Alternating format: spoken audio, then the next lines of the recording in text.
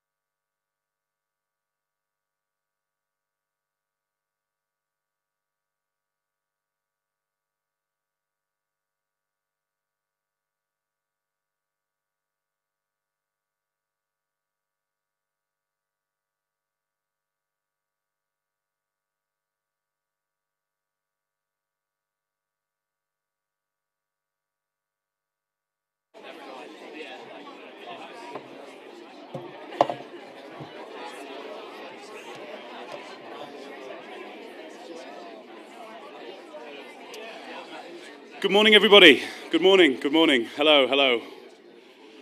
Welcome everyone. My name's Joe Roche. I'm Engagement Manager at FinTech North. It gives me great pleasure, in fact, gives me great civic pride today, my hometown, and of course the home of FinTech North, where it all started back in 2016. Welcome as well to Clothall Court. Clothall Court is very much woven into the fabric of Leeds as a city, actually. This is where, back in the day, the trade of Yorkshire broadcloths took place, so very much cemented the city's status as a global centre for commerce and textiles trade. And I think it's great to be here today to talk about FinTech, which is kind of driving forward the Leeds City Region economy and indeed the economy of the wider north. So I just wanted to say that, first of all, to kind of contextualise where we are today. I want to say a few words of thank you as well. Firstly, just thanks to my colleague Ryan Walsh for bringing everybody together and doing a fantastic job pulling this conference together. So yeah, Ryan, can we get a round of applause for you, please, mate? He's at the back of the room looking pretty mortified at the moment. Also want to say a huge thank you to our headline sponsors, Leeds Building Society. It's been fantastic working with Matt, Vanessa and the team there. It's great to have one of the city's most established and most widely known, well-respected financial services institutions working with us on this conference. Also, would be remiss of me to not mention our brand sponsors, the fantastic teams at Axiologik, TransUnion, Mastercard, and of course Leeds City Council, who've long been one of our strongest supporters here at FinTech North. Just want to mention a little bit about FinTech North as an organisation for those who haven't been to a FinTech North event before, don't know what we're all about. As an organisation, we exist to bring together the Northern FinTech community. We exist to promote the North as a centre of excellence and do that in a neutral way that promotes it as one region rather than a set of disparate cities. We're also here to highlight opportunities in overseas markets and, of course, showcase the North as a viable destination for visiting companies to set up. All of that's quite big picture, quite ephemeral. Primarily it's achieved by doing things like this, bringing you all together to network, to share best practice, to champion diversity, to kind of profile new and innovative ideas in FinTech. And we've got a packed agenda today, so really looking forward to hearing from some of our speakers. I've mentioned some of our partners at today's event. There's other partners that are kind of too numerous to mention today that work with FinTech North, and it's thanks to organisations like this that we can continue doing the work that we do. We're an entirely self-funded organisation, so if anybody in the room is interested in supporting FinTech North, please come find me at some point. I'd love to have a chat with you about our partnerships, about sponsorships, that kind of thing. Thought it'd be useful to just talk briefly about the North as a region, as an economy, and talk about some of the specialisms that we see. The North for us is everything south of Scotland and north of Sheffield, just to kind of eliminate any doubt in that. Across the North as a whole, probably about 400 fintechs, and as an economy, it's generating over 2.5 billion to the UK economy every year. We see some specialisms emerging across the North as well, and I'll just run you through some of that now. So if I go from west to east, in Liverpool, we see a real strength in wealth tech and insurtech. In Greater Manchester, there's a real strength in payments and e-commerce. Here we are here in Leeds today. There's a real strength in banking and regtech and also lending. And up in the northeast, there's a bit of an innovation corridor between Newcastle and Durham, and there's an emerging specialism in payments in the northeast as well.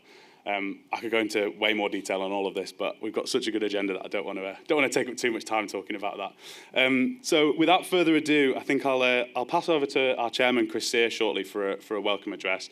Before I get off the stage, I just want to mention some housekeeping. There's no fire alarm scheduled today, so if we do hear one, we do need to exit. The fire exits are to either side of the room here, so back the way we came up the stairs, or if you're on this side of the room, there's a fire exit behind that FinTech North banner over there. That one takes you down into the basement. You just need to emerge up into the car park. I think that's it. We'll hear from Chris here now, if that's okay. You'll hear from me a little bit later on. I'm chairing a panel later on this morning, and I'll be speaking again in the afternoon. I hope you all have a wonderful day. It's great to see so many of you here at the start. And yeah, we'll pass over to Chris here. Thank you very much.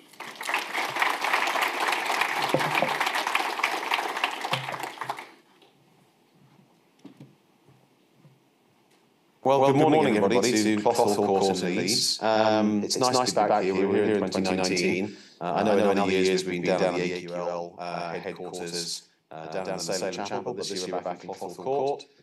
Formerly, I believe, the Leeds Beckett institution, now Leeds University building, and it's just great to be back. It's nice to be here, and thank you to the university for allowing us to use this premises. I'm apologising now right up front to say I'm sorry I'm not there. This is a recording. I recorded this last week. Unfortunately, summertime is a complicated time for me. I have to do a lot of travelling over the summer, both for my own business and for my family. So I'm currently on my way to Italy to the European Championships with my daughter, where she's competing, and so I couldn't be at the conference. But I wish I was. I've tried very hard in the past years to come to Leeds conferences because Thank you, Chris. Apologies there. We've got a technical issue with Chris's welcome. Chris does a fantastic job chairing FinTech North. He's been flying the flag for regional FinTech for way longer than FinTech North has existed. He's not around today. He's actually taking one of his kids to a competition down south, a foiling competition. So we wanted Chris to be part of the event, but maybe we'll be able to play that a little bit later on in the morning. So I'm just going to introduce my director, Julian Wells. Julian's going to compare the morning from here on out. So I'll hand over to you, Julian, if you want to say a few words. Thank you.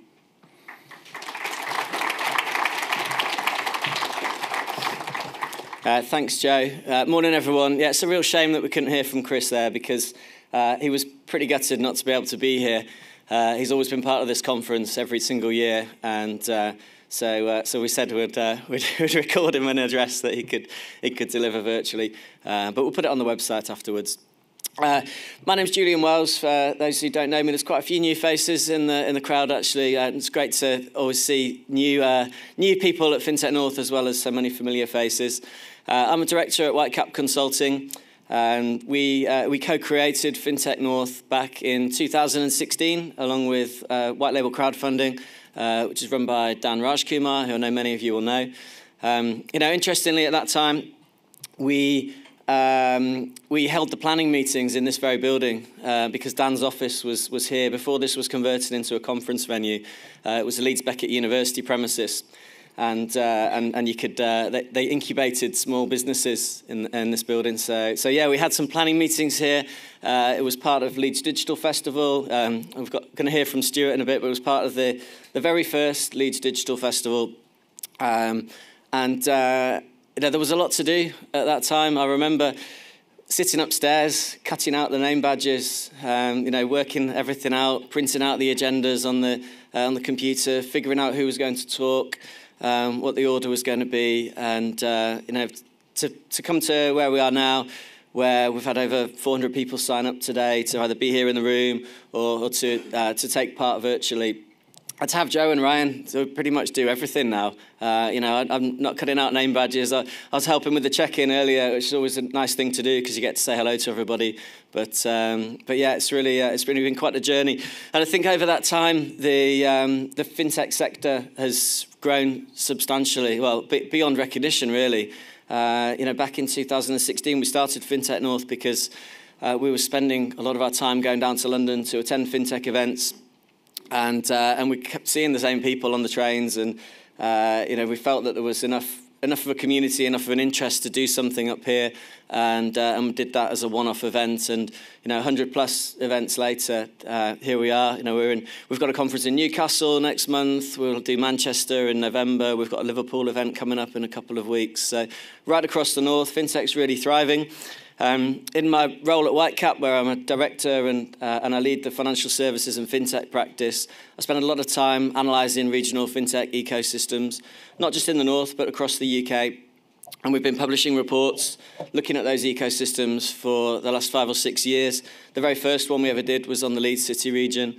At that time, I think we identified about 18, 20 fintech companies in this region. And our most recent report, which came out in February, which I'll briefly present this afternoon, identified 107 fintech companies. So, the sector's just grown and grown. And I live in Leeds, and Whitecap's headquartered here in Leeds, but we've got 6 offices around the UK, and we're sort of immersed in regional ecosystems, and we see a really strong fintech growth story everywhere. All regions have got strengths. All regions have got brands that they're proud of, that they champion, and the public sector, the human investment organisations and the universities are all really engaged in FinTech, and it's great to see. And all of that is feeding into what's happening nationally. And today you'll hear from Janine at Innovate Finance, who really spearhead FinTech for the UK as a trade body and membership group. And we'll also hear from Ez at CFIT, the chief exec of the new CFIT organisation. So you'll get a flavour of the national picture.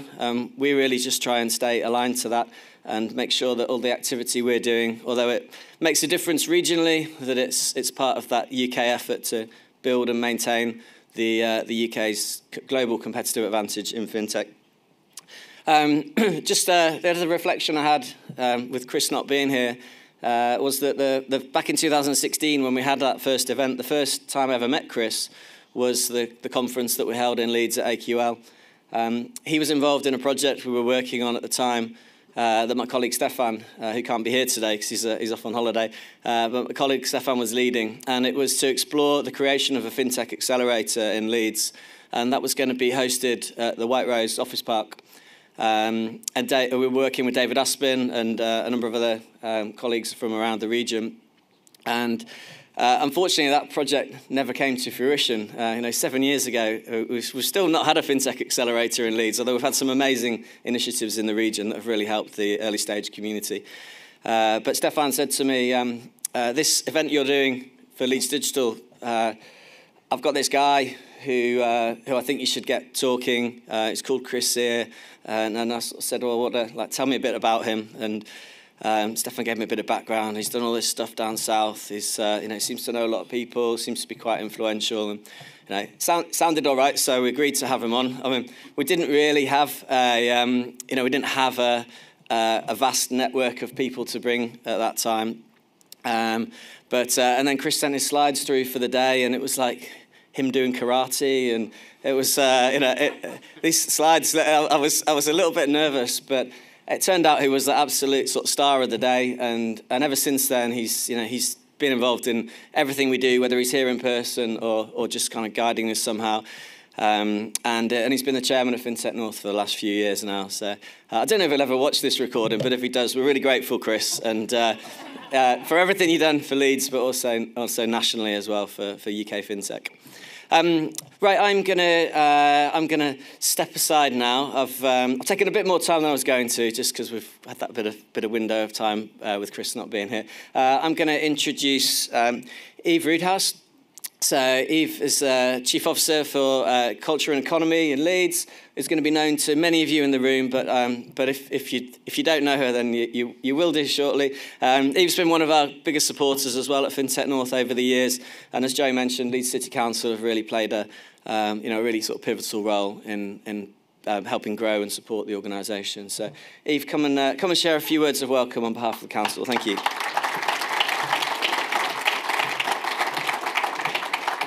Thank you, Julian. It's lovely to see you all this morning. And I've spoken at the last two FinTech North conferences, and it's a real pleasure to see the numbers grow and to see how the community keeps coming together.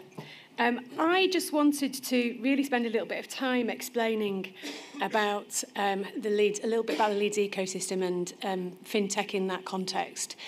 So I believe that there's never been a more exciting time to work in FinTech and the digital sector in Leeds. There really hasn't. But it's also the most pressing time to be working in FinTech and financial services. This year at Leeds City Council, we're updating our inclusive growth strategy. Our inclusive growth strategy is our economic strategy for the city. And it was actually launched in this room pretty much exactly 5 years to the day.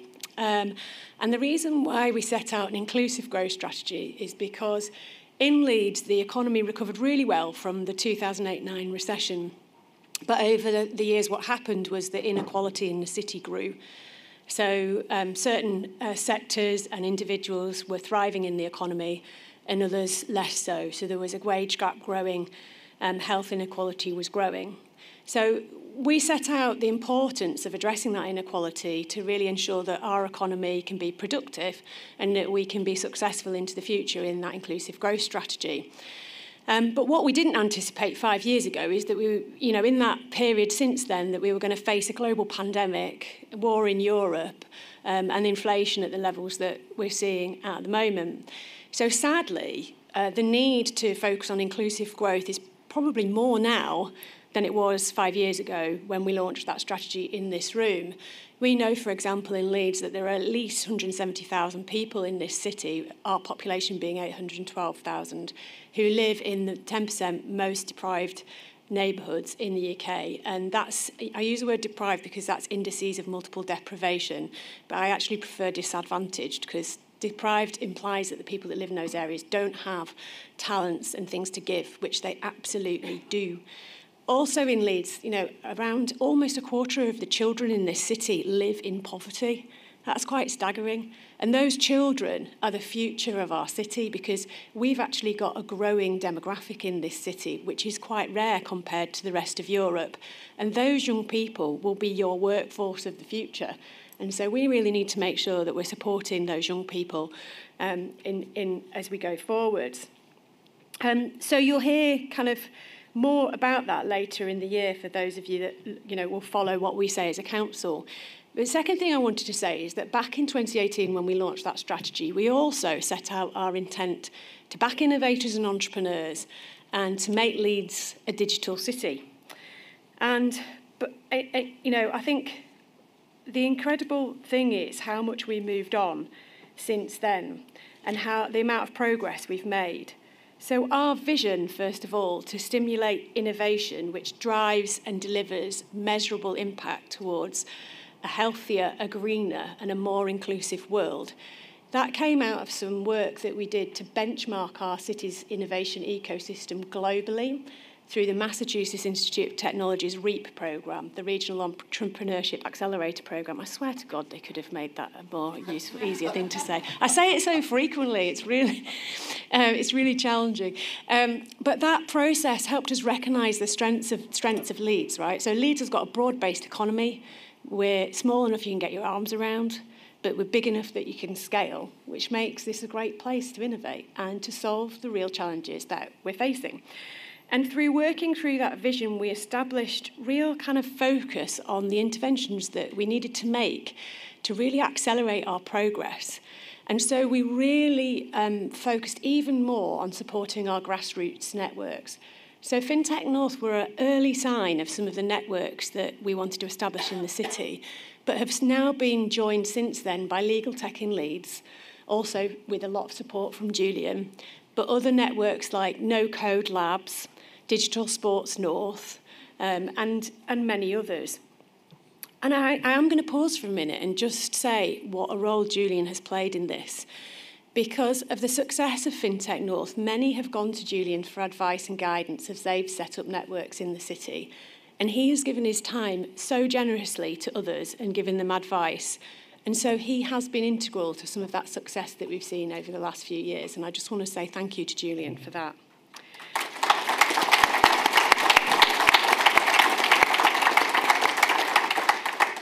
The other thing is that this work has really shaped our thinking about the infrastructure that we need for entrepreneurs in the city. So in the last 18 months, 2 years, we've been really thinking about what kind of places do we need in our city. So, we've got some great spaces already, but let's take ourselves up on that global benchmarking. If you go to Boston and you're an entrepreneur, you know where you're going to go to different places in the city to get the support that you need. So working with colleagues in the council who focus on regeneration and placemaking, we developed the innovation arc as a concept.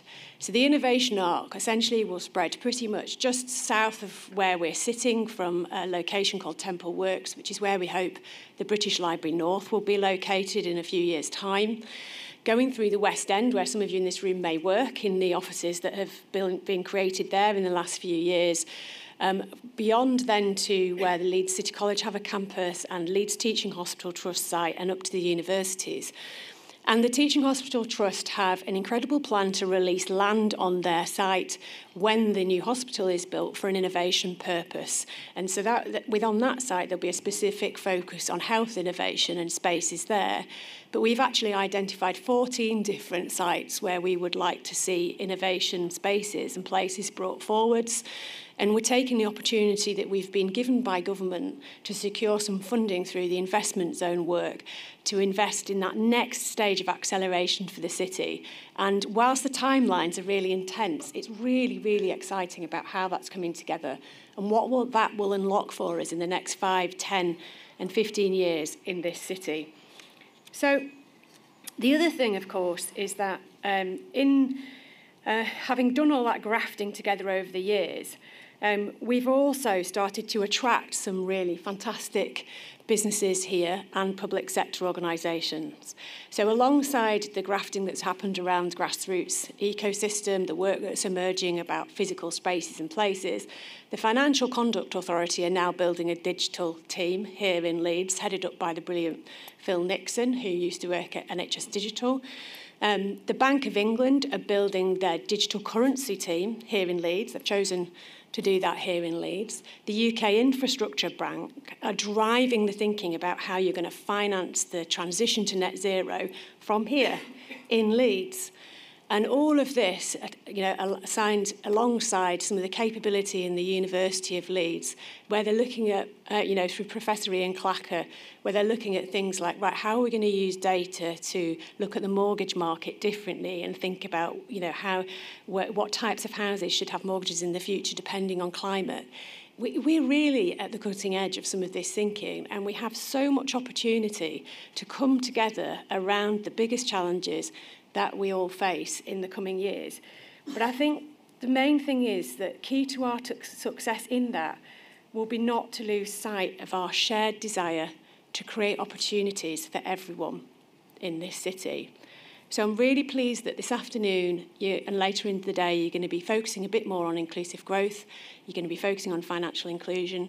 You're going to hear from Hugo during the pictures around some brilliant stuff that Startup Sherpas have been doing with young people in the city and what they're telling us about the future of the financial sector. And it's really, great that you've got all of that to look forward to. So enjoy today and make sure that you go away having made, 1 or 2 new connections, and that you think together about what things you might do together, whether it might just be that you're going to go for a coffee with someone you meet here today that you haven't met before, because you know that you can learn something from them. Maybe you might find someone today who you want to found a business with. Maybe you might have an idea today when you're listening to someone and think, I think I could turn that into a business, or I think I could make a change in my organisation off the back of something I've heard. I would encourage you to be bold. Don't let that idea go away. Write it down, tell someone else about it, and then do it. So have a great day.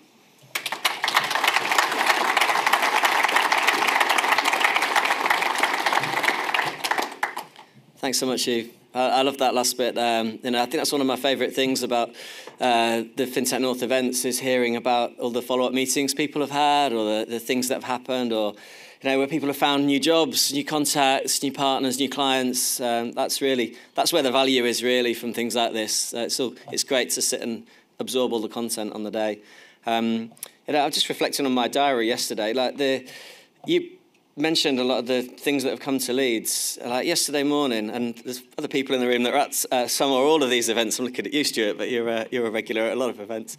In the morning yesterday, I went to a Bank of England breakfast meeting hosted at Hayes, and we had David Roberts, who's effectively the chair of the Bank of England, in Leeds to speak. And there's some big employers from the region in the room there. There was UK Infrastructure Bank, who were hiring 300 people in Leeds. There was the FCA, who've got, they had a target to get 100 people this year in Leeds, and they've got 130 plus already.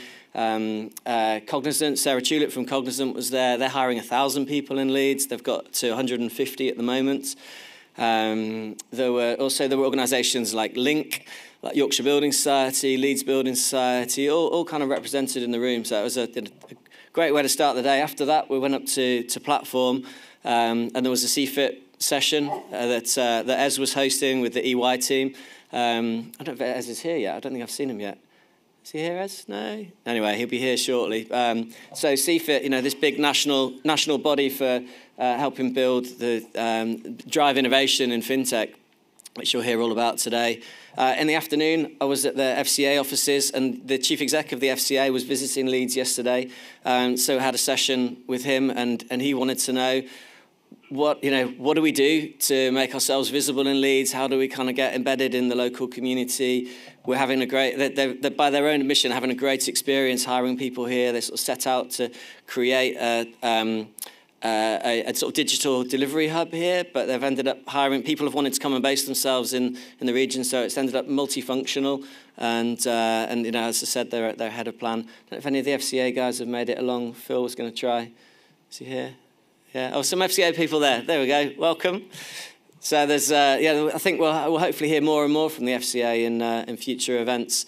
And then last night we had our FinTech North sort of pre-conference drinks for speakers. So the diary was packed out, and it's good to see all of that. And that, hopefully that's all beneficial for the wider North as well, because the conversations with the FCA in particular were about the wider northern ecosystem and what else is happening in other regions. And there's things like Treasury North, of course, which is up in Darlington, which they were keen to ask about that and whether we've had any links with that. So I think it's very positive times ahead. Anyway, I'm going to introduce Stuart now. Stuart Clark, MBE, a well-deserved MBE as well. That Stuart runs the Leeds Digital Festival, which is the bigger picture in Leeds to which FinTech North is part of and contributes to. Stuart, come and tell us a bit about what's happening with Leeds Digital at the moment. Thank you.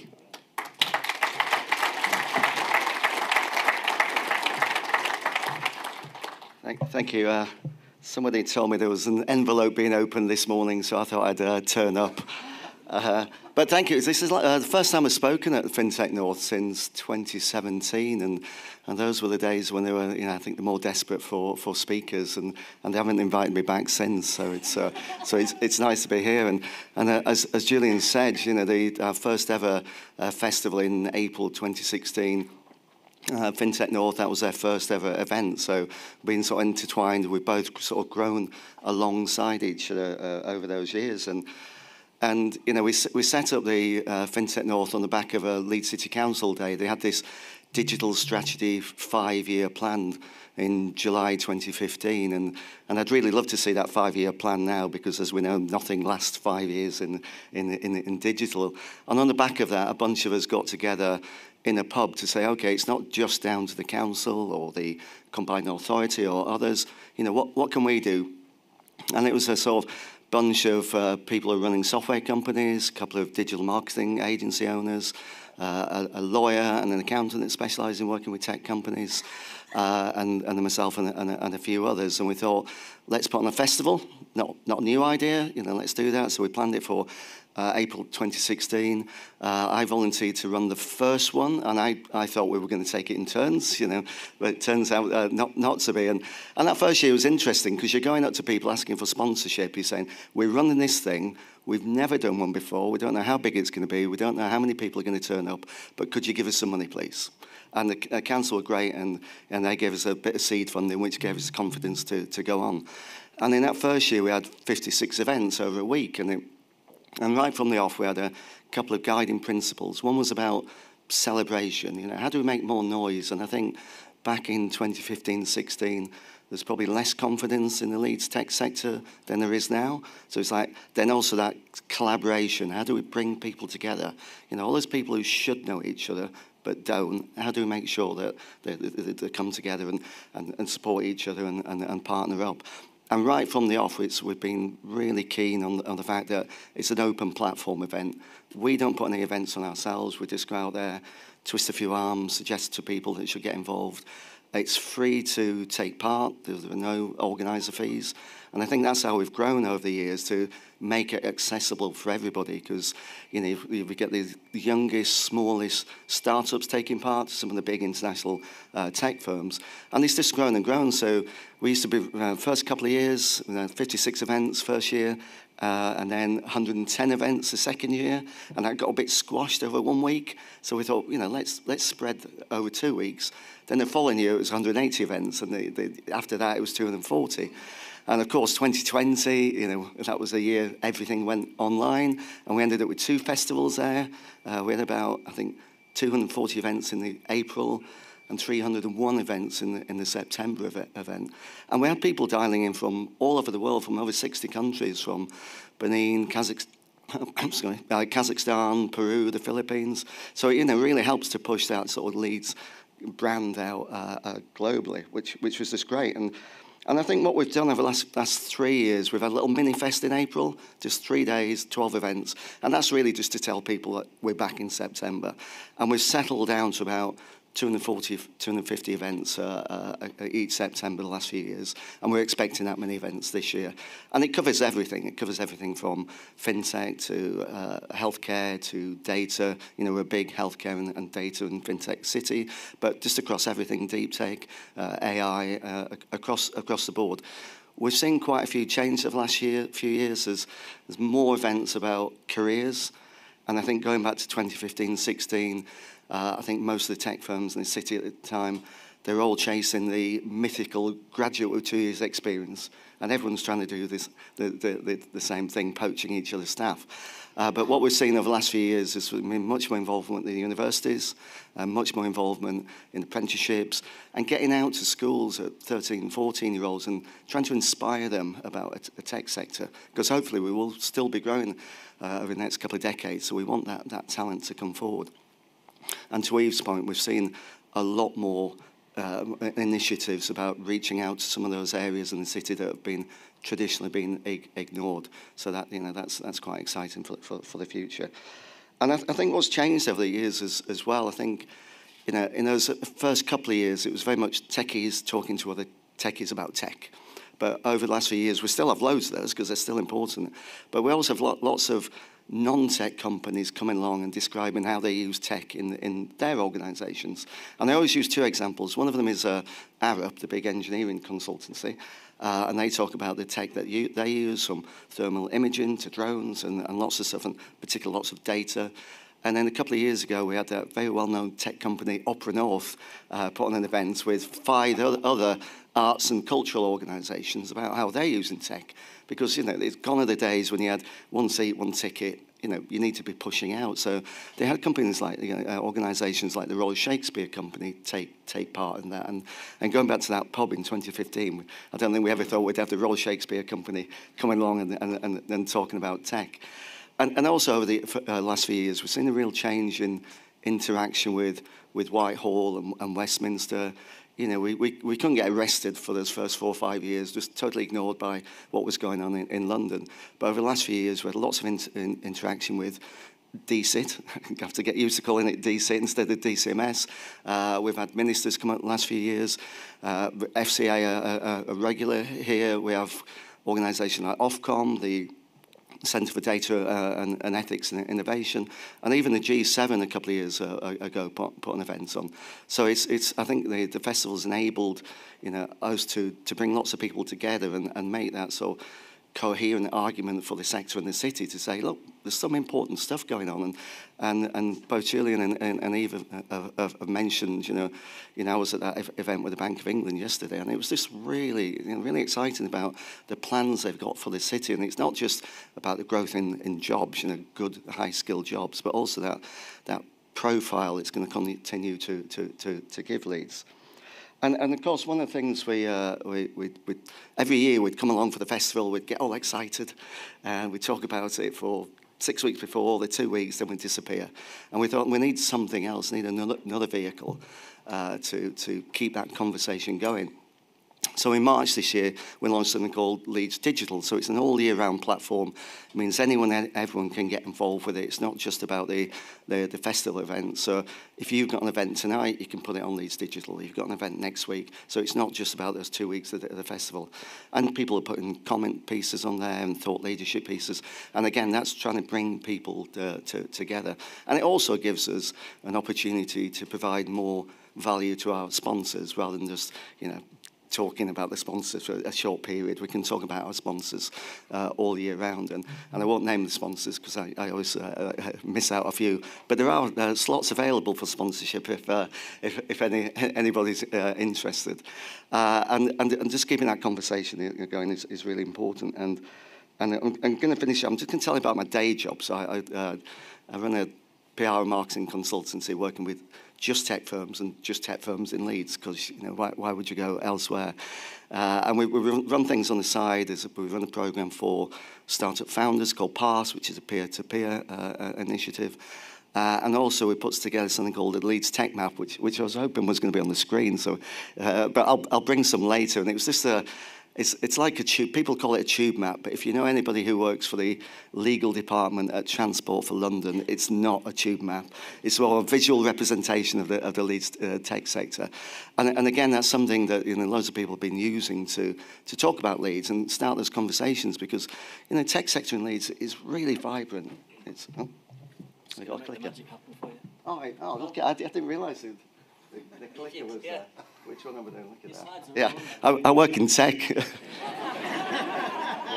Yeah. So this would have been great if I could have. So look at all these numbers. But yeah, that gives you a flavour of what we do. And again, if you're a sponsor, that's the value you're getting.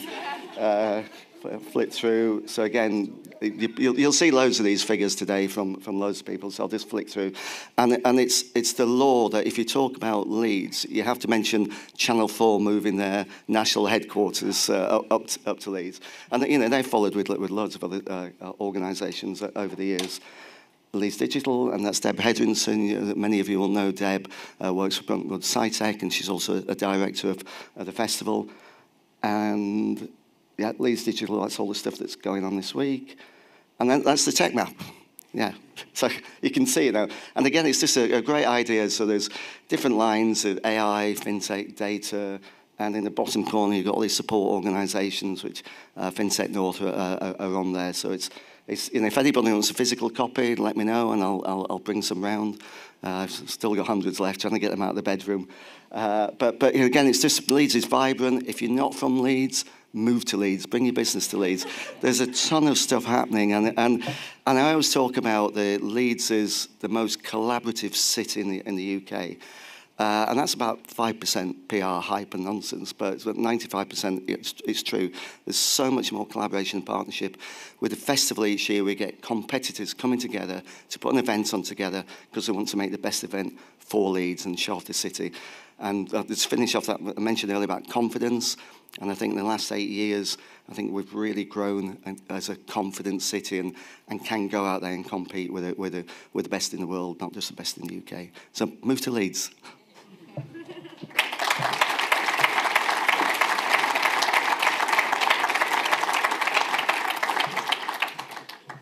Thanks, Stuart. Yeah, are you going to need 107 stops on the FinTech line for your next version? Yeah. FinTech only, I think. Brilliant to hear. Great. The work that Stuart and the team have done is fantastic, and so many people around Leeds are involved in Leeds Digital Festival. Anyhow, today we are here to talk a fair bit about Leeds, but this is a FinTech conference. It's a national sector, as I've reflected earlier.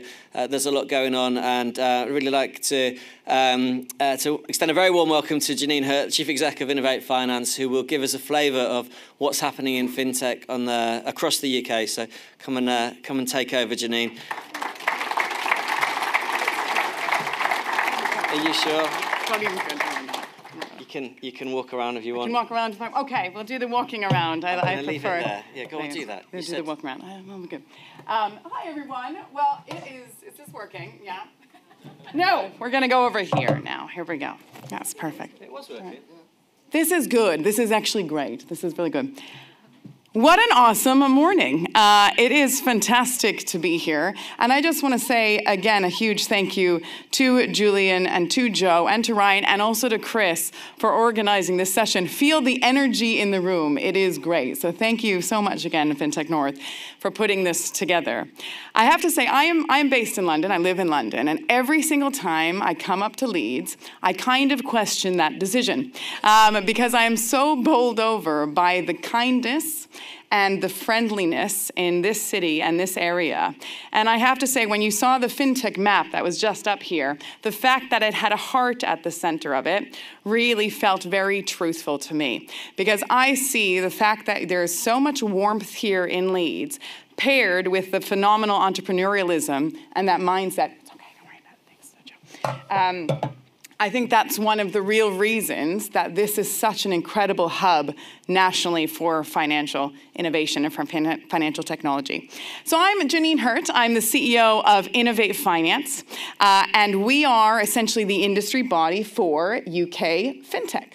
I think I've got around 20 minutes with you today, so I will speak very briefly about a few things. I'll tell you a little bit about Innovate Finance, who we are, why we were set up, how we work with our partners such as FinTech North to help support the FinTech ecosystem and ensure all of your companies are growing and scaling nationally and even globally. We're going to look at the investment landscape for FinTech here in the UK and how we're doing compared to other sectors and compared to our national and international competitors as well. And then we'll look at some of the key opportunities for FinTech and where financial innovation is playing an absolutely integral role in terms of supporting the entire UK society and economy as well.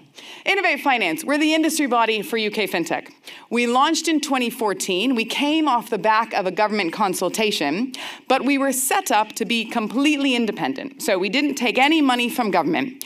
And we did that so we can support, we can advocate, and we can lobby on behalf of the sector. And where necessary, we can criticize or push government and regulators to make sure that we have an environment here in the UK that helps fintechs grow and scale. We are a membership association. We're a not-for-profit organization, and we have several hundred members, and they range from very, very early stage companies through to your high-growth companies like Wise, Revolut, Zilch, Klarna, and everything in between.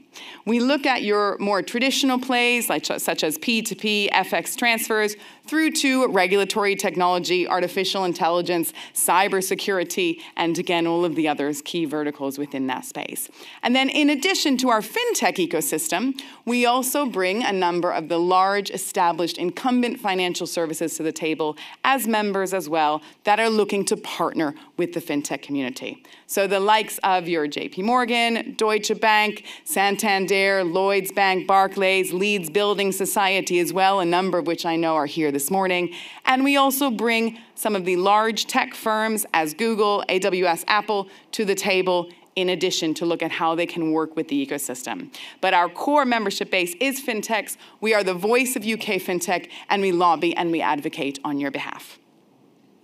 So how do we do that? Well, ultimately, we work with our partners across the UK and the national hubs like FinTech North, FinTech Scotland, all of our national network partners to help support you across three key areas. We convene and we connect the ecosystem. And we do that by hosting around 200 events over the course of the year, including our Innovate Finance Global Summit, which is our flagship event, takes place in London at the Guildhall every April. And we bring together more than 2,000 people from around the world to come here and look at the great UK FinTech ecosystem that we have and explore some of the core trends that are next in financial services more broadly. We also advocate and we lobby for the sector. We've put out and responded to more than 26 consultations since the beginning of this year, and I'll talk a little bit more about some of those verticals in a moment, but they cover everything from crypto to app fraud to how do we regulate artificial intelligence.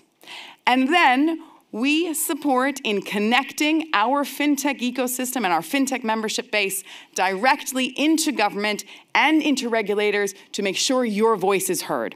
So we have roundtables with Number 10, with HMT, with the CEOs of the FCA and the PSR and the PRA as well, to make sure that your voice is getting across to those important policymakers and decision makers so that we can have a better place here in the UK for you to scale your company and for you to innovate and make financial services better.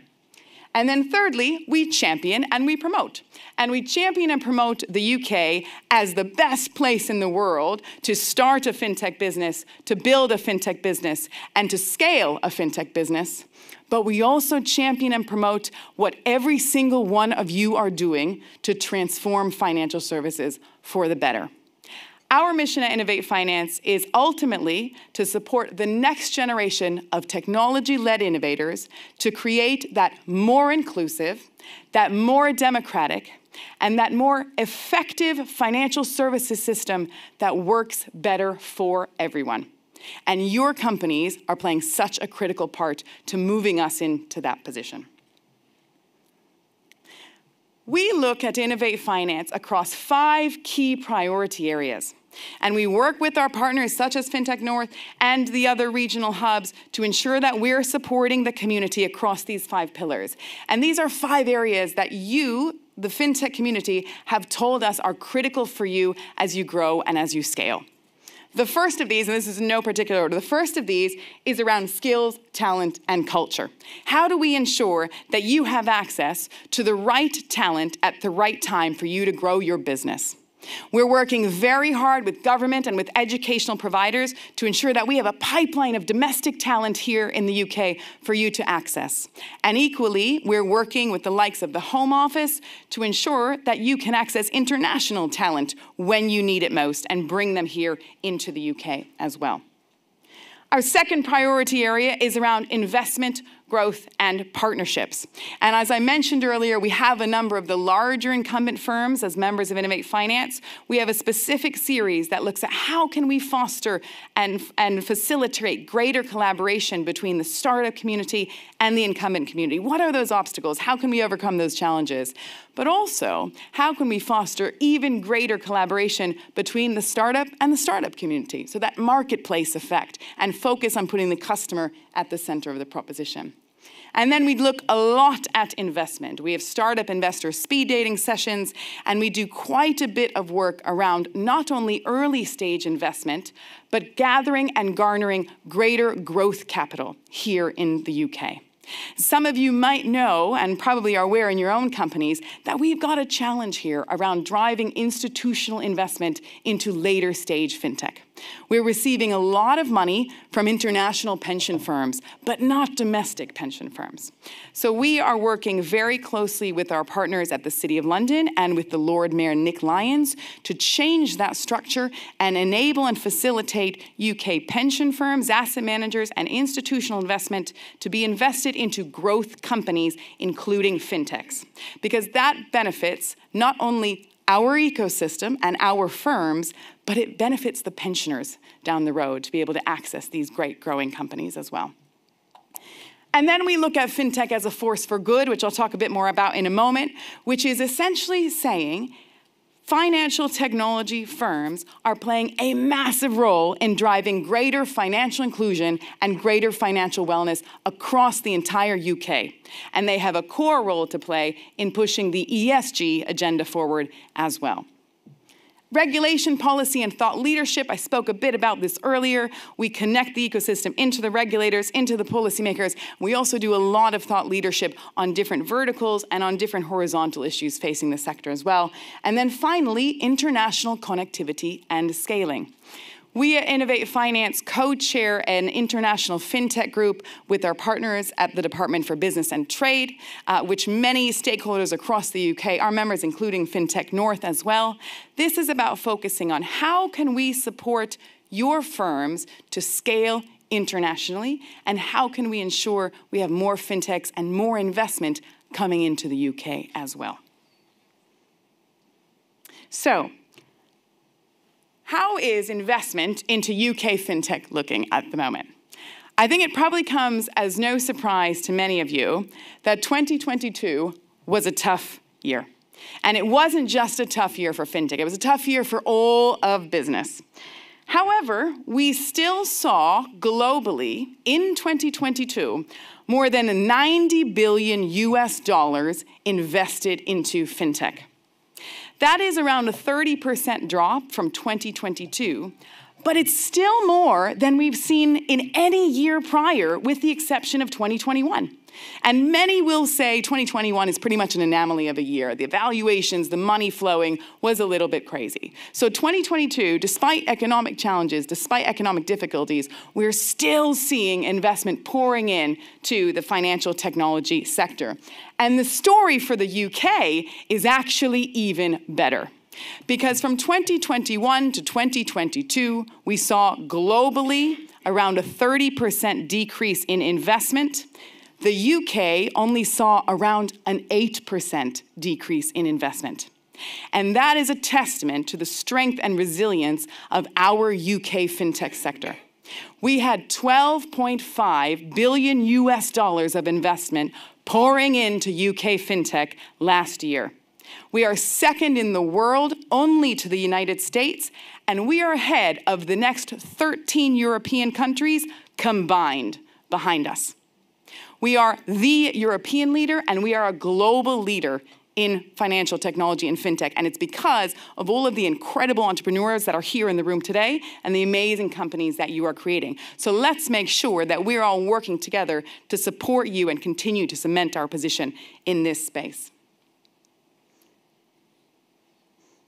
So how do we do that? And what needs to happen to cement our UK leadership in fintech?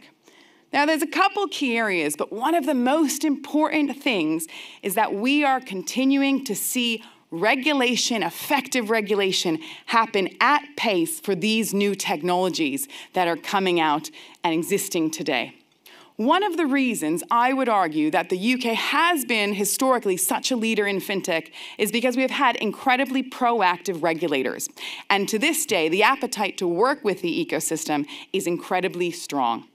But it's going to take all of us moving in the same direction. We need to be working with the FCA, working with the PRA, working with the PSR as industry to educate them on the new technologies to ensure that we can move quickly. Because other countries around the world are watching what we have done here in the UK, and they are taking that back, and they're coming up and following us very closely behind. And that's across so many different areas.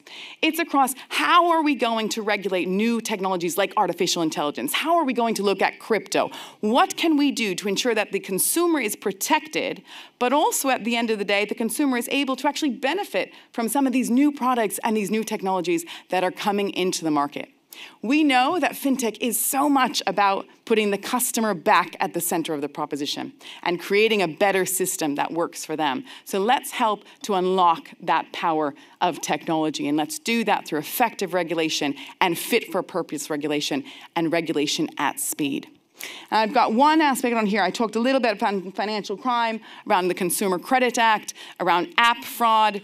All of these are areas we need to push ahead with, and particularly looking at open banking through to open finance, through to open data is another core area where the UK can lead the way. And you'll hear in a few minutes from my colleague, Ez, who's leading CFIT on that and taking a very core mission forward from that front. So what else do we need to do to cement the UK? Well, we've got to make sure that we're supporting the entire life cycle of UK fintech. Innovate Finance was the co-secretariat for the Khalifa review that came out, and some of you will be aware of that review. And it focused very strongly on high-growth companies. How do we provide that support? I talked a little bit about growth capital. I talked a little bit about access to talent, access to skills. We also need to ensure that we're supporting early-stage companies. We have got some major global fintech names from the UK that are international household names, the likes of your Revoluts, your Oak North, your Monzos, etc. Let's make sure that we're supporting the next generation of you to become those names down the road as well.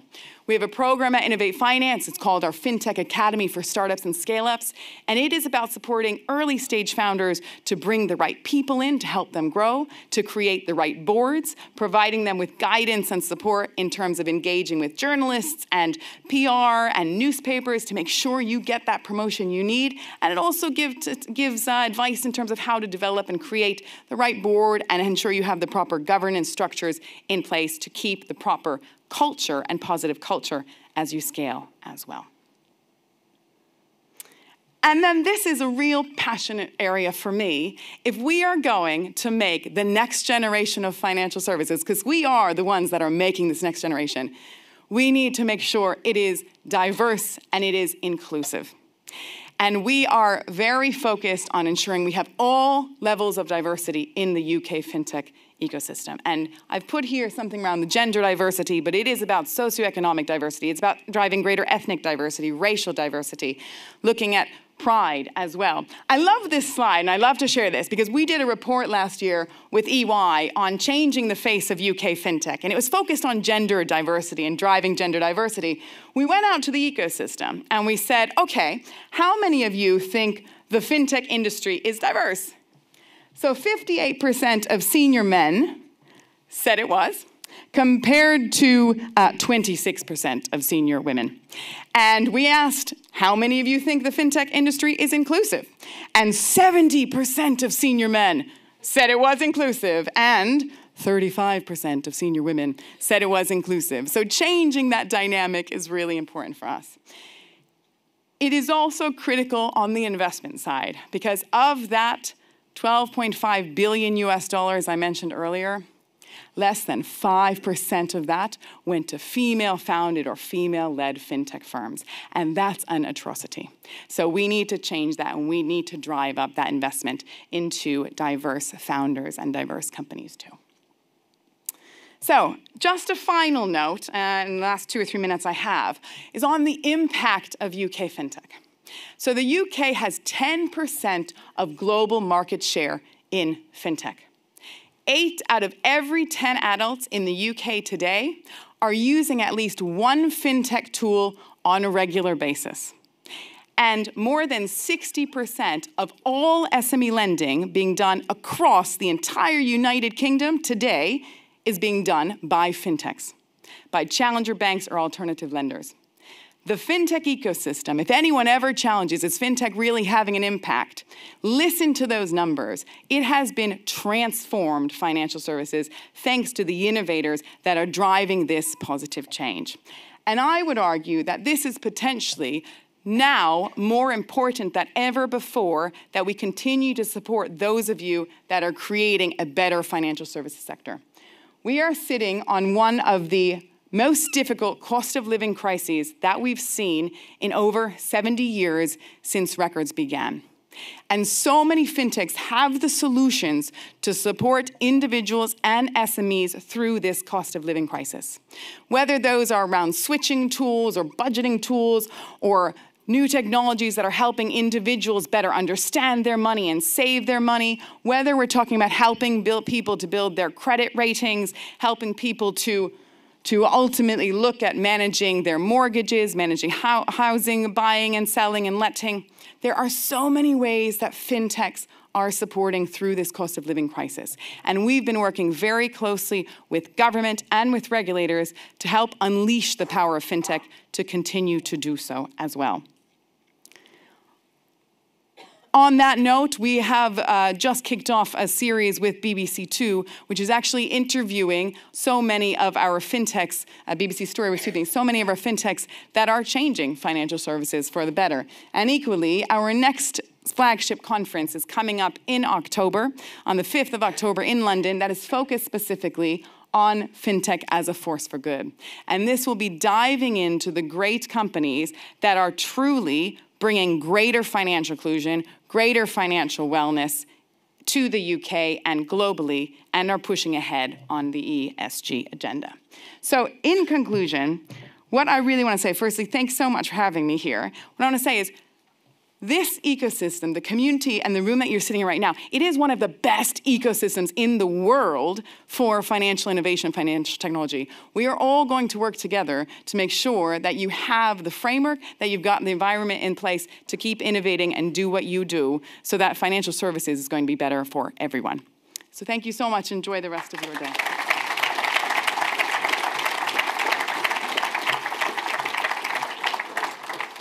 Thank you, Janine. I'm sure you'll all agree that Janine always brings the energy when she speaks. So it's great to have you with us today. Thank you. And it's so exciting, all the story, the narrative behind the growth of FinTech across the UK. And I just want to thank Janine and her colleague Peter Canane for their role in convening the group, the FinTech National Network group, of which FinTech North is part of, alongside FinTech Scotland, FinTech Wales, FinTech Northern Ireland, Supertech, which represents the West Midlands, and also FinTech West in the South West, which is it's a very valuable group to us. So thank you. We mentioned CFIT earlier on, and we're delighted to have Ez with us today, the Chief Exec of CFIT, and I think all of the ambition that Janine's just outlined around FinTech for the UK, kind of innovation is the thing that is needed to help keep that going, and that's where CFIT comes in. So, Ez, come and tell us about CFIT. Welcome back to Leeds as well.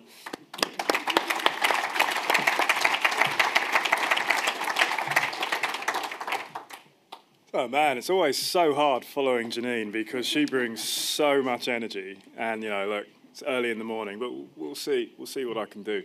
And big thank you to Julian, Joe, the team at FinTech North. Fantastic job, and it's great to be here speaking today. And you know what? It is good to be out of London. I actually lived in Switzerland for 5 years. I hated going back to London. Please don't film that and put that back in. But, so it's to be up in Leeds, it's brilliant. And witnessing all the amazing financial innovation happening regionally, especially here, which, by the way, was the birth of CFIT. It's where we first announced CFIT back in March earlier this year. It's just fantastic. I always feel really inspired by the strength of the regional FinTech communities and all the working partnerships that are shaping and supporting financial innovation throughout the UK. And of course, none better than here in Leeds, a city with the second largest population in the UK and a well-defined vision to become a globally competitive and compassionate city with a strong and varied economy, attracting innovation and investment. This is a particularly exciting time for FinTech and also for CFIT, the Centre for Finance, Innovation and Technology, as we will be shortly announcing our first coalition partners. And remember that word, I'm going to come back to that later. And we'll be announcing that literally in a few days. These will be working to accelerate the evolution of financial innovation throughout the UK. Myself and the team are hard at work to ensure we move swiftly and take advantage of the opportunity ahead of us. For those who may not be familiar with our mission, CFIT was launched in February this year with a mandate to be the central convening force for financial system ecosystem participants, policymakers, regulators, and academics to address the most challenging, complex issues facing financial innovation in the UK. CFIT has £5.5 million worth of central government and City of London funding as seed investment, and by the way, I have to say that.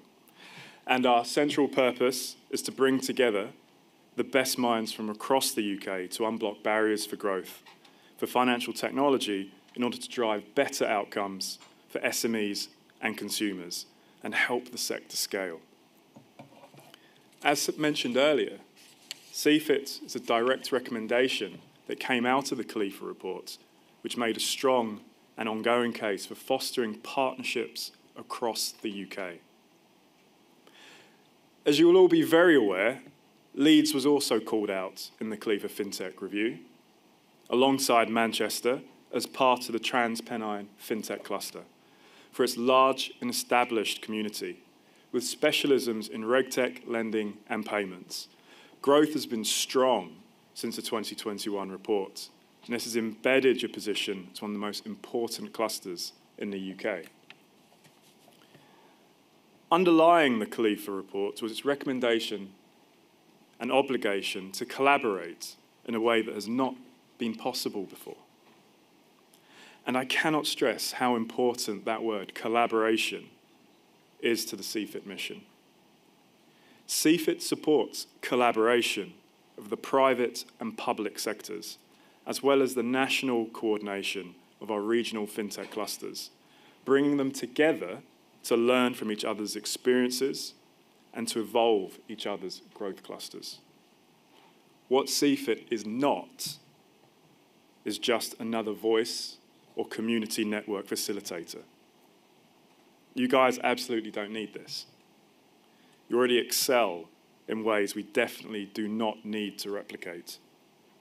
We are here to sit at the intersection of government, industry, and regulation, to make sure that we leverage the best initiatives and share the best skills and accelerate the best ideation that will create outputs and new opportunities which will make a real difference to businesses and consumers across the whole of the UK. Across the digital sector, Leeds City Region boasts a strong environment for collaboration, with initiatives such as Leeds Digital Festival, Leeds Digital Forum, FinTech North, Wild Digital, Legal Tech in Leeds, and the MIT REAP programme. You know, all of these will have been mentioned before and will be mentioned today, I know. But all this creates engaging opportunities for businesses of all sides. Bruntwood SciTech, who we also collaborate with and partner with, supports FinTech activity across the north of England, adding value through facilitation, collaboration, and networking across their campuses in Leeds and Manchester. However, the desire and need for a more meaningful connection between established financial services firms, FinTech startups, scale-ups, and other centres is why we are here. We know that multidisciplinary collaborations are key to success, and the eyes of the world are upon us in this endeavour. In April, we announced that our first coalition would focus on the transformational opportunities within open finance. Building on the foundations of open banking, open finance is an ambitious agenda that requires vision and a commitment to a new long-term agenda that will truly enable the wave of innovation required to radically improve SME and consumer financial lives. I mentioned that the eyes of the world are looking in on this, as several countries around the world are already swiftly pushing and progressing their own open finance agendas. Clearly, with open banking and open finance initiatives gaining momentum globally, various standards and potential solutions are emerging. We therefore absolutely need to make sure we do not lag, but rather lead with the blueprints for change globally. To this end, we must make sure that our strategies and solutions are joined up. It's our APIs that are hailed as the world standard, and it's our skills and talent that are driving wider innovation. With regard to talent, we need to support early-stage student careers as well as make provision for skills and growth throughout the financial ecosystem. You know what? I was blown away by the statistics that there are 9 universities and over 100,000 students in this region. And with so much amazing and diverse talent coming through our higher educational systems, we need to make sure that we properly capture and nurture this expertise and energy. If we don't, we risk the potential export of our incredible talent to overseas hubs. It will be a mixture of this blossoming talent new collaborative ideas, and the opening up of key data sets that we need to harness to connect opportunities that will ultimately ensure that the UK is at the forefront of financial innovation. As previously mentioned, the UK already has an enviable reputation for financial technology excellence and hosts some of the best innovation labs and community clusters across its regions and cities. CFIT will leverage this foundation, and the regions will play a key and leading part in our coalitions. The first Open Finance Coalition will be the first time that such a cross-section of the ecosystem has come together to solve complex challenges in this way and on such a scale. Different regions will play to their strengths, and we will need you. As you may have seen in the press last week, CFIT is expanding at pace. Believe me, it's been a busy few months. We have appointed, literally, I only started in April. It's been insane. We've appointed 2 new independent NEDs with exceptional relevant experience. Alex Marsh, former head of Klarna in the UK, and Stephen Ingledew, OBE, chairman of FinTech Scotland, both of whom are very well-respected leaders in the banking, FinTech, and retail space, and huge advocates of a more open, creative, and inclusive ecosystem. We are also actively recruiting for a coalition program manager, head of research, head of technology and data, head of marketing comms, and more. So, watch the space for more announcements. So, when I think how far we've already come in a few short months, I'm excited and delighted by the prospect of what's to come. Our coalitions are time-bound, with first delivery outputs in scope for October. So we'll be cracking and really doing the work that matters so much to the prosperity needs of businesses, their customers, and the economy as a whole. And I and all involved want to be cited as the force that opened the way for those excluded from or underserved by the current financial system. All the regional initiatives, the data and the facilities they provide are world-class and invaluable resources that CFIT will build upon. By ensuring that key learning is connected on a national level and by creating the right conditions for financial innovation, we will preserve our world-leading talent and will better serve those parts of the economy that will most benefit from financial technology enablement.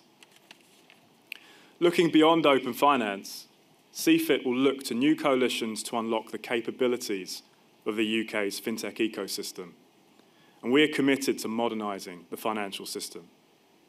We will curate solutions that address the different areas of need for SMEs and consumers in the different regions across the UK, and we will make sure the rest of the world notices us doing it. So that's the end of the actual speech, and I'm looking around the room and making sure my speechwriter's not here, because I'm about to go off piece, and she goes mad every time I do this, right? So, look, you've heard a lot about CFIT and what we're doing and why, but you haven't heard much about me and why I'm so excited to be doing this. And this isn't a plug about me, but it just gives you some context. I'm a software developer by trade. Computer science, University of Kent, Canterbury. My first role was a Java developer in Lehman Brothers. Yep, the bank that failed. Then 5 years, at Credit Suisse. Yep, another bank that failed. But don't take anything into that one, please. But literally, I started off in technology, in banking, as a developer, working in prime brokerage technology, interest rate, risk and pricing, derivatives technology, credit, risk and pricing, derivatives technology, equity, derivatives, risk and pricing technology. Literally FinTech before we called it FinTech. As I said, I left Switzerland, came back to the UK, was depressed for a few months whilst I lived in London, but got to it and built our next initiative, which was our FinTech, which was a company called Neighbour. I was one of the co-founders and the founding CTO. We were an online lender. We raised over £200 million, right? Startup run by 3 diverse founders. We lent out over £170 million to the UK economy, and then went slamming into the walls and the barriers that CFIT is here to address. And I used to be really nervous about telling that story. No one wants to talk about failure, all right? Especially after you talk about those big numbers, but that's what happened. And that is what CFIT is here to solve for, those very problems. After CFIT, I started an organization called Code Untapped, which was about connecting diverse technologists with industry through running coding workshops, hackathons, and the rest. And we did an incredible amount of work around that. So, and the key thing about that, it was very much about saying, you know what, a CV, an interview, doesn't really show you what you are. Action is what's important. Putting those diverse technologists in the room with these organizations and allowing them to show what they can do. Action, not words. That was the mantra. From that, I joined ImpactX Capital, venture capital fund that invests in diverse and underrepresented entrepreneurs. Again, Janine talked about some fantastic, and I say fantastic in the sense that they exist, but horrendous statistics around diversity in FinTech when it comes to funding. When you look at the actual overall startup space, even worse.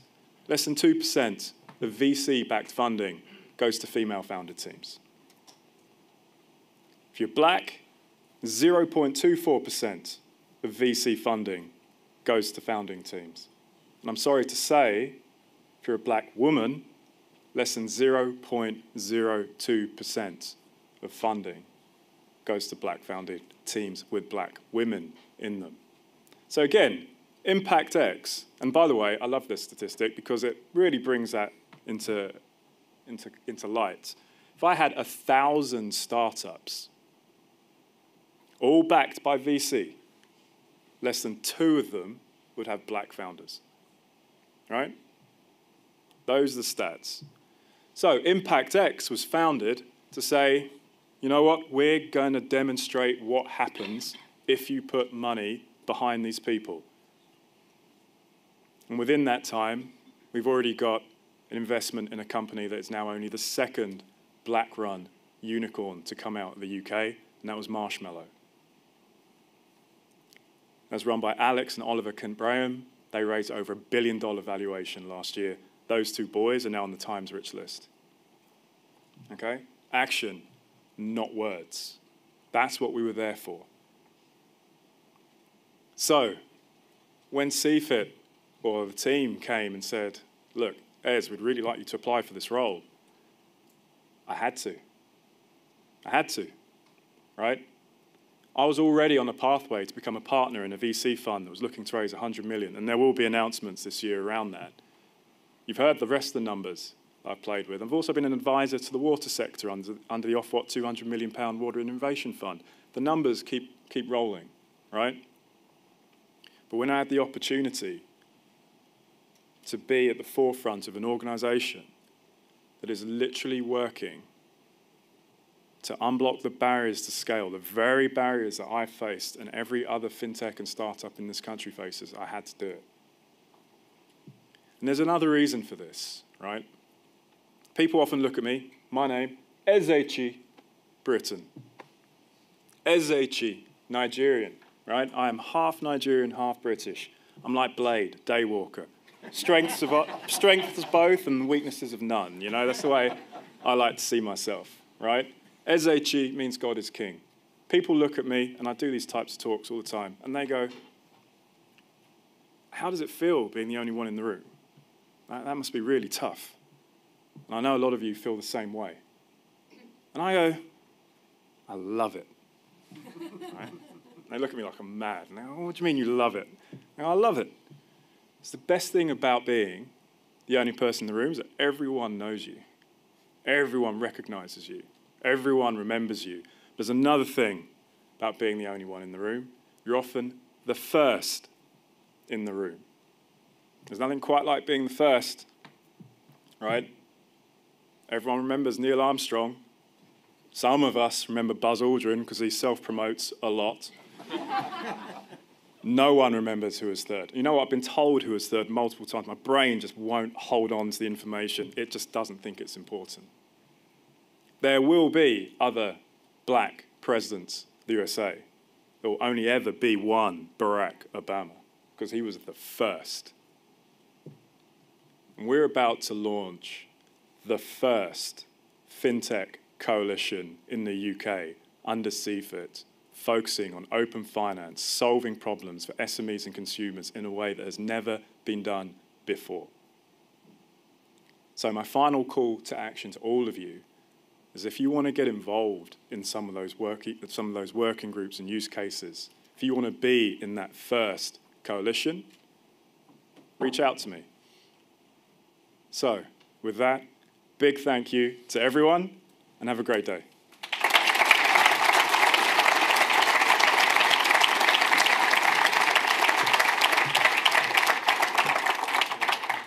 Wow, that was fabulous, Ez. It's great to have you here today. And you know, the background on CFIT really interesting. I think the personal stories are always great to sit and listen to, and yours is very inspiring. So that's great. Really great to have you here. Thank you. CFIT is a phenomenal opportunity for UK FinTech, and here in the north, it's an opportunity that's of interest to all of the northern regions, and they're all very engaged in that. And so the next thing we're going to do is have a panel discussion, which Joe is going to chair. So Joe, if you want to come up to stage with you and your panelists, but while they're taking their seats, I've got a request from Oliver, who's over here, who's our PR guru for FinTech North. Many of you will recognise him from previous events. Oliver wants to have a photo, and we need. What do we need, Oliver? We need everyone with their waving or their hands in the air. What? When you get your ticket for FinTech North, you sign up for this. If you don't want to be on the internet, bury your heads now. But if you do, for the social media, can everyone put their hands in the air, please, and look like you're enjoying it? Can you see the people at the back as well, yeah? Everyone stood up? Everyone, whole room. Wave, please. Come on, I want to see some energy. This is your moment. Thank you very much. Fantastic. Oh, nice one, Oliver. Thanks. You've got to seize these moments. So I'm going to hand over to Joe now and let you introduce all your guest speakers. Thank you, Julian. Thanks, Julian. If I could request the presence of Joseph, Katie, Dawn, and also Danielle, please, to join me up on stage. Thanks, guys.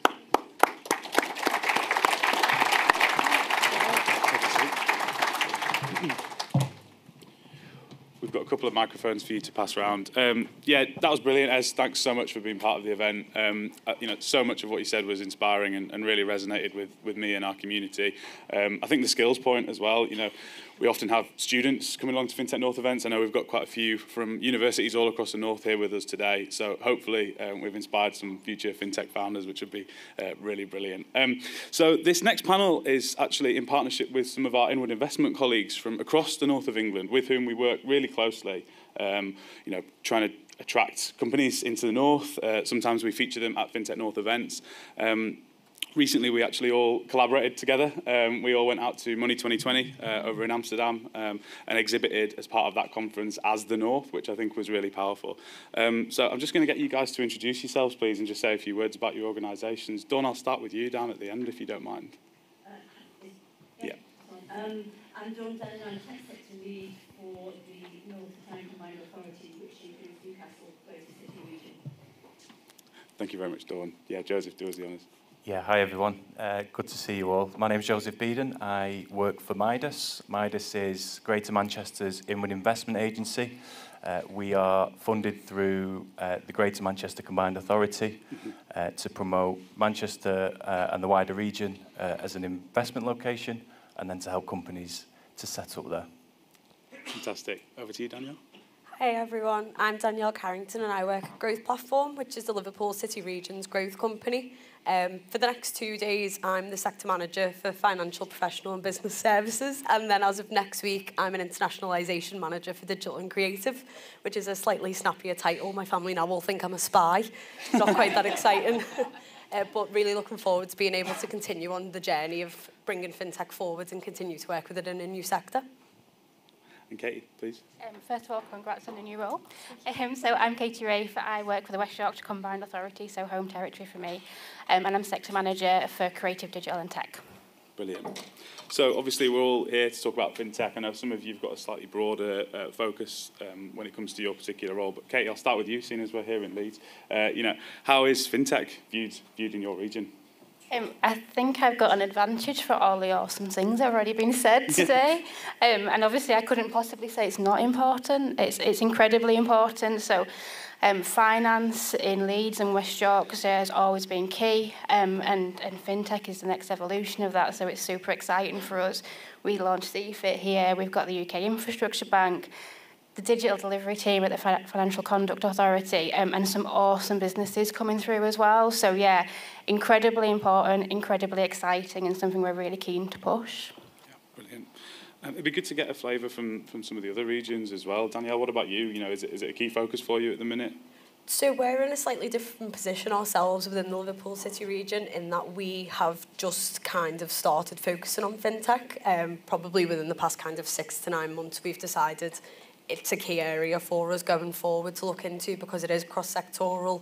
A lot of the private sector are really interested in being involved in it, as are the universities and ourselves within the public sector. Going forward, after we've had the Whitecap report done, which Julian's been working really hard on over the summer, we'll be pushing it a lot further. We'll kind of have that last piece of the jigsaw of everyone up on the stage who already has those Whitecap reports. We'll be the last one. So really looking forward to getting the results for that. But yeah, it's definitely something that's really important to us, and we're really looking forward to being able to push forward with it once we've got those kinds of key details in place. Brilliant. And then I suppose, Growth Platform are right at the start of that journey focusing on FinTech. Joseph, I know Midas have been focusing on FinTech for a long time. Do you want to just give us a bit of a flavour from your perspective, how important it is for you and Midas? Yeah, absolutely. So Midas has been around for 26 years this year. And we've probably been focusing on FinTech for at least the last 10. In terms of sort of our digital economy, we say that it's worth £5 billion, and of that, FinTech's approaching 1 billion. So if you think FinTech is about a fifth of our digital economy, that is huge. We saw some really strong growth in our latest Whitecap report as well this year, so almost 150 FinTechs in the region, which has more than trebled since 2020, which is phenomenal when you think about everything that's happened in those intervening years. But what we really like to see as a result of the report was the fact that we've got 50% of our FinTechs clustered in the centre of Manchester, in the city centre, but the other 50 are spread throughout the towns that make up Greater Manchester, which really fits in with our kind of blueprint for growth across and prosperity across the towns and communities that make up Greater Manchester. So we've had great growth, but I think from here now, we're certainly looking at the next stage of that and where's that going. And I think green and ethical finance is a big part of that. Manchester and Greater Manchester was the home of the modern cooperative movement. It's where Co-op is still based now. So there's some nice, there's a nice story there with green and ethical finance, and we think it's a great place for us to start to push and make that our focus now. Oh, brilliant. And Dawn, can you take us up to the northeast? What's it like for you? Is it a key focus? How are those conversations going? Thanks, Joe. FinTech's really important in the northeast, and in fact, in my previous role, which is going back 5 years, we were the only British region to have a FinTech cluster to dedicate to that vertical.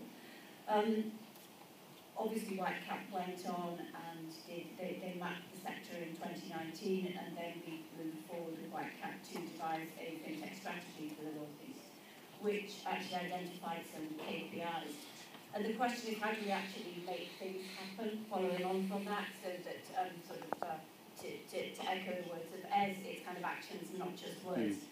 And we will be launching later this year in July a group which is looking at addressing some of our regional strengths, looking at commercial organisations right from startups, scale-ups, and how we can help them progress their journey, but whilst addressing some of the key issues that are really important in society today.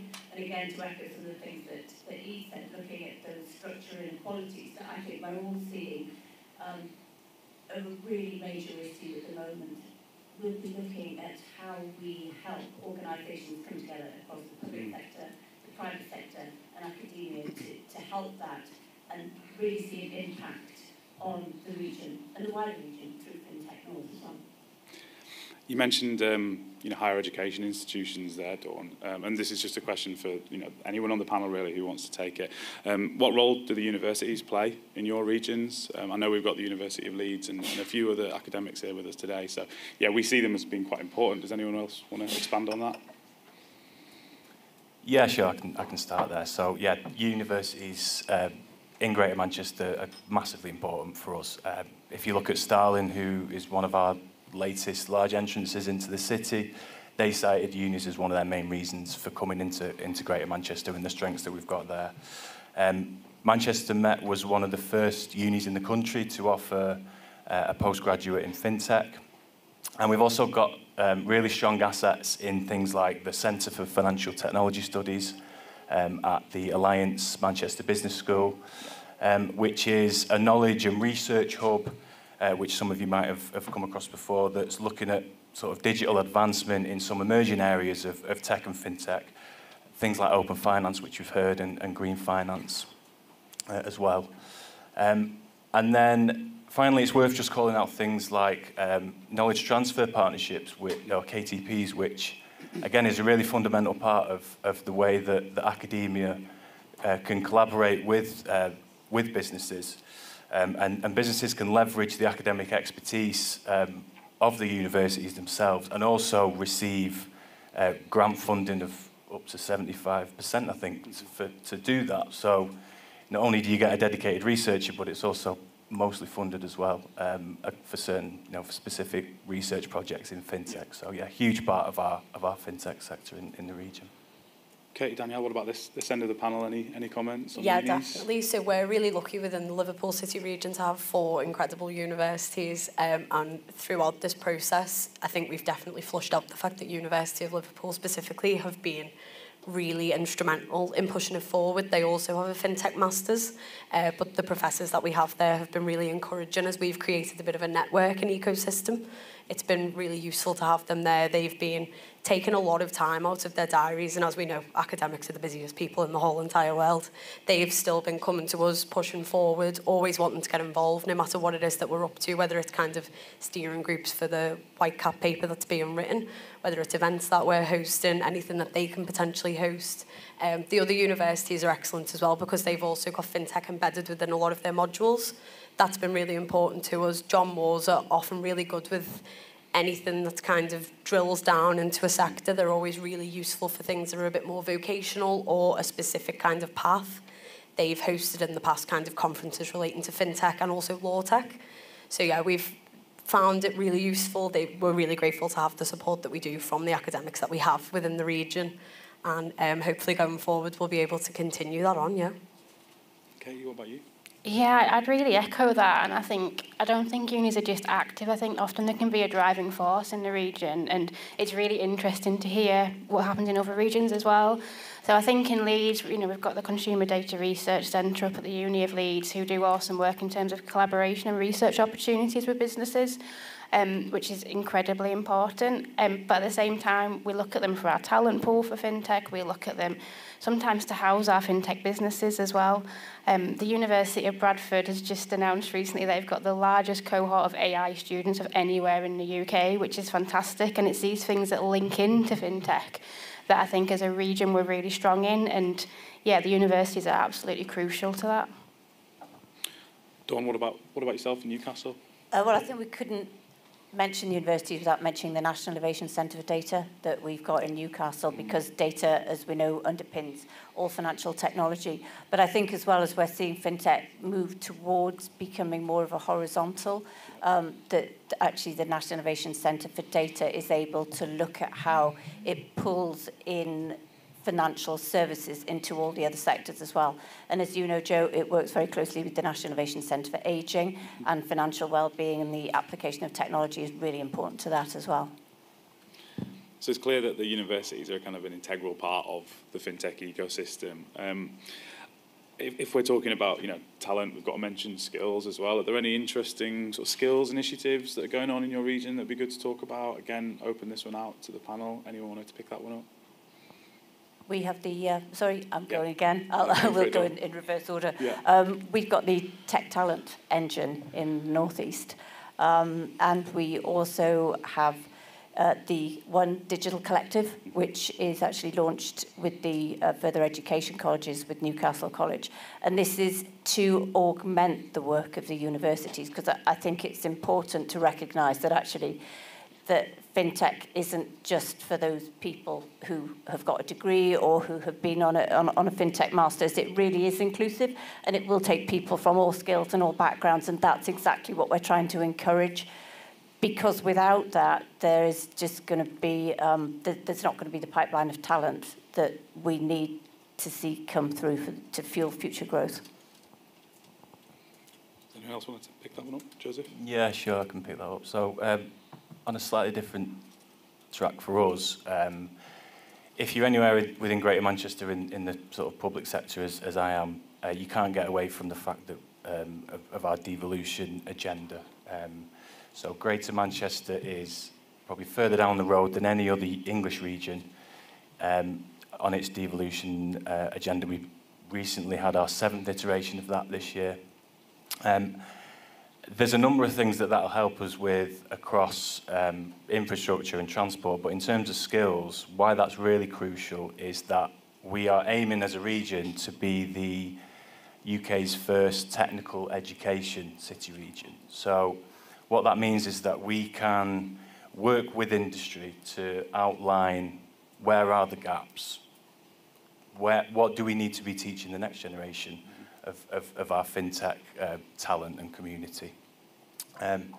So it'll mean that we can respond to the future changes a lot easier and respond to the future of FinTech. We don't know where it's going to go. It could be some of the issues today, things like changing global supply chains, the transformation of technology, deglobalization, push for net zero, whatever that is, and whatever that is tomorrow, we can respond to it a lot better without having to go to, say, the Department for Education and ask for permission. We can then outline that in the region here in Greater Manchester and really kind of skill our next generation that way. And I think there's a push to change the way we educate young people as well. So things like computer science and engineering, which obviously are very important now, but we can then, rather than having to go to university to learn those skills, it's worth mentioning that in our region anyway, about 65% of young people don't go to university.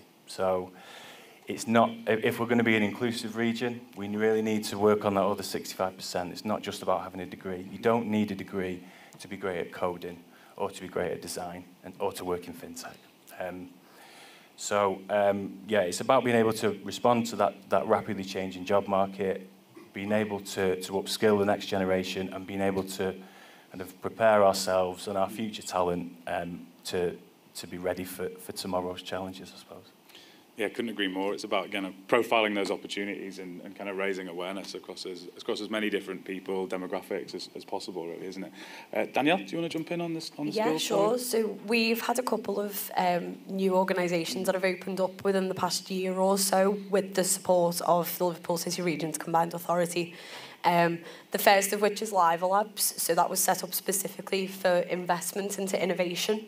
Now that started its life supporting health and life sciences businesses, specifically SMEs, but that has very quickly expanded into multiple sectors, and now it's working in innovation kind of throughout the whole region, regardless of what that looks like, whatever sector it is.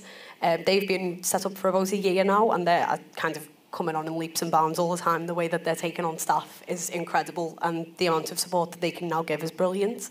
The second is way more fresh, much newer. It only opened up about 6 weeks ago, I think I'd say, and that's Baltic Ventures. So that's based within the Baltic Triangle, kind of at the heart of where a lot of tech is within the Liverpool City region, specifically in the city centre as well. So Baltic Ventures are an early stage tech accelerator. They are aiming to, I think it's over 5 years, they will have 5 cohorts of 10 businesses, so that's a lot of businesses that they're going to be supporting within that time. And their message, it's kind of very similar to a lot of what we've touched on today. It's how do we get tech outside of London? So very on brand, big topic, and we're really excited that of all of the places that it could be, that it is within the Liverpool City region. So yeah, that's another really important one. As I say, they're very fresh. So if anyone is interested and wants to have a little look over their website, I think there's cohorts being taken on for right now. So little plug there for you. Maybe have a little gander if you think that that's worthwhile. Yeah, and obviously it goes without saying, you know, we'd like to collaborate with all of you on all of these initiatives and continue to raise awareness there. Katie, on the skills point, do you want to say anything about Leeds? Yeah, so there's a lot of public sector kind of programmes and collaborations that are really strong across the various councils and the combined authority. So we have the Digital Skills Partnership, which is just a really good opportunity to collaborate between business, public sector, third sector, communities, most importantly, and education, to understand how digital and tech can drive communities forward and support and what skills are needed within that. So that's open to everyone to be involved in. We also run skills boot camps. So these are fully funded for people who aren't currently in employment. If people are in employment and are looking to upskill, I think it's a 90% funded programme, and these cover a range of skills from coding, web development, web design, but also kind of project management. So loads of transferable skills for FinTech, and they're really easy to access. And the most important thing about those is that the courses are built by employers, so it's a real focus on actually what skills do employers need and how can these courses meet those skills. And I think that's just the public sector stuff. There's so many other initiatives. So No Code Labs that Eve mentioned earlier, North Coders in Leeds as well. And then just some of our companies do awesome stuff. They go into schools, they talk to young people, they kind of set that scene for what employment looks like and what skills looks like in the future. So I think it's really important to acknowledge that alongside these kind of big programmes, and that kind of active role that FinTechs are already playing in that scene. Joe, can I just mention one of the things that we're doing to address that kind of experience level as well that's required? The initiative that is going to be launched on the 20th of July includes a programme of collaboration with the universities and employers, which I think is really important, and how we give graduates and postgrads the opportunity to build the experience that's needed once they go into the workplace. Because if they've worked on those projects and they're addressing some of the key issues that employers want to see, then that is going to make them work ready. Because I think we all recognise the need to get the pipeline going, but actually how do you build the experience? Because I think that's harder for employers as well, because it does require more effort on their part. Just to kind of expand on some of that, Dawn, you've alluded to it, but do you want to talk a little bit more about the new initiative in the North East? Are you in a position to mention a little bit about that? I know it came about off the back of the strategy which Whitecap produced for the North East. Do you want to say a few more words on that? Yeah, I'd love to, but I'm aware that I'm a guest, and you don't go to some dinner at somebody else's house and think you should come to mine. But but I would like to talk about it. This it's focusing on FinPact, which is that the impact that is required by society and technology to make a difference. It's FinTech for good, but it's also addressing the commercial agenda, because that's what's really important. Companies don't want to get involved generally unless there is an element of addressing their needs, whether that's commercial, whether that's the ESG agenda, whether that's building their own talent pipeline. And we'll be looking at all sorts of element, early stage financial education in schools, looking to bring together that kind of, again, the public, private, academic sectors. I don't want to say too much about it, not just because I'm a guest, but because I don't want to do a spoiler for your conference in Newcastle, which will obviously be as good as this, Joe, but yeah, watch this space. No, thank you, Dawn. And yeah, we'll be up in Newcastle on the 20th of July for our North East conference. And it's been great to see a region kind of really run with the recommendations from some of those reports and kind of take the lead on that. I'm going to ask a few questions about our more recent collaboration now. I mentioned at the start that we attended Money 2020 earlier on this month, wasn't it, right at the start of June. For those of you who aren't familiar with Money 2020, it's probably one of the world's biggest and best-known FinTech conferences. Took place at the RAI in Amsterdam. What was it like kind of coming together as the North? Does anyone want to kick us off there? I can go. Yeah, from Liverpool's perspective, Danielle, what was it like for you? We found it to be really useful, specifically because for the majority of our party who were going, we'd never attended Money 2020 before, so the size and scale of it did blow us away. I think being able to be there as a collaborative was really useful for us because it felt like we were there as part of a unit, which was lovely because it's nice to have that base and I guess people to bounce off. And for us within the Liverpool City region, we are a smaller team. So there's kind of one person on each sector. So I think for us being able to kind of bounce ideas off other people who do the same job as you from a different perspective was really useful. We really enjoyed that element of it. I think it's powerful when you attend somewhere as the North, specifically when there is just so often this talk about getting things outside of London. What's more powerful than everyone coming together, I guess. So yeah, we were very enthusiastic about it and would definitely like to continue to do things of this nature, which I guess is why it's good that we're all here again a few weeks later. Yeah, exactly. Yeah. Anyone else want to jump in there? I'd totally echo that. I think to go as the North was really powerful. I think, especially because a lot of us, it was our first time at the conference, to make an impact as a region would have been really difficult, but with Joe's support and the team at FinTech North to be there as a really strong unit, it just enabled us to have a bit more of an impact. And, it was a bit of a rabbit in headlights when we all got there. It was a massive conference. And I think after the years we've had, it's really exciting. But to be able to bounce off each other and learn from each other as well was a really good opportunity that hopefully we'll be repeating. I think that we are all taking the FinTech North piece a bit for granted now. If it wasn't for FinTech North, I wouldn't be here today in Leeds. I wouldn't have an awareness of what's going on across the North. And so to see the impact that we could make as the Northern regions in Amsterdam was great because people were coming to the stand and some kind of had a vague awareness of what might be going on. Others were kind of going, well, why here? What's going on? And I think we are used to either coming to these type of events or jumping on a call with you, Joe, or speaking to Julian and seeing the difference that it makes together. Even though we're all responsible for selling our own regions, we've all got different things to offer. And I think hearing these other regions say what sometimes feels like an all too familiar message. We've all got the universities, we've all got talent initiatives. But you kind of look at, all the ingredients that go into a cake. They're basically the same, right? But cakes don't all taste the same. And I think that's what it feels like with the regions. It's that difficult to quantify ingredient that makes the difference. We've all got something special to offer, but collectively, we're much stronger when selling ourselves overseas. Anything to add, Joseph? Yeah, absolutely. So I obviously completely echo what my fellow panellists have said. I think this panel is trying to get at the fact of what's going on in our regions and are we stronger together? The answer is categorically yes. From on the one hand, if you take Money 2020 and an event activity like that, when you are on a stand next to some of the devolved nations in Scotland, Wales and Northern Ireland, I've been at conferences myself in the past flying the flag for Greater Manchester, and it is difficult when you are a city region against devolved nations to be noticed. And as a northern sort of contingent as we're a much more powerful proposition when we are together. We already collaborate outside of FinTech, and our civic leaders already talk to one another.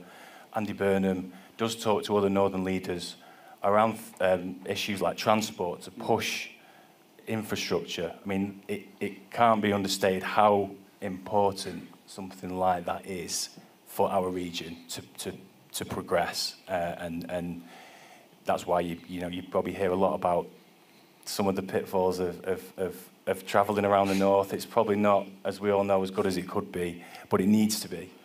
So the civic leaders are already coming together.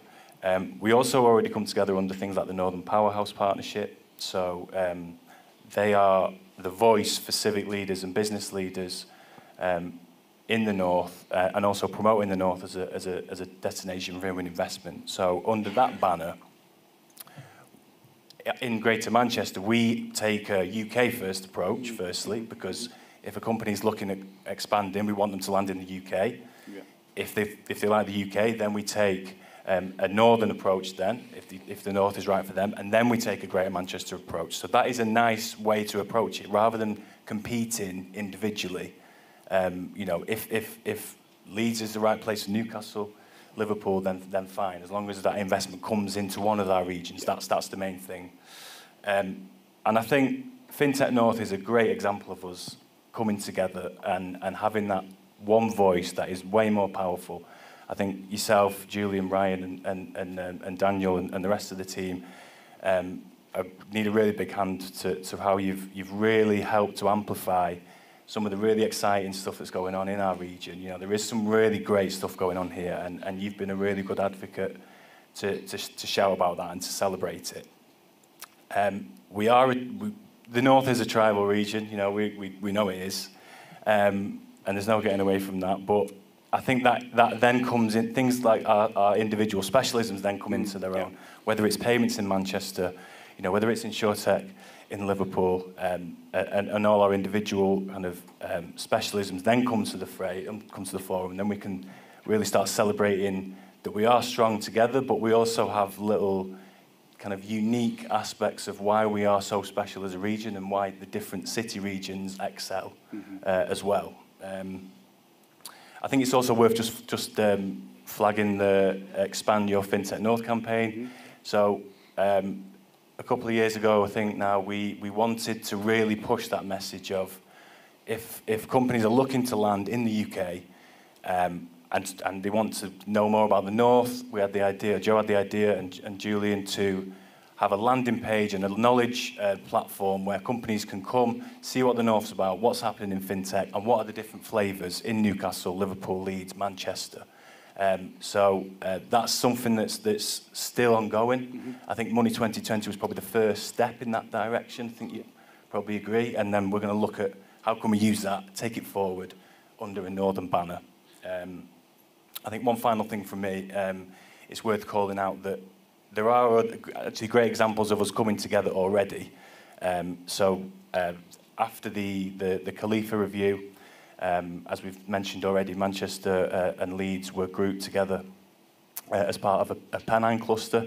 It surprised us at the time, we didn't know it was going to happen, but from there we kind of looked at, okay, how can we then map out what's going on in our collective regions, and see what the joint kind of proposition is. We market ourselves differently, Greater Manchester and Leeds and all the others, we all market ourselves differently to each other, but how can we come together?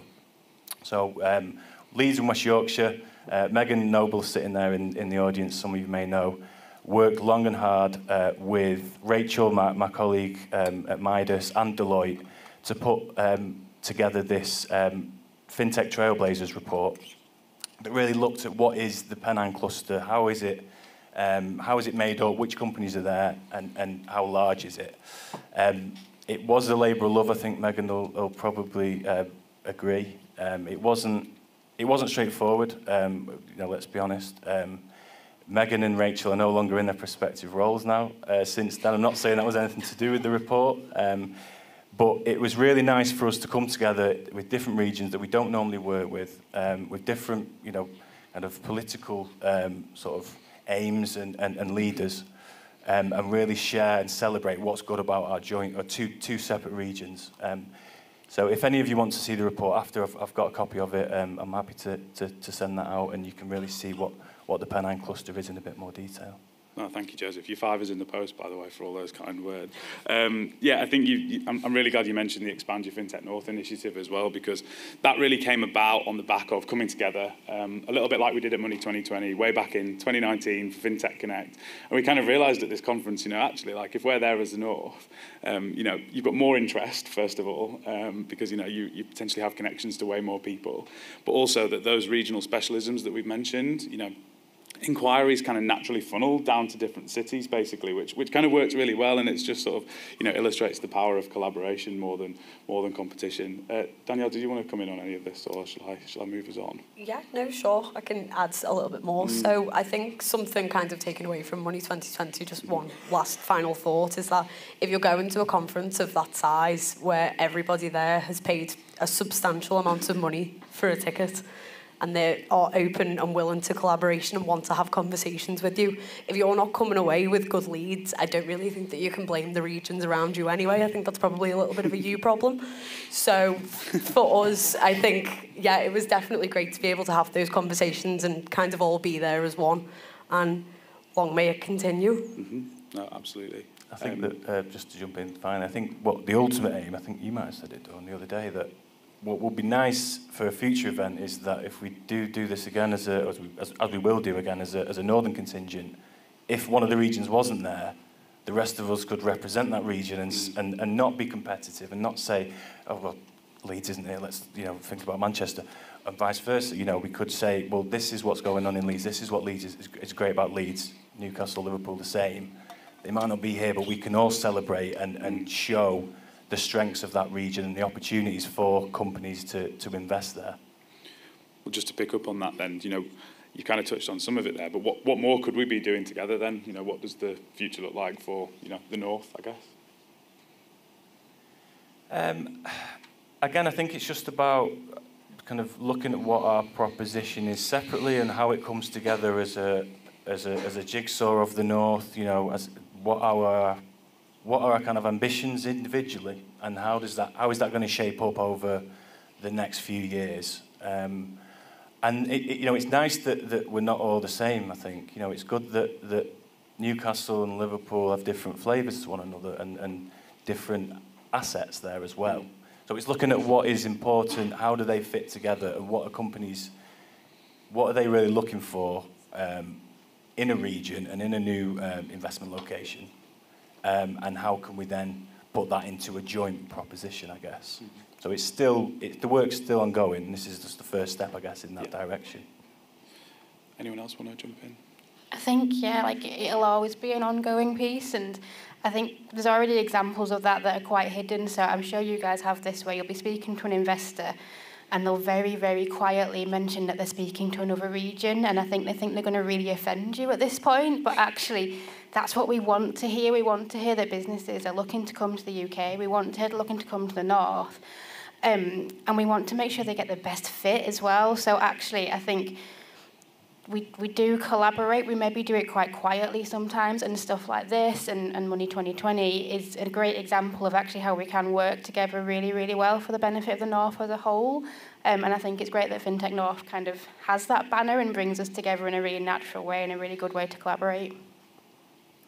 I think we've got to exploit some of the opportunities that are available to us as well. When Janine was talking about Innovate Finance and Ez said that they've got the voice of government, I think that when we are speaking collectively as the North, we can get the ear more effectively.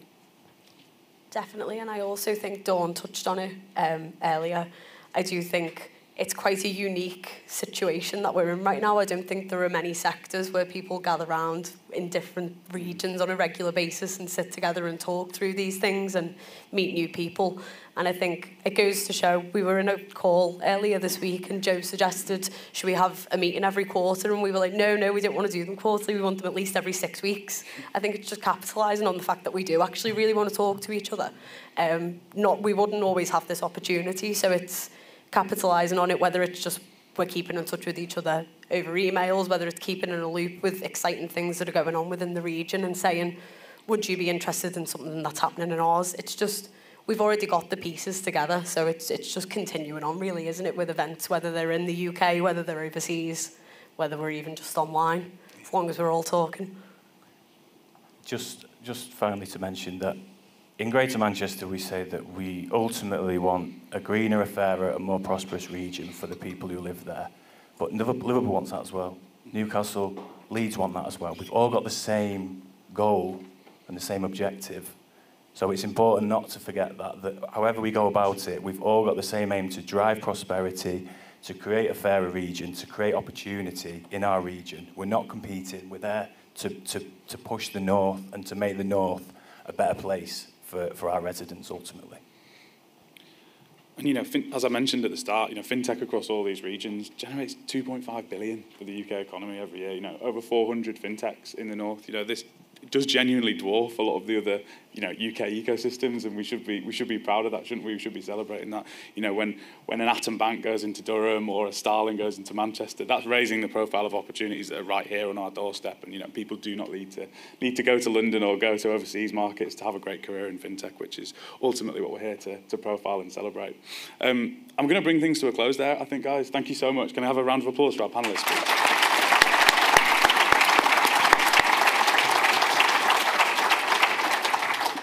We'll finish there for this session. We've got coffee, refreshments, everything downstairs like it was for the breakfast. We'll be breaking for about half an hour before getting started again for the second morning session.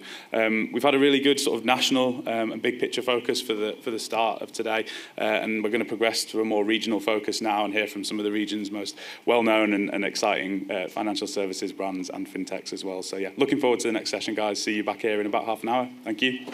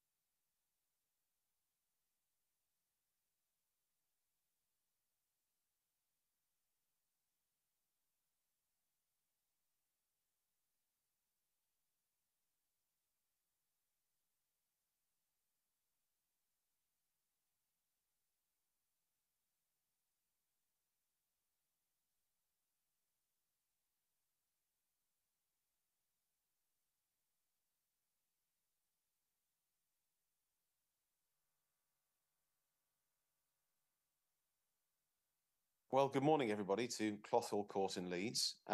It's nice to be back here. We're here in 2019. I know in other years we've been down at the AQL headquarters down in the Salem Chapel, but this year we're back in Clothall.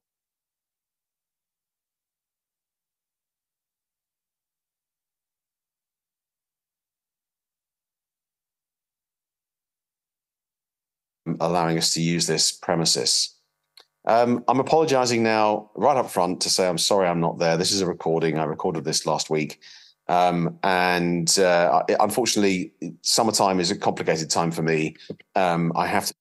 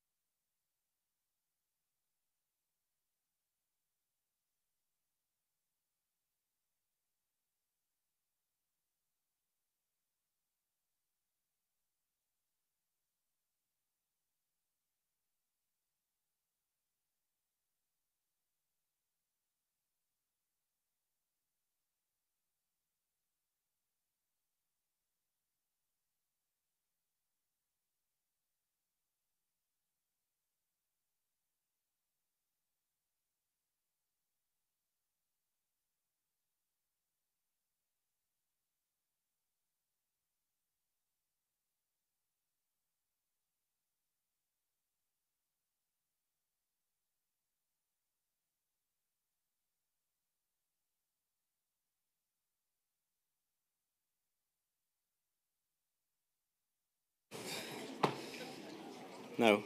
Ah, we are. Right, okay. Welcome back, everybody. Hope you all enjoyed the break. As always, really great buzz around the room. Always good to hear everyone networking, getting to know each other. As Joe said as he closed out the last session, we were focusing on quite a bit of the big picture of FinTech and what's happening nationally, and also some of the kind of pan-northern initiatives that are underway. This session, we're kind of going a little bit more down the practitioner side of things. We're going to hear hear from some companies and hear about some FinTech projects and initiatives. So to get us underway, delighted to welcome Natasha from Mastercard, one of our sort of strategic partners at FinTech North and a great supporter of what we do. It's great to have Natasha here and Darren as well today. So Natasha, come and join us on stage. And welcome. There we go.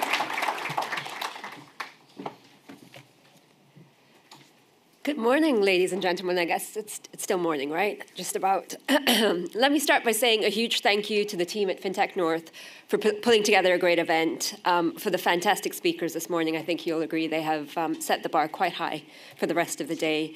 And of course, to all of you for taking the time out to join us today, whether in person or virtually. My name is Natasha, as you heard, and I'm from Mastercard's philanthropic arm, the Centre for Inclusive Growth. I realize many people probably have never heard of the Centre for Inclusive Growth before, so let me start by sharing a little bit about what we do. The Centre was set up about a decade ago by Mastercard to advance equitable and sustainable economic growth and financial inclusion around the world. We do this by producing independent research on a range of social impact topics, by co-designing and funding scalable programs around the world, and by empowering a community of thinkers, leaders, and doers on the front lines of inclusive growth. We do all of these things with three main focal areas in mind. One, helping support the financial security and economic mobility of individuals and workers. Two, improving the financial resilience and growth of micro and small businesses. And when I speak of micro and small businesses, I typically mean organizations that have been operational for less than 3 years and employ less than 10 people. And three, building the capacity of nonprofits and governments to use data more efficiently. At the Centre, we believe technology and business innovation play a critical role in unleashing people's full economic potential. We also know that the scale of the problems we face in the world are too large for any one organization to tackle alone. This is why partnerships underpin everything we do.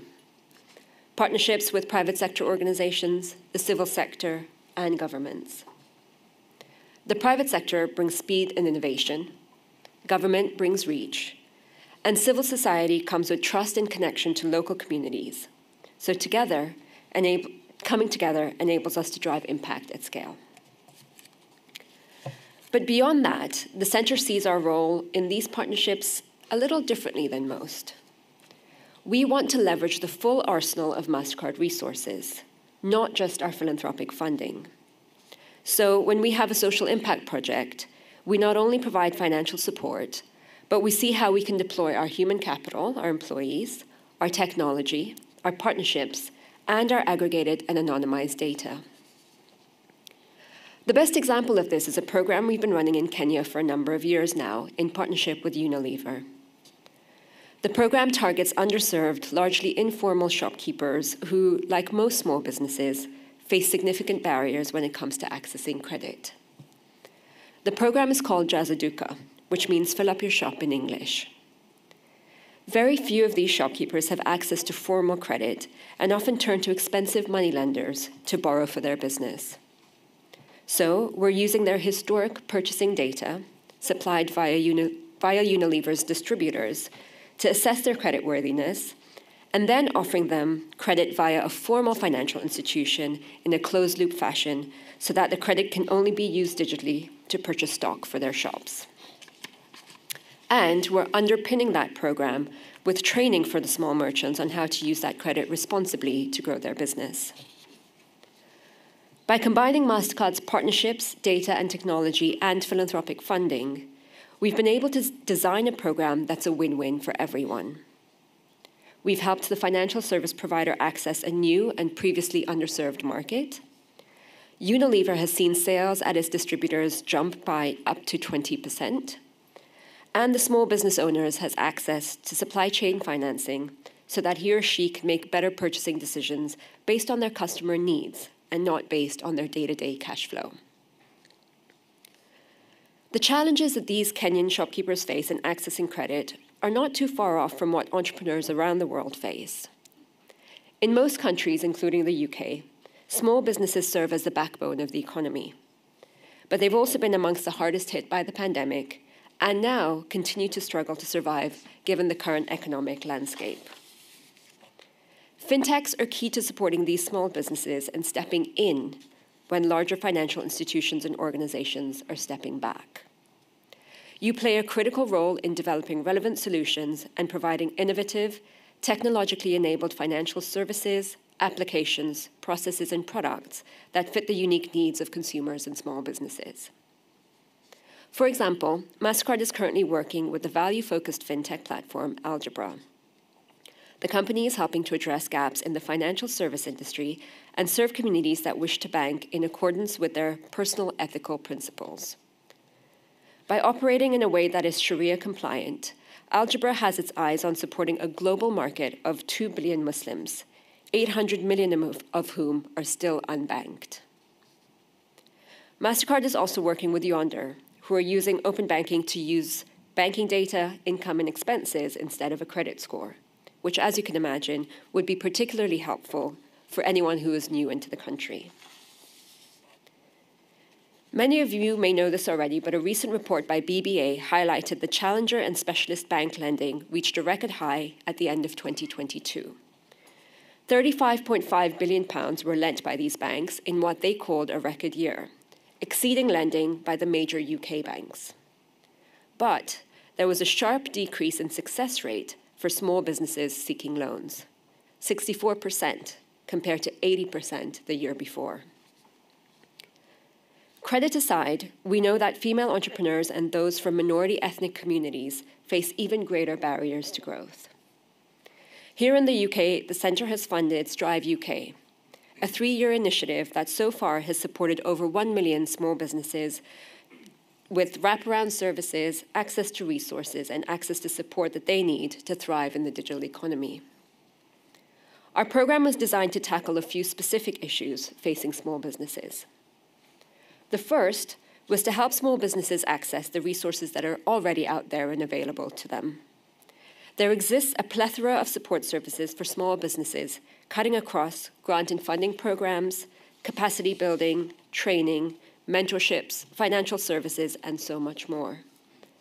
But a lot of these programs are being offered by different organizations and are very difficult to find, particularly if you're a time-poor entrepreneur trying to run your business. In partnership with an organization called Enterprise Nation, we have developed a one-stop shop platform that currently houses over 300 small business-focused resources from across the ecosystem and from different sectors in one place. So entrepreneurs don't have to wade through tens of websites to find out what's out there for them. In addition, we've built a diagnostic tool called Make a Plan that entrepreneurs can take, which then directs them to the resources we have listed, which best fit their need. So this helps narrow down their search even further and gets them connected to the right support even further. Over 10,000 businesses have taken this diagnostic to date. And earlier today, I pulled up some stats that we have on businesses who have taken Make a Plan from Manchester and Leeds, just to paint a bit of a picture for you. We have over 6,500 small businesses based in Manchester on the Enterprise Nation platform. The most popular type of support program has been access to finance. Over 500 have taken the Make a Plan diagnostic, 63% of whom have been female.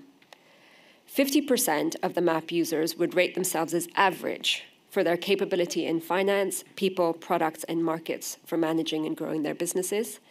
And 48% of Manchester MAP users would rate themselves as average in using digital skills to promote their business.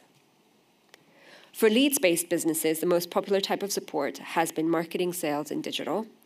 Over 400 have taken Make a Plan, 61% of whom have been female.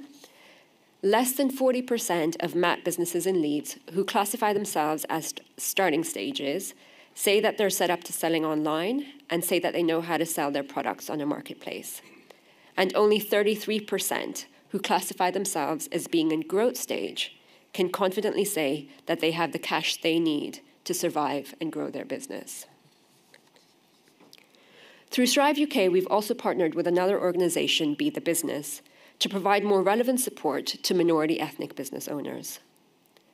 A 2020 report by the FSB highlighted that despite contributing £25 billion per year to the UK economy, small businesses owned and operated by people with minority ethnic backgrounds are held back by barriers not faced by other entrepreneurs. Despite being more innovative than their rivals, and despite being more likely to export their product and services, this business tend to be more detached from mainstream support and are likely to find it disproportionately difficult to access finance. Through our program with Be the Business, we're connecting entrepreneurs from minority ethnic communities with mentors and advisory boards so that they can not only get access to strategic guidance in advance, but also so that these board members and mentors can tap into their own personal connections to help entrepreneurs unlock access to capital, to networks, and to markets.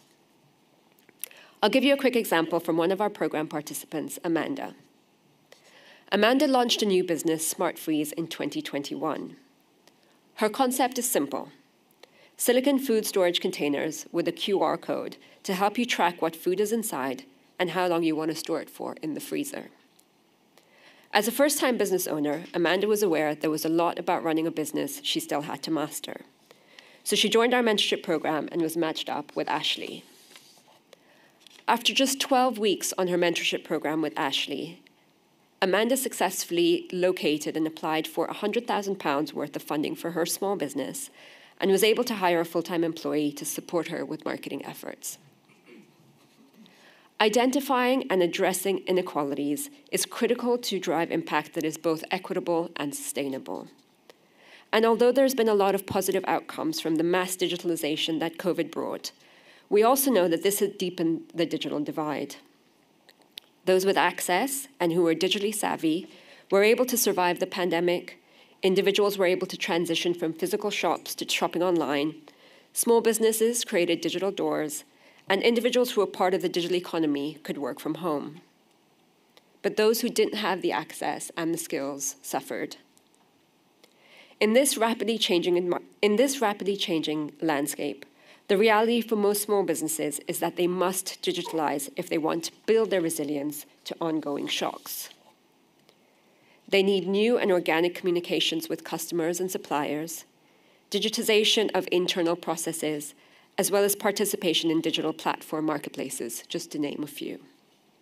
And the good news is that over 60% of global SMEs have made at least one change to the way they do business to adapt to the pandemic-induced business environment. But this requires new capabilities, technologies, and significant investments of time. Digitizing is not easy. Across Europe, MSMEs have struggled. 73% said they had trouble with the setup and implementation of new technologies.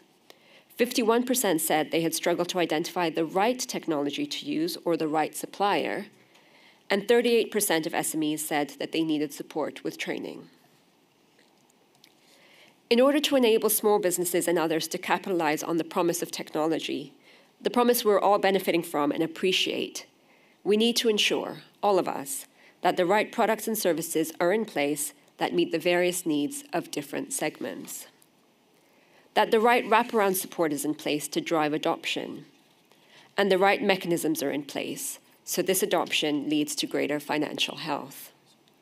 Because at the end of the day, we will only truly succeed when we're contributing to an economy where everyone can succeed. And with that, I'd like to close with 3 things I'd like you to take away from what I've shared today.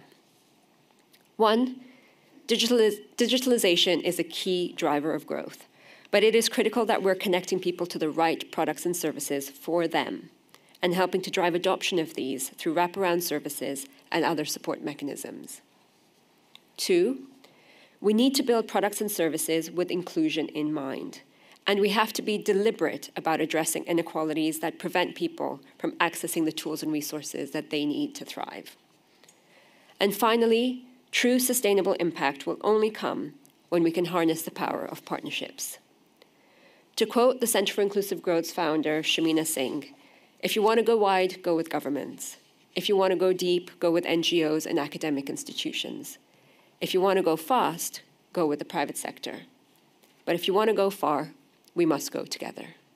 Thank you.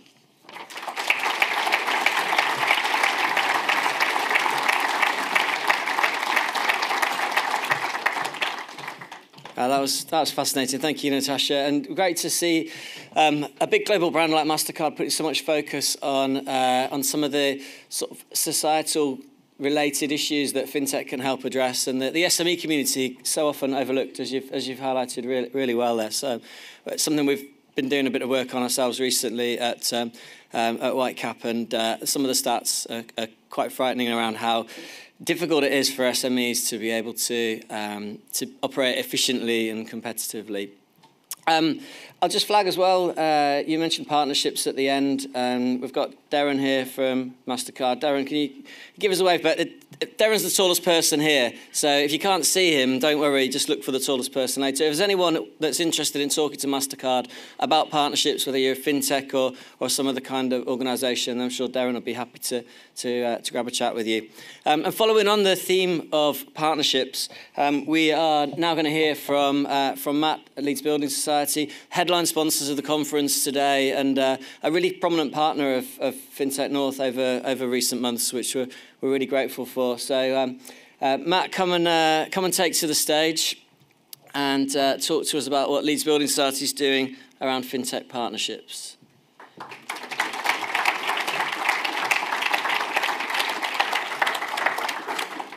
I should have said he's going to be joined by Ben from Life Moments, and actually those of you that were here earlier, while Matt's getting his water, the project I was talking about, which was the way that we first met Chris Sear, was also when we met Ben, when Ben was at HSBC, and HSBC was one of the organisations that was looking to get involved in that FinTech accelerator that we didn't quite manage to get off the ground. But Matt, over to you. Okay, is this working? Excellent. So I'd like to say on Ryan and Joe's behalf that they magnificently curated this agenda for me to follow on FinTech partnerships, impact and purpose after the Mastercard presentation, but realistically it's because they know not to put me on until I've had 8 coffees. And Joe was a little bit miffed this morning that as headline sponsor for today, I joined 2 minutes after his intro finished. I'll tell you, I'm more miffed that as headline sponsor for today, I missed out on the breakfast that I paid for, that everyone enjoyed this morning. So I'm going to talk to you a little bit about Leeds Building Society, obviously, a little bit about what we're doing, a little bit why we're here today, and spoiler alert, a little bit about one of the partnerships that we're doing. If you can guess what it may be, congratulations to you. Are we working? There we go. So Matt Shelton, Corporate Development and Partnerships at Leeds Building Society. Ben's going to come up in a little minute and talk as well. And just to annoy the camera operators, I'm going to waddle around the stage whilst I'm going. So a few people were a bit curious as to why I wanted to talk a little bit about Leeds Building Society. Everyone's in Leeds. Everyone knows, we're all financial services. Everyone knows who we are and what we do. But realistically, that is not true. So I didn't come from the financial services sector. And when I was looking to join Leeds Building Society 18 months ago, I spoke to a friend who is prominent in the FS sector, and I said, "Okay, so tell me about them. What do you know? Where are they in the pecking order? What are they doing?" She said, "Well, I've got my mortgage with them, but actually, I've got no idea." No. And so I was also talking to the CEO of a FinTech down in London recently, who said, "What are you doing down here, Matt?" I thought, "Oh, you Leeds Building Society." I said, "Oh, yeah, well, don't you work in Leeds?" I'm like, "Well, yeah." And I said, "Well, Simon, who's your mortgage with?" He said, "Oh, it's with you." I said, "And where do you live?" He said, "Oh, Shoreditch." I was like, "So we're not just in Leeds, are we?" And so just to give you a little bit of background about us. So yes, a local name, but a national business. We've got a branch network that spans the country. It's here to stay. We love it. It's excellent at what it does. It's really efficient. It may not be very fintechy, but it's brilliant. We helped over 42,000 people get the home that they wanted last year. And we manage over 25 billion in assets. And actually, if you took our name off here and said, we've got 800,000 customers, we've got 93% customer satisfaction score, we have 25 billion AUM, and actually we distribute all of our profits to the social community, the purpose and the advancement for us to here today, I'd be like, I want to invest in that company. And then say, oh, it's Leeds Building Society. Like, what? So, yes, we are nice and fluffy. Everyone is very friendly, but actually we're pretty good at some stuff as well. And the thing about a building society is we have members, not shareholders, and we take it really seriously. In the last 148 years since we've been founded, we've had fewer CEOs than Leeds United have had in 7 years. So we are able to make long-term strategic decisions and partnerships. We're not driven by quarterly reports on our financial performance. Yes, we focus on our financial performance. Yes, we do very well. Well done, a tap on the back. But it's not necessarily why we're here. So just something to frame what we're doing and why are we here. And it has never been harder to buy a house since our founding year of 1875. And just to put that into perspective a little bit, we were founded, we were original, Dan will get annoyed by this, we were the original peer-to-peer lender. We were founded because people couldn't afford to buy homes. It was really difficult, and people that had money wanted to help those people and lend it to them to buy a home. That's why we existed. But in the last 2 decades, home ownership within the ages of 25 to 35-year-olds has gone down by half.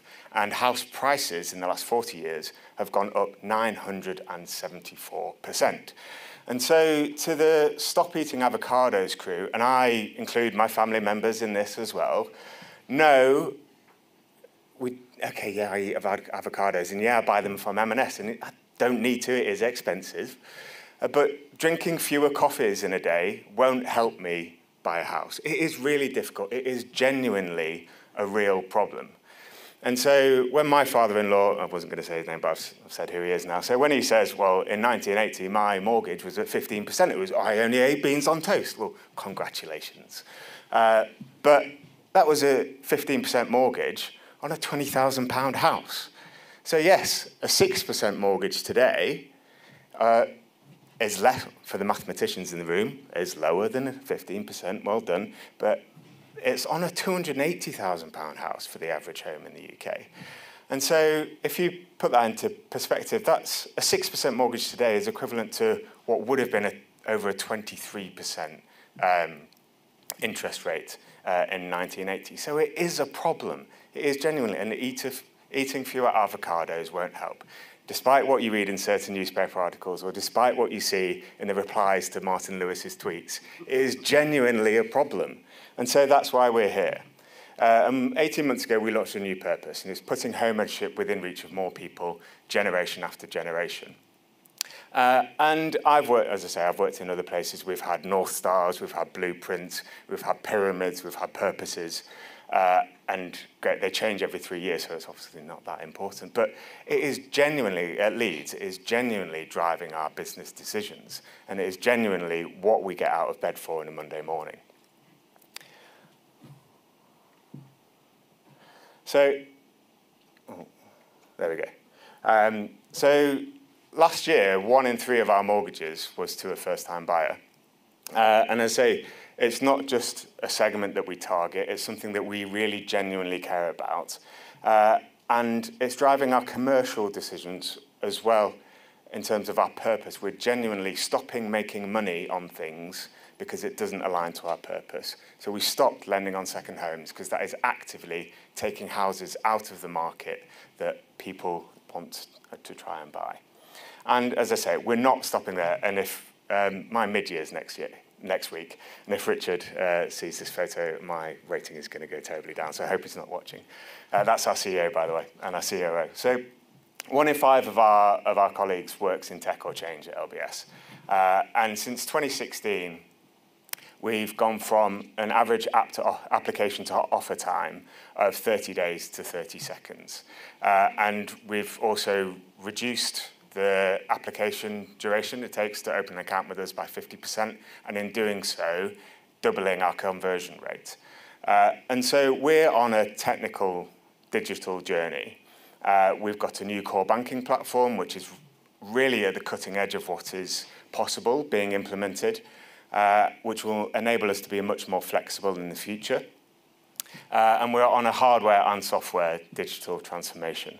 That is us removing one of our servers from the old place, by the way, if you're wondering what that photo is. So the hardware and software, and we're on a truly transformational journey within LBS.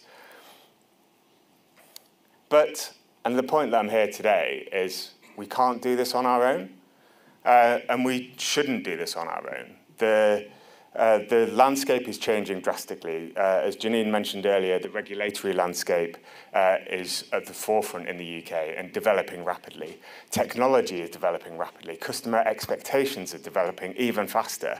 And we're no longer in the world where we should design, build, develop, launch everything ourselves, because it's not the right thing to do.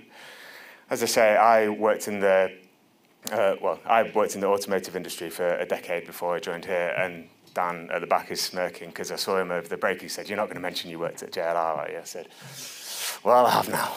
So yes, and the automotive industry, when I was in that, when I started, was very much in the similar space. Designed, launched, built everything itself. And you would never, ever consider speaking to, let alone working with any competitors or any other people in the market.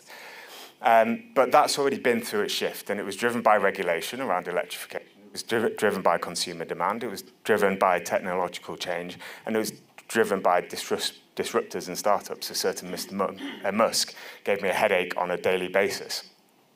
But by the time that I left that industry and joined financial services, it had been through that shift. It had accepted the change into partnerships. And Ford and Mercedes are co-developing a platform together. That is genuinely a transformative shift. And now financial services is following swiftly in that acceptance, driven by requirements, but driven by design, driven by consumers, and driven by the right thing to do. And so when we talk about partnerships, I get a bee in my bonnet about this, because I genuinely mean partnerships. I mean a value exchange. Some people, when we go around and speak about partnerships and partnership strategy, they say, "Oh, we've got a partnership with Microsoft because we use Outlook and we've got Microsoft Suite. And for our new data lake, we're going to use Azure." Now, I don't know about you, but I don't think there's someone in Redwood, Washington, stood up in front of a room of 300 people saying, "We've got a partnership with Leeds Building Society." No, they don't. That is not a partnership. And so one thing that I look for, and one of the reasons why I'm here, is why are we a member of Innovate Finance? Why a strategic partner of FinTech North? It's because the FinTech ecosystem is magnificent. It's way beyond the incumbent financial services sector in terms of partnerships. It's already there. The selfless promotion of others within the sector is just incredible. It's not anything I've seen in any other industry. And that's why events such as this are so important, because the conversations that you have over coffee over the break will be much more valuable today than sitting listening to world-leading experts such as myself on stage. And just to practice what you preach, just an example, and to ruin his lunch, Chris on the front right corner there works at a company called Naya1. If you are a fintech and you work in data or you want to get into a bank, go and bend his ear over lunchtime, because the digital sandbox there that they're running is magnificent. And that is a selfless promotion. We're not working with them. We're not invested in them. They're just excellent at what they do. And that's what I love about fintech and what I love about this community. So if you're a fintech or you're wondering, okay, so what does Leeds Building Society look for in a partnership, in a genuine partnership, in a genuine value exchange. We are looking to develop solutions and relentlessly partner to deliver our purpose. As I say, it genuinely is what we get out of bed for on a Monday morning. It is genuinely why we do what we do. And so it's not a buyer-supplier relationship. We're looking for organisations that are driven to advance our purpose, that the end solution, working together, co-developing, co-innovating, and launching solutions that better help and serve our customers of today and our customers of the future.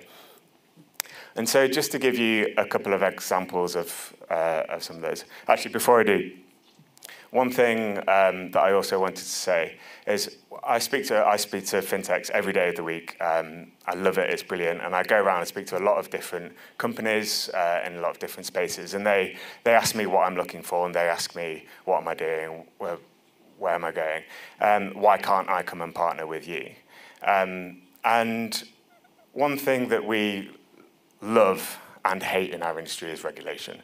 And one thing that is common with all of the fintech, with a number of fintechs that I speak to that are wondering why they're not getting past the front door of banks and building societies, is you probe into their product and they say, oh, well, yeah, actually, our lawyers have told us if we structure our product in this way, we don't need to be regulated, and we can get around it by partnering with this company over here that's got a regulation through a back door, or our investors actually don't want us to spend money on that in this round. They want us to grow and develop our product.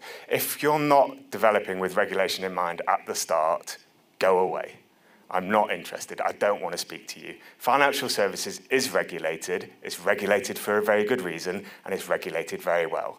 And so that is a real plea from me. If you take nothing else from today, if you're a fintech and you're starting out and you're developing it, please start with regulation. I know it's boring, but it's really important. And so a couple of proof points. So what are we doing? Now, I'm going to talk to you about one thing that you do know, or that you may know about, and one thing that you won't know about. So little old, nice and fluffy Leeds Building Society, very friendly, was the first lender in the UK to integrate Experian Boost. Now, this means that we are now able to help people and say yes to people, and we are doing it. We are already giving mortgages to people that before we wouldn't have been able to do. So we can now take into account all of your rental payments, your Netflix subscription, your council tax bills, and which no one else is able to do in the industry, and we are using that to be able to say yes to more people to help them into home ownership. And just on this, in terms of app to offer time and integrating all of these solutions into our new technological systems, you may think that, particularly if you know about building societies, it goes through a call centre, it goes through pen and paper, it goes through a really slow process where you have to go and ask Janet if she'll do this, and you have to go and ask George. And some things that's actually true, by the way. But in the second half of last year, we were the fastest lender in the UK, bar none, for app to offer. And we're doing that whilst integrating all of these novel solutions into our systems. And in true partnership style, rather than me just standing here and taking credit for everything that I'm not doing, I thought I'd ask Ben to come up and speak about one of our other partnerships, which you won't know about yet.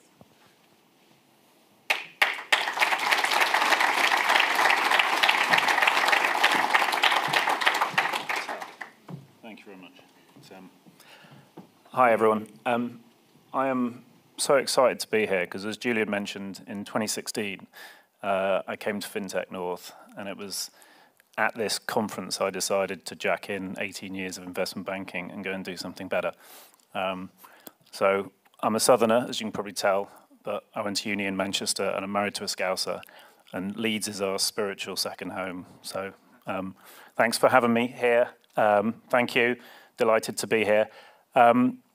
I run a business called Life Moments. We're around 5 years old now, and really what we're all about is working with the financial services industry to help them deliver on their purpose. Having spent a lot of time in financial services, I know about regulation. I spent a lot of time with the FCA and the Treasury talking about the FCA. And we've really been on a journey to try and accelerate and help organisations deliver better outcomes for customers. Oh, wrong way. Partnerships take both sides to partner, clearly, and so we're a small company. We're desperate to win new clients, but actually we think really carefully about who we partner with. It's very easy to get eaten up by a big financial services firm and spat out. So when we partner, we look very clearly at 4 key areas. But we start really with, do they genuinely want to improve outcomes for their customers, or is this a PR exercise? Because actually that's really important, and we're a data-driven business, like a lot of the fintechs will be. We want to prove stuff, and therefore this notion of activating their purpose and actually being able to report on it is key. It ties really to this idea of a data-driven vision. How can organizations move forward in that way? Accelerating innovation, clearly critical. We need to move quickly. We want them to move quickly as well.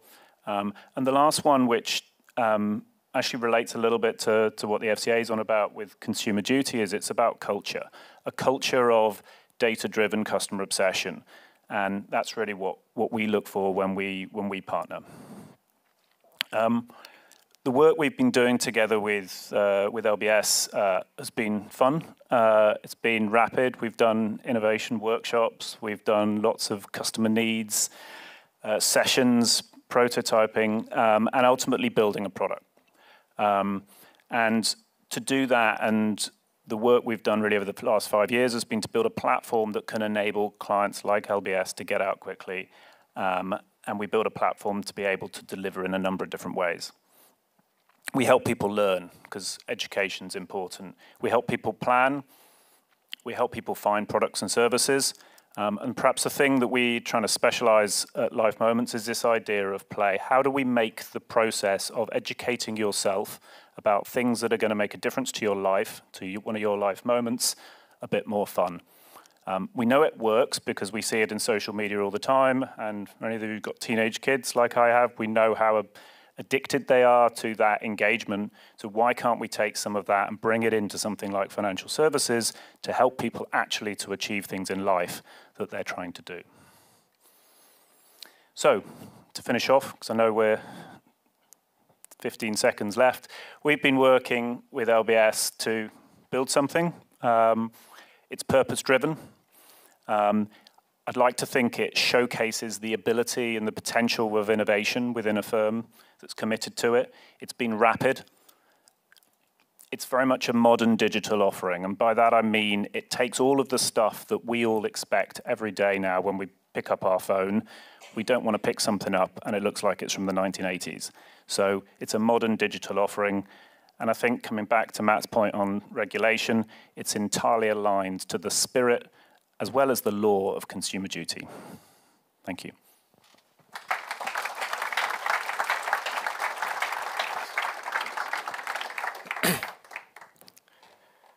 So if the headline sponsor can't go 30 seconds over, then who can? So just to wrap up on that, obviously regulation is key, but more importantly, that Ben alluded to there for this process and the programs that we're looking at, it's solving a genuine need of our customers. You see so many solutions that is tech for the sake of it, and because engineers are really good at engineering and they want to come and show you how good their engineering is.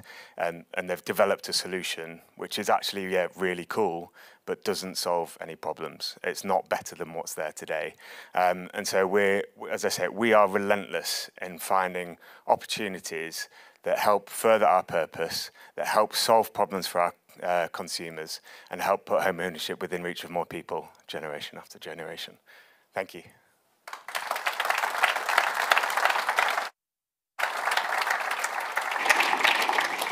Thanks, Matt. Thanks, Matt. Thanks, Ben. You know, such a long-established brand, as Matt highlighted at the start of his talk, but so getting increasingly plugged in to the fintech sector, and I would say that's just been more and more visible over the last year. The external engagement that Leeds Building Society has been having in the sector. So great to hear from you guys today. And Ben, you know, congratulations on your success. Having caught up with you regularly over the years since that since you left HSBC. I know you've worked really hard to build a business, and it's really good to see it working so well. Now we're going to hear from Axiologik. So first time we've had Axiologik speak at one of our FinTech North conferences. It's been great to get them involved today. Thank you to Rachel, and great to have Polly and Ben come and speak to us today. So guys, come and take to the stage.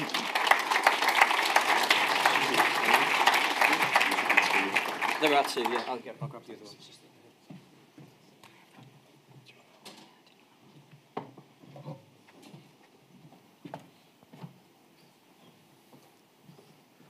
There definitely feels like there's more people in the room when you stood up here than down there. Yes, hello and good afternoon. I think it's afternoon now.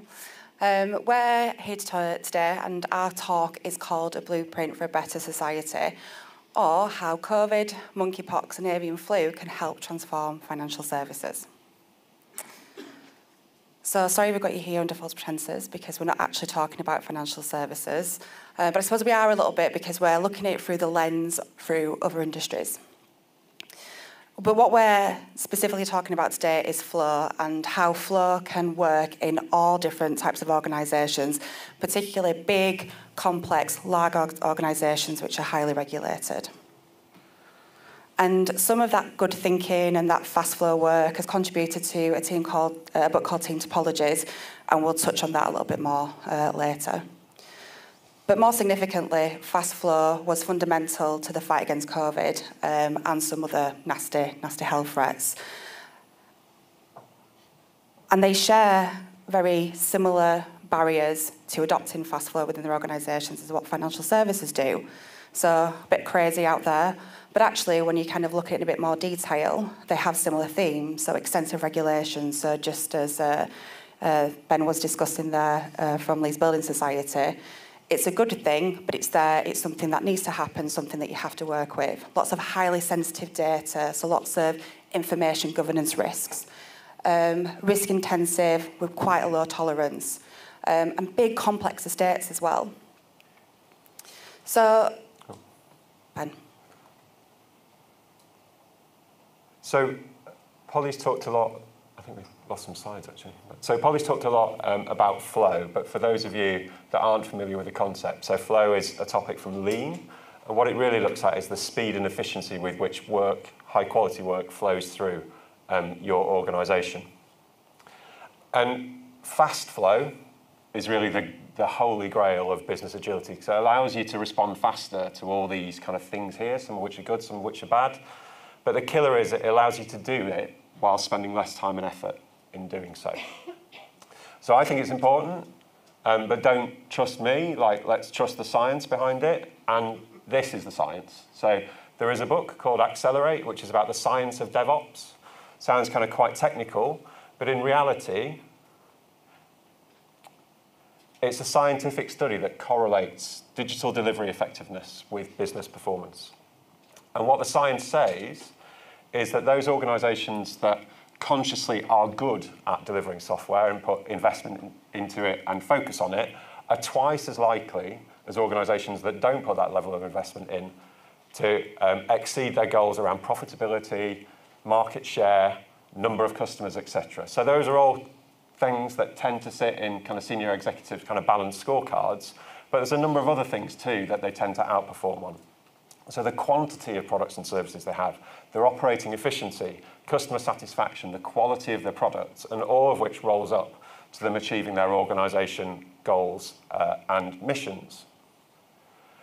And if you go into the detail, it kind of makes sense. So high performers versus low performers, they go from commit to deploy 106 times faster than low performers. They deploy 208 times more frequently than low performers. And when they deploy into production, it breaks 7 times less. And when it does break, they fix it a whopping 2,600 times faster than low performers. Still quite technical stuff, but when you break it down, it's actually less time to develop new features. Users get them sooner because you deploy faster. They work when they're delivered. And if they don't work, they fix them quickly.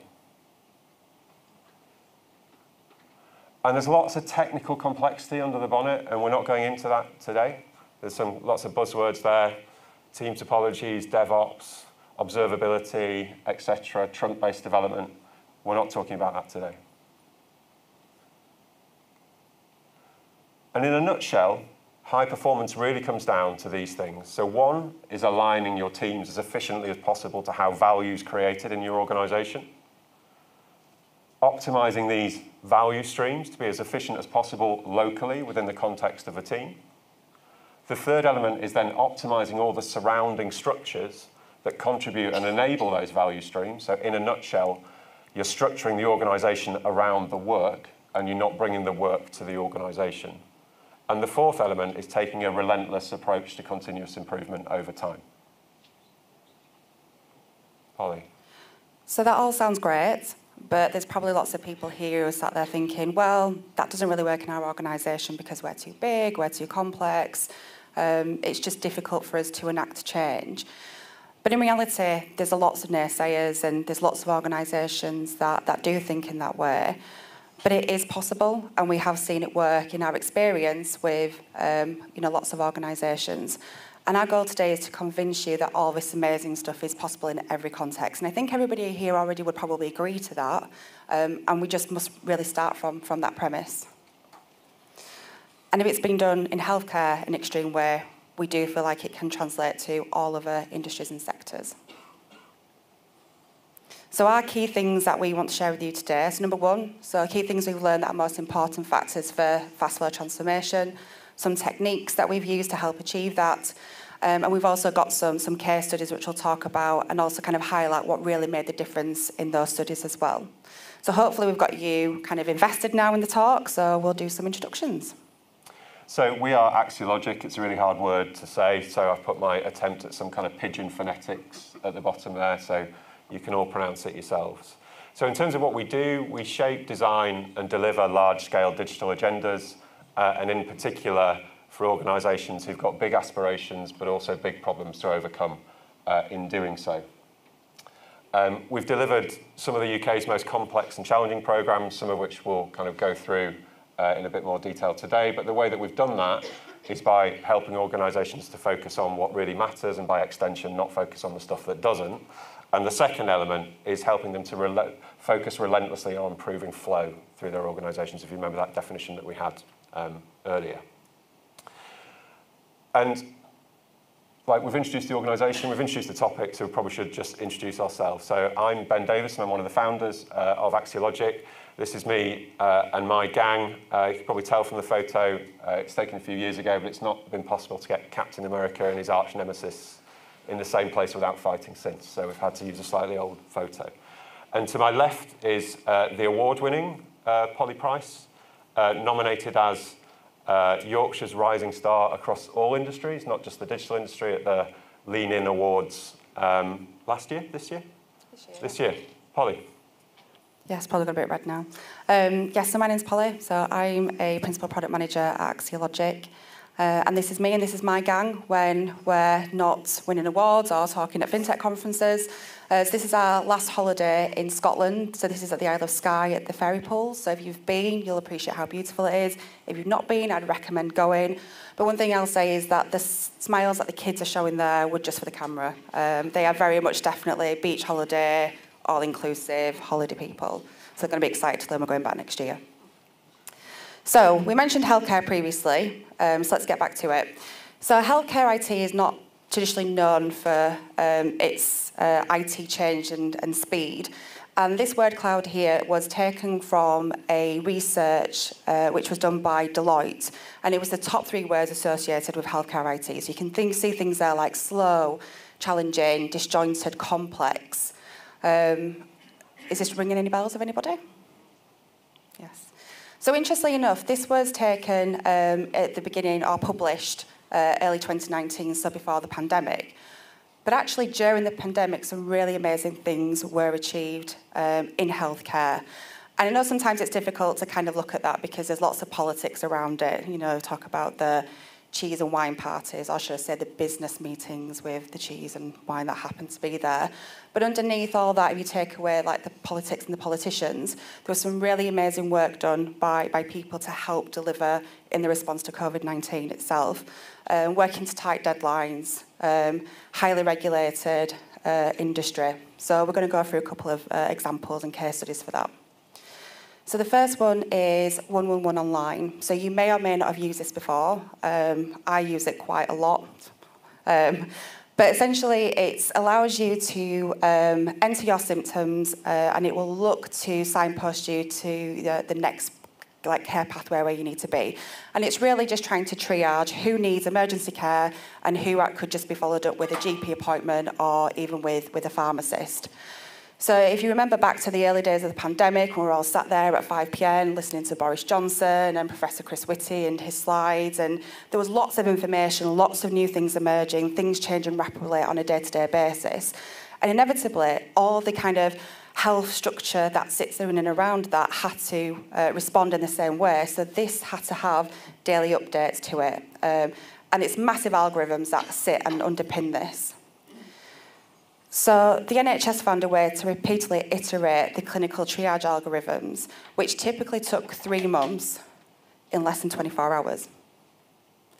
Another really great case study or example from the NHS is the COVID vaccine booking service. So again, you may or may not use this, but this was built to population scale within 3 months, fully compliant, and it just allowed you to book your vaccination. So again, seems quite simple on the surface, just like a web page, but you think about everything that goes underneath that. So establishing whether you're eligible to receive a vaccine, taking your patient demographic information, looking at where you could go to get your vaccine, writing it back to your patient record.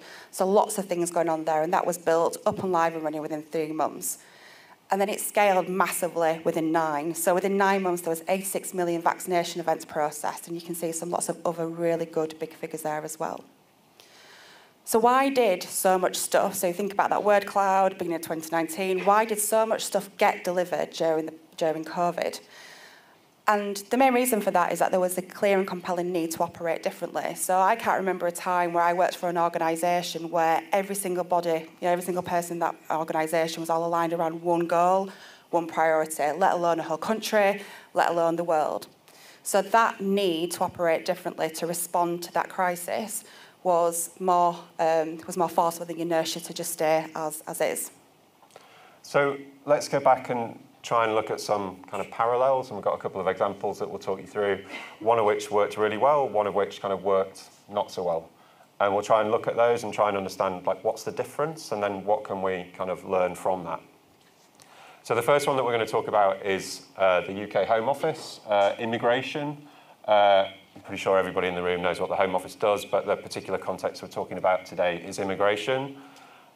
This is the digital transformation of immigration. So this is everything from applying for a visa, applying for citizenship, being caseworked, through to the less nice end, which is removing people from the country who've overstayed their right to remain. In 2017, they'd made some really significant investments in cloud and agile ways of working. But despite all that, their release cycles were still really long, lots of tight coupling all over the place, and the pace of delivery was super slow.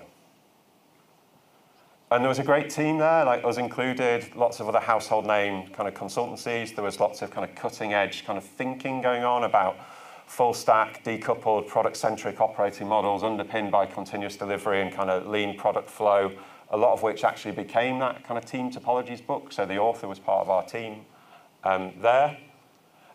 And in time, it got to a really good place with the traits that you'd expect to have in a really modern digital delivery organisation that allowed them over time to respond very quickly to things like Brexit, Ukraine, small boats, etc. But it was super hard work. It took us a really long time to get there. And pretty much everything that was achieved was done by guerrilla tactics and skunk works projects that project managers would have stamped on if they found out what was going on. Another example, the NHS National Spine. A few people here probably had some kind of interaction with that. I still get kind of chills down my spine when thinking about it. But that was a £1 billion IT programme. We can already see people starting to get a bit nervous when we talk about a £1 billion IT programme. It was part of the NHS National Programme for IT that became, in time, NHS Digital. It delivered some transformational capabilities for the NHS, like a single patient record, shared identity management services, etc., the majority of which still exist today, but in slightly modernised formats. It took 18 months from start to finish for a release. It took us a week to deploy it every time we released. No matter how much we tested it, it still broke in production. And it took us about kind of 6 months to fix it after each and every release. And it was just so big and so complicated that everybody had to work evenings, weekends, bank holidays, and then after about a year, everybody burnt out and kind of moved off the programme. So a really kind of difficult, challenging kind of backdrop. But over the space of 3 years, they got the release interval down from 18 months to 6 months to kind of 3 months, which is quite a big achievement, really, especially when you're thinking about this is 2009, 2010. So why 10 years earlier than the Home Office did we get more done faster when we didn't have those things like agile software development, cloud-native services, cloud platforms, etc.? What's the difference? At the Home Office, there wasn't the compelling reason for people to operate differently, and a couple of important factors here. So one is, even if there was a slight compelling case for change, it wasn't strong enough to convince people to operate differently, so everybody reverts back to the norm. And it wasn't clear enough for everybody to understand what we were trying to achieve, so what are we optimising for? And if you go back to the Spine programme, what was the compelling case? Well, it was a £1 billion programme, and at one point there were £1 billion over budget on that programme. And if they didn't sort it out, that could have taken BT Global Services down. So what are they optimising for? They're optimising for cost, and cost equates to time, and that means you have to deliver faster, you have to get it right first time, so the release windows come down. For COVID, why do people operate differently? Well, it was a national emergency, and everybody understood that actually the old ways of working weren't going to cut it anymore. So they're optimising for speed, but also optimising for safety at the same time. And the reality is, if you give people a compelling reason to actually work together, and you give them a common sense of purpose and a common set of goals, some really difficult things start to become possible. So this is Professor Jonathan Benger, CBE, without a shadow of a doubt, the most impressive guy I've ever worked with, ever, and probably likely to ever work with. During the pandemic, I was actually on a conference call with him while I was in the back of the air ambulance going off to try and treat a patient at the side of the road. But for this discussion, the important thing is that Jonathan was the Chief Medical Officer at NHS Digital during the pandemic. And that means that Jonathan has to make some big decisions about some big IT systems. But also important for this discussion is it's Jonathan's job to make sure these IT systems are clinically safe, i.e. they can't do any harm or potentially kill people once they're released. And now the next bit is kind of exaggerated for kind of comedic effect, but if you don't know about how clinical safety works, then you kind of design it, you build it, you send it for clinical information governance approval. They tell you to have another go. Everybody falls out. You go back to the start, you probably go around this loop a few times, and then ultimately everybody gets a bit bored and says, it's okay now, let's go. And prior to the pandemic, the process was the process, and thou shalt not question the process. But once we started to get into the pandemic, people started to question the process. So they said, well, we haven't got enough people and we've got to go faster, so we've got to operate differently. Let's question the process.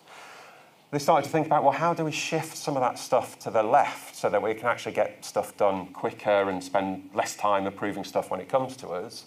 And then ultimately said, well, that's not going to work either. So actually, we need to get more clinicians and we need to start putting them in the development teams so that we can continually kind of build that stuff in kind of as we go, which is a fundamental change from how the NHS used to operate. And I'm sure in terms of the process that we talked through, there's probably some fairly kind of similar things that many of you see within the financial services context.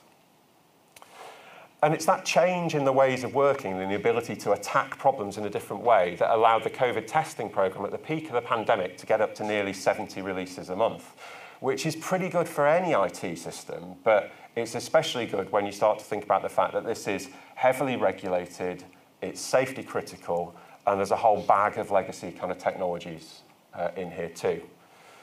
But without that kind of backdrop of COVID and a clear alignment on what we were trying to achieve here, we wouldn't have got some of the investments that were on that slide. You won't remember it, but things like trying to get to zero downtime deployments and breaking the service apart into value streams, et cetera, et cetera. It doesn't matter. Nobody would have given the money to do that. Powerful teams that were involved in delivery wouldn't have changed their ways of working, and everybody would have just given up and just kind of gone back to kind of doing the stuff that was always done. So even in the most complex and regulated environments, it's possible to dramatically improve the speed and the quality with which you work if the will is there to do it. Polly.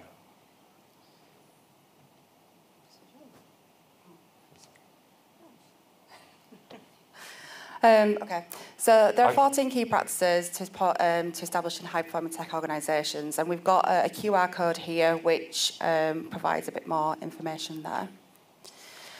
And thankfully, we've got lots of patterns and best practices and toolkits. So everything that Ben spoke to there, a lot of this isn't kind of new thinking. You know, instead of the Home Office, that was like kind of 10 years ago. We mentioned the team topology. So again, a lot of that stuff which Ben was talking about there, he works with Matthew Skelton. So if you are interested, there is a lot more around how you can organise, kind of organise yourself ready for fast flow.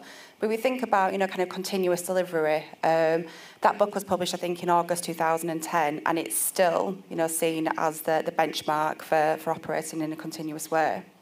So there is lots of information around there, but it means very little if people are in the right place to do it. So, I think everyone knows what to do. It's the how do we get the right people in the right place to kind of solve the problem and want to do it.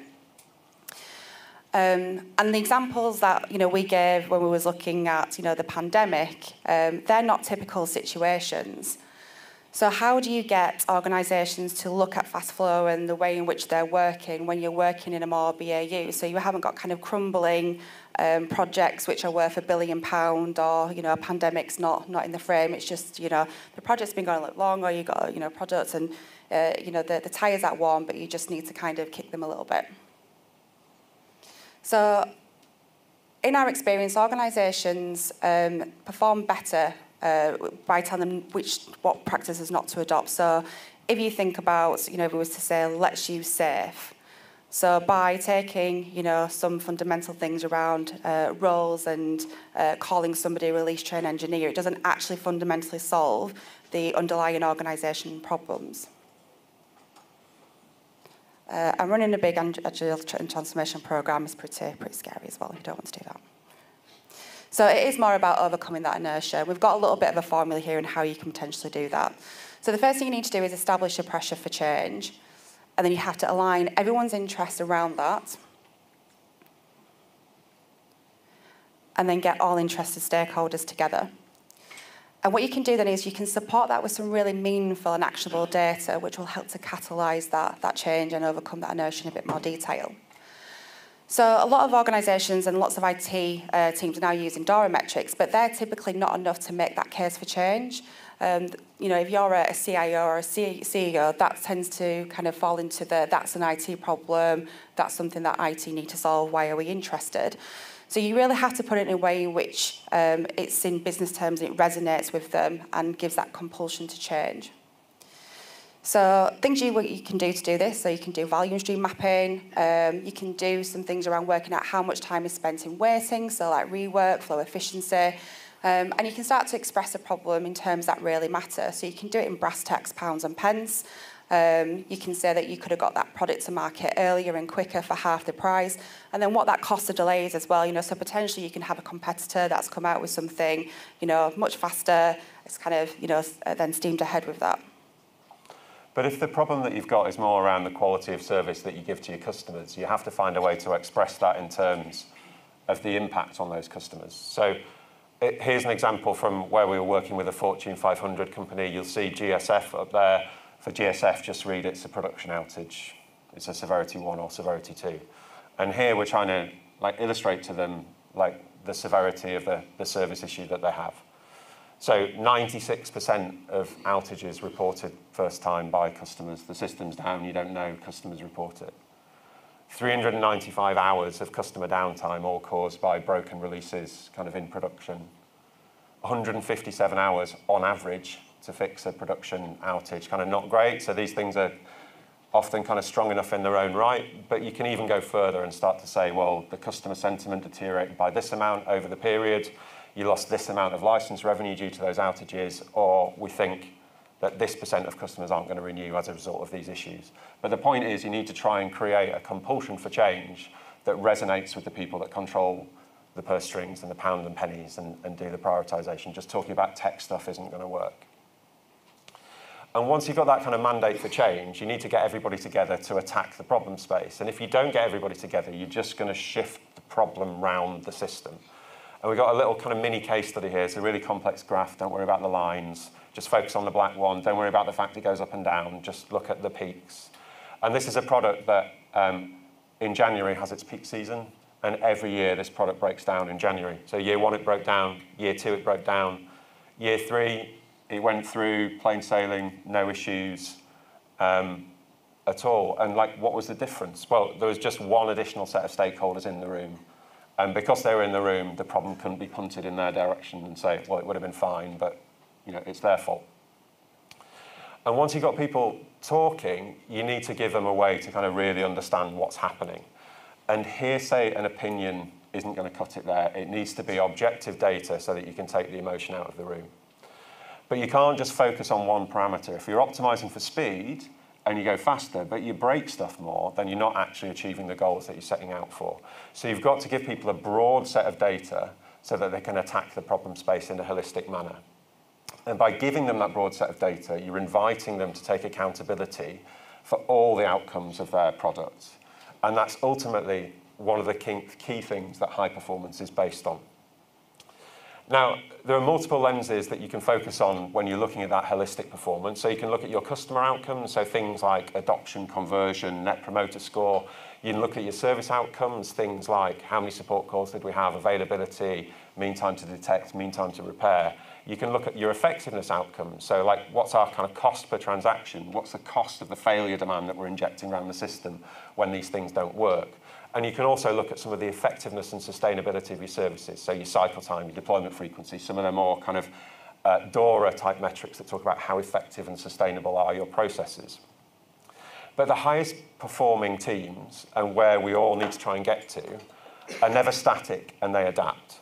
So if you over-index on customer outcomes, it's likely to be at the expense of those. So at some point, you're going to have to shift to those over here.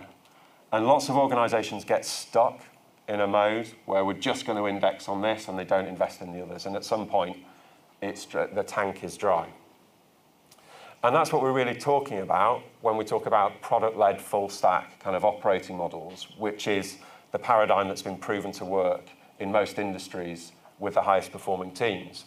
And it's about those people that have an influence on a product, taking full accountability for the results, working together as a team, and taking accountability for the decisions they make and the results that get delivered.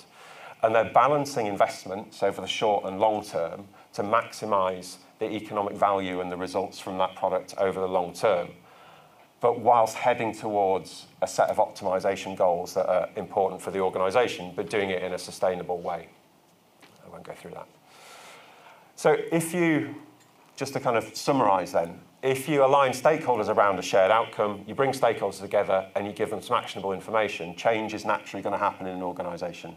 So it can go slow, like it did at the Home Office, or it can go super fast, like it did at the NHS. But if you bring these three things together, then change is going to happen. Even the hardest things are going to get solved. So things that nobody wants to tackle because they're too hard, like working out how do you embed clinical risk management or regulation or whatever it is into a fast flow environment. So if we wind forward to present day, how is this all making a difference to public services right now? And why is this relevant to our discussion in the first place? So the UK Health Security Agency was formed in 2021, so in the peak of the pandemic, to help protect the UK from global health threats. And it was formed out of Public Health England and Test and Trace. And its responsibility is to build strategic health protection capabilities for the UK.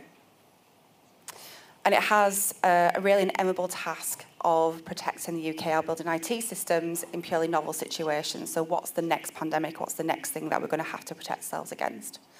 And in a world of post-pandemic fatigue, where everyone's, you know, a bit fatigued with it, it's money's tight, they have, you know, they've purposely adopted to work at agility at low cost. And it's consciously adopted these fast flow principles that we've discussed here. So using those business-aligned teams containing end-to-end business IT capabilities, using configurable self-service platforms, and continuously optimising for speed and impact. And by adopting those principles, it allowed them to build a highly targeted response to monkeypox within 5 days. And those 5 days as well wasn't necessarily an IT constraints either. But using those similar patterns, it allowed them to respond to avian flu in similar timeframes, where really, previously, this would have taken, you know, kind of nearly several months to do. And the reason they achieved this is because they had the top-down organisational sponsorship. They understood the agility needs to be built into organisations and to make those investments, which they did. And they adapted the organisation structures and practices to work, not the other way around. So again, why is this kind of interesting to us here? So regardless of the industry, most people want to work, you know, for a better society and make a difference via the work that they do. And again, I think yourself touched on that in your previous presentation with the Leeds Building Society. And the pandemic demonstrated that even in the most complex industries, the highest levels of uncertainty and risk, that we can operate differently and deliver fundamentally better results.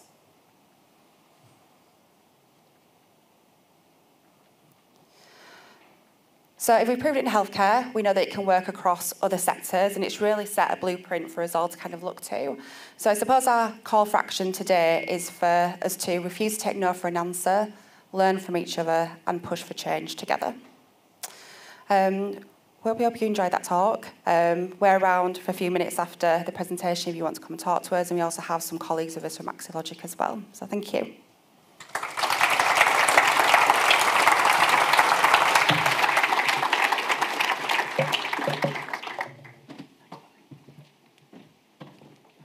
Well, thank you to Ben and Polly and Axiologik. I think your depth of experience in dealing with change comes through really strongly there, and I hope that those of you in the audience that are dealing with challenges like that have seen some tips or taken some confidence, or maybe even have some questions to go and ask the guys through the rest of the course today. We're now going to hear from PEXA, and PEXA is one of the new names on the block in Leeds. A really exciting addition to the sort of the financial and legal landscape in the region. And I'm going to invite Andrew to come and tell the story. But we're really pleased to have you with us today, Andrew. Come on up.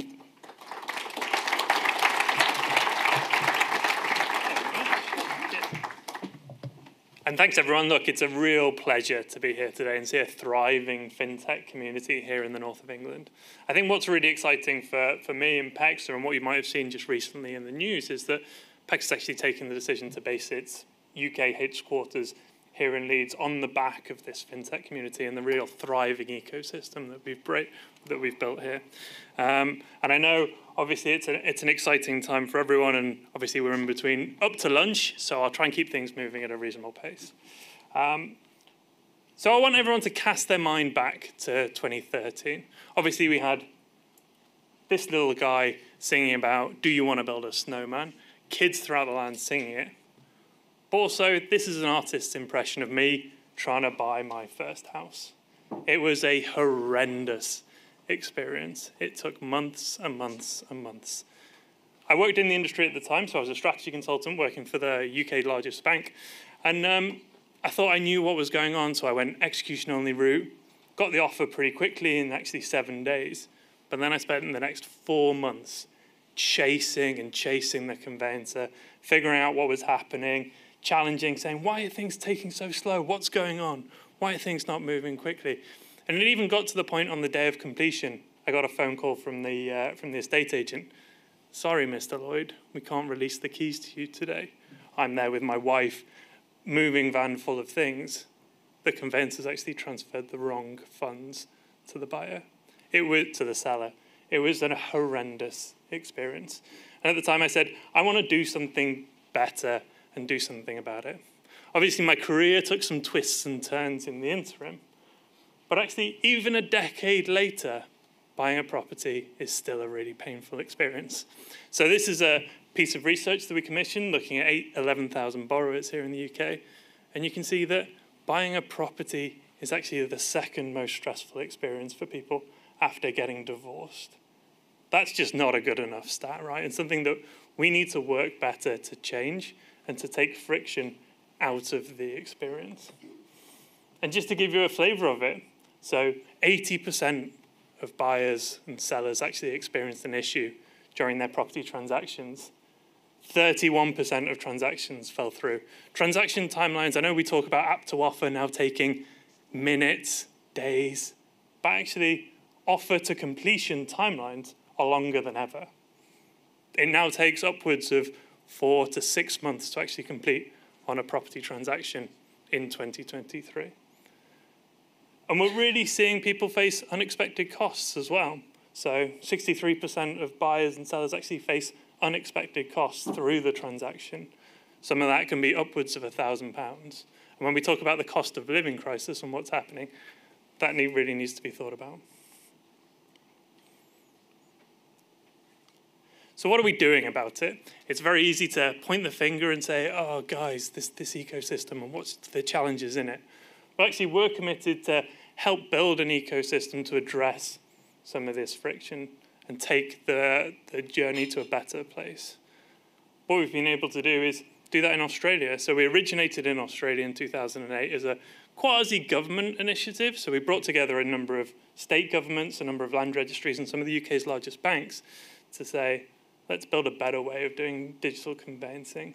It was historically a very paper-driven process, still using checks, which in 2023 sounds a little bit odd.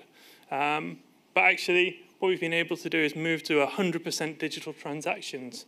We've been able to get transaction times now to within the same day for a remortgage case. We've handled 3 trillion over the platform over the past 15 years. And actually, dropout rates now from where they were, 31, 33% back in 2008, they're now down to sub 1%. So a phenomenal transformation. And what we're looking to do is try and deliver something similar here in the UK.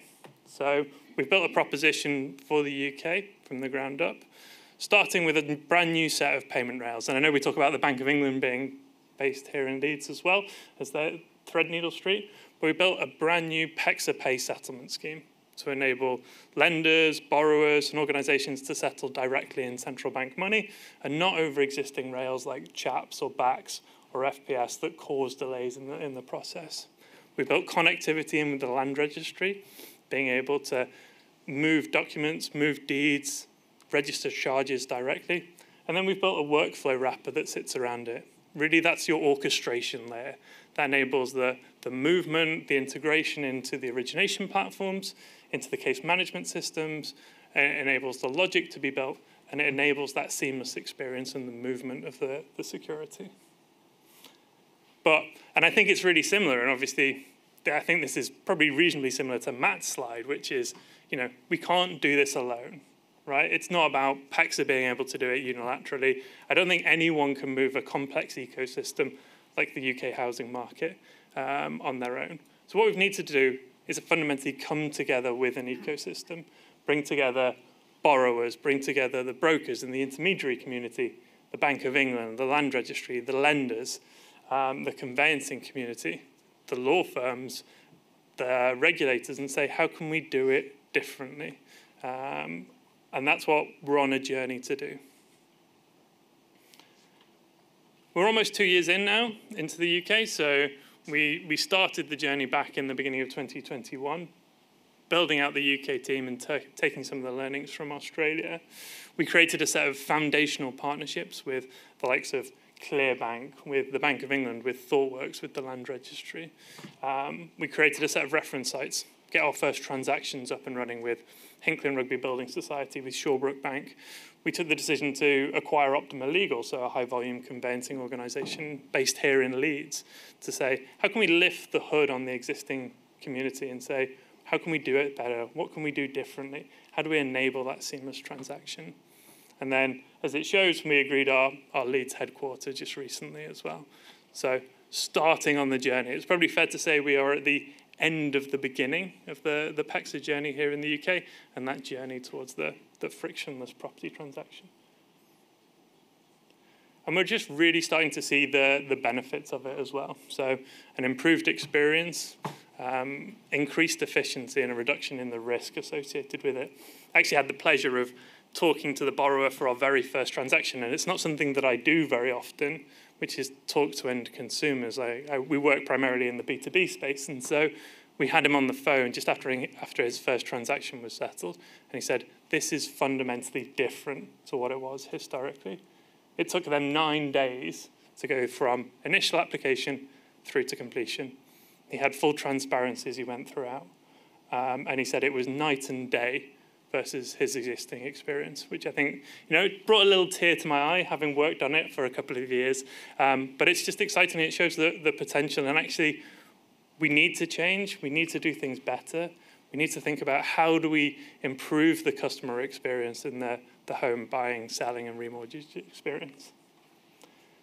So, just to finish, what I'd like to do is everyone just to cast their minds forward to 2033. Yep. You're probably going to have Frozen 11 in the cinemas. Your kids are probably going to still be singing about building a snowman.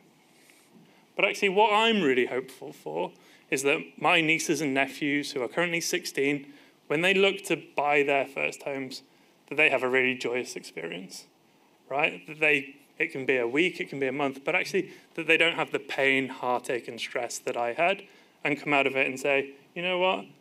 My parents told me that buying a house used to be really painful. It's just not like that today.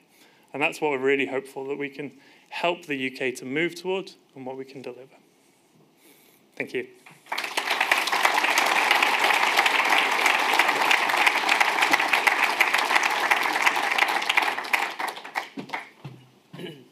Thanks, Andrew. Yeah, as I said, it's really exciting to have PEXA here in Leeds, but don't underestimate the impact that what PEXA are doing could have on the UK home buying process.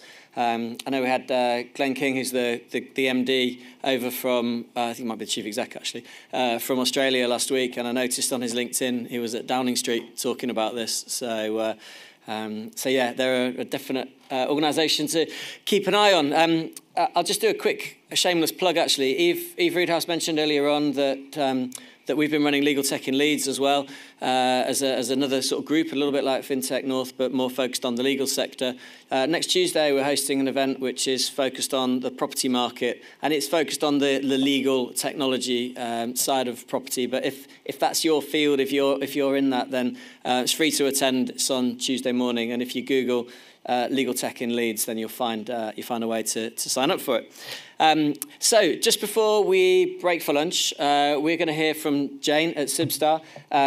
Jane was due to be part of the showcase later on in the day, but has to get an earlier train back to London, and we didn't want to miss the opportunity to hear from her today, because we're really grateful that you've come up, Jane, and it was great to speak with you last night as well. And also there's a link with Substar and Mastercard, which is also a nice angle with the sort of partnerships theme that we have. So Jane, come and tell us all about Substar. Thank you.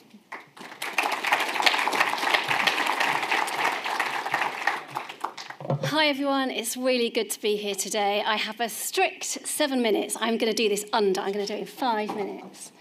So I am the founder of Substar, which is a debit card and app for people living with dementia.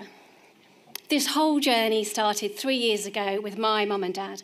This is a picture of my dad, and they are both living with dementia. And it's through caring for my mum and dad that we came up with the idea for Substar. As some of you will probably have experience of as well, my mum, as her condition progressed, she really struggled to understand her everyday money. She would take money out of the cash point, give it to the big issue seller, lose it, put it in the bin. She lost thousands to scammers over the phone, and she would massively overspend on things she didn't need or couldn't afford. The Clarence counter at John Lewis, cupboards full of cleaning products. You know, my mum is amazing. She is lovely. She is generous, but she could not sustain this level of spending. So we thought there had to be a better way, because what we spend our money on is a big part of who we are, and that doesn't have to change because you've got dementia. So the person living with dementia has the debit card, and their husband, wife, son, daughter has the app on their phone. And it's within that app where you can set how and where that money is used. But essentially what we're doing is enabling people living with dementia to spend their money for themselves and by themselves and continue living life the way they choose. Oh, how do I go back? All of our functionalities, so the spend limits, the switching on and off of the cash point withdrawals, that can be changed instantly and remotely at any time. So really importantly, our app adapts to the changing needs of our customers. Our customer service team are head and shoulders above the rest. They all have lived experience of living with dementia. This makes them hugely empathetic, patient, have a deep understanding of the people that call us every single day. We are really proud to be partnered with the Alzheimer's Society and Mastercard. These are the first guys that came along, bought what we were doing, backed us, said, Jane, go for it. And collaboration is key. We could not have done this without these two amazing partners. I don't come from a banking or payments background. I know nothing about I know a bit more now, but 3 years ago, I knew nothing about banking. I literally Googled, how do you set up a prepaid debit card? So, thanks to these guys. We need to debunk the myth that we're dealing with a niche here. Every 3 minutes, somebody develops dementia in the UK. The stats speak for themselves, and you need to remember these are diagnosed people with dementia. Johns Hopkins University recently did some research and found that there are a further 41 million cases of undiagnosed dementia in the world today. We are already taking calls from adults with people with adult children who have learning disabilities, a gambling addiction. We're already talking to Age UK, GamCare to help these people as well. So where next? We have done it. It has been a long journey. It has been highs and lows, but we're live, we are in market, and we are ready to scale. I'm really proud of what we have achieved. We're raising investment. We can't do it without the investment. We can't do it without collaboration. As I say, we've built it. The next job now is to get it into the people's hands that are going to benefit the most. That is the challenge ahead of us. But we are more than a business striving to grow for profits alone. We are here to help families just like mine and make positive social impact on millions of lives. Thank you. 3 minutes 56.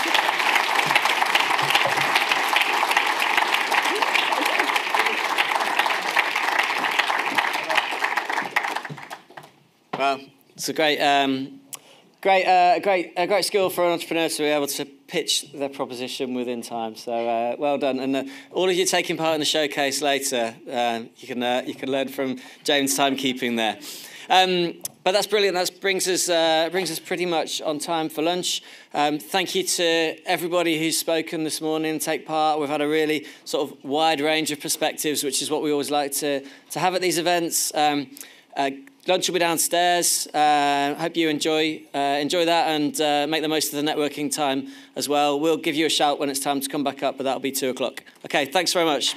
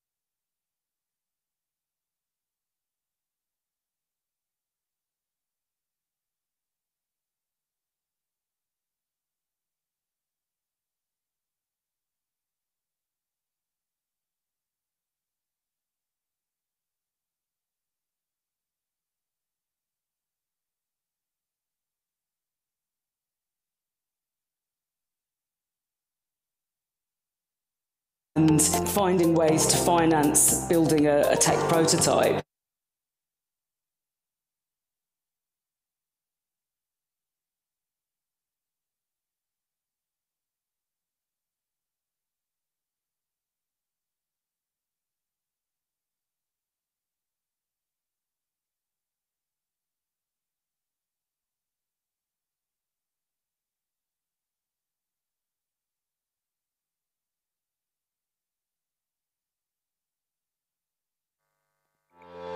Some of the challenges: where to go, who to speak to, and who can help. The right advice, the right network around me. Funding and finding ways to finance building a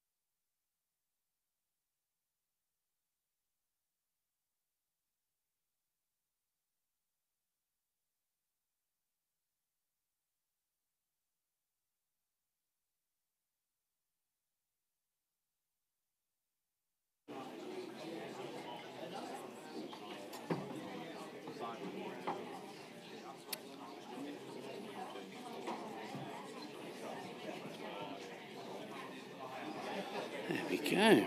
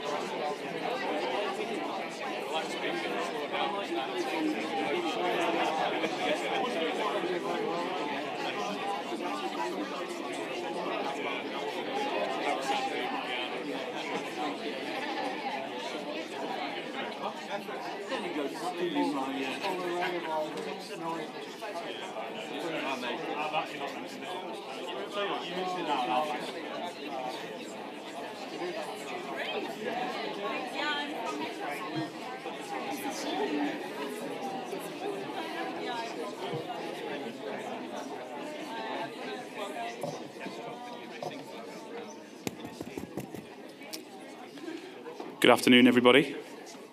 Welcome back. This is the hard part, isn't it? This is the hard part, getting you all engaged after a wonderful lunch and after a fantastic lineup of expert speakers in the morning session. So thanks for all sticking it out. I saw some fantastic conversations taking place downstairs over the networking, so it's great to watch you all getting stuck into that and getting to know everybody.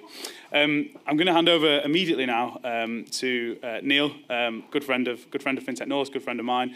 Financial inclusion is the focus of this panel. We're talking about accessibility in financial services and FinTech.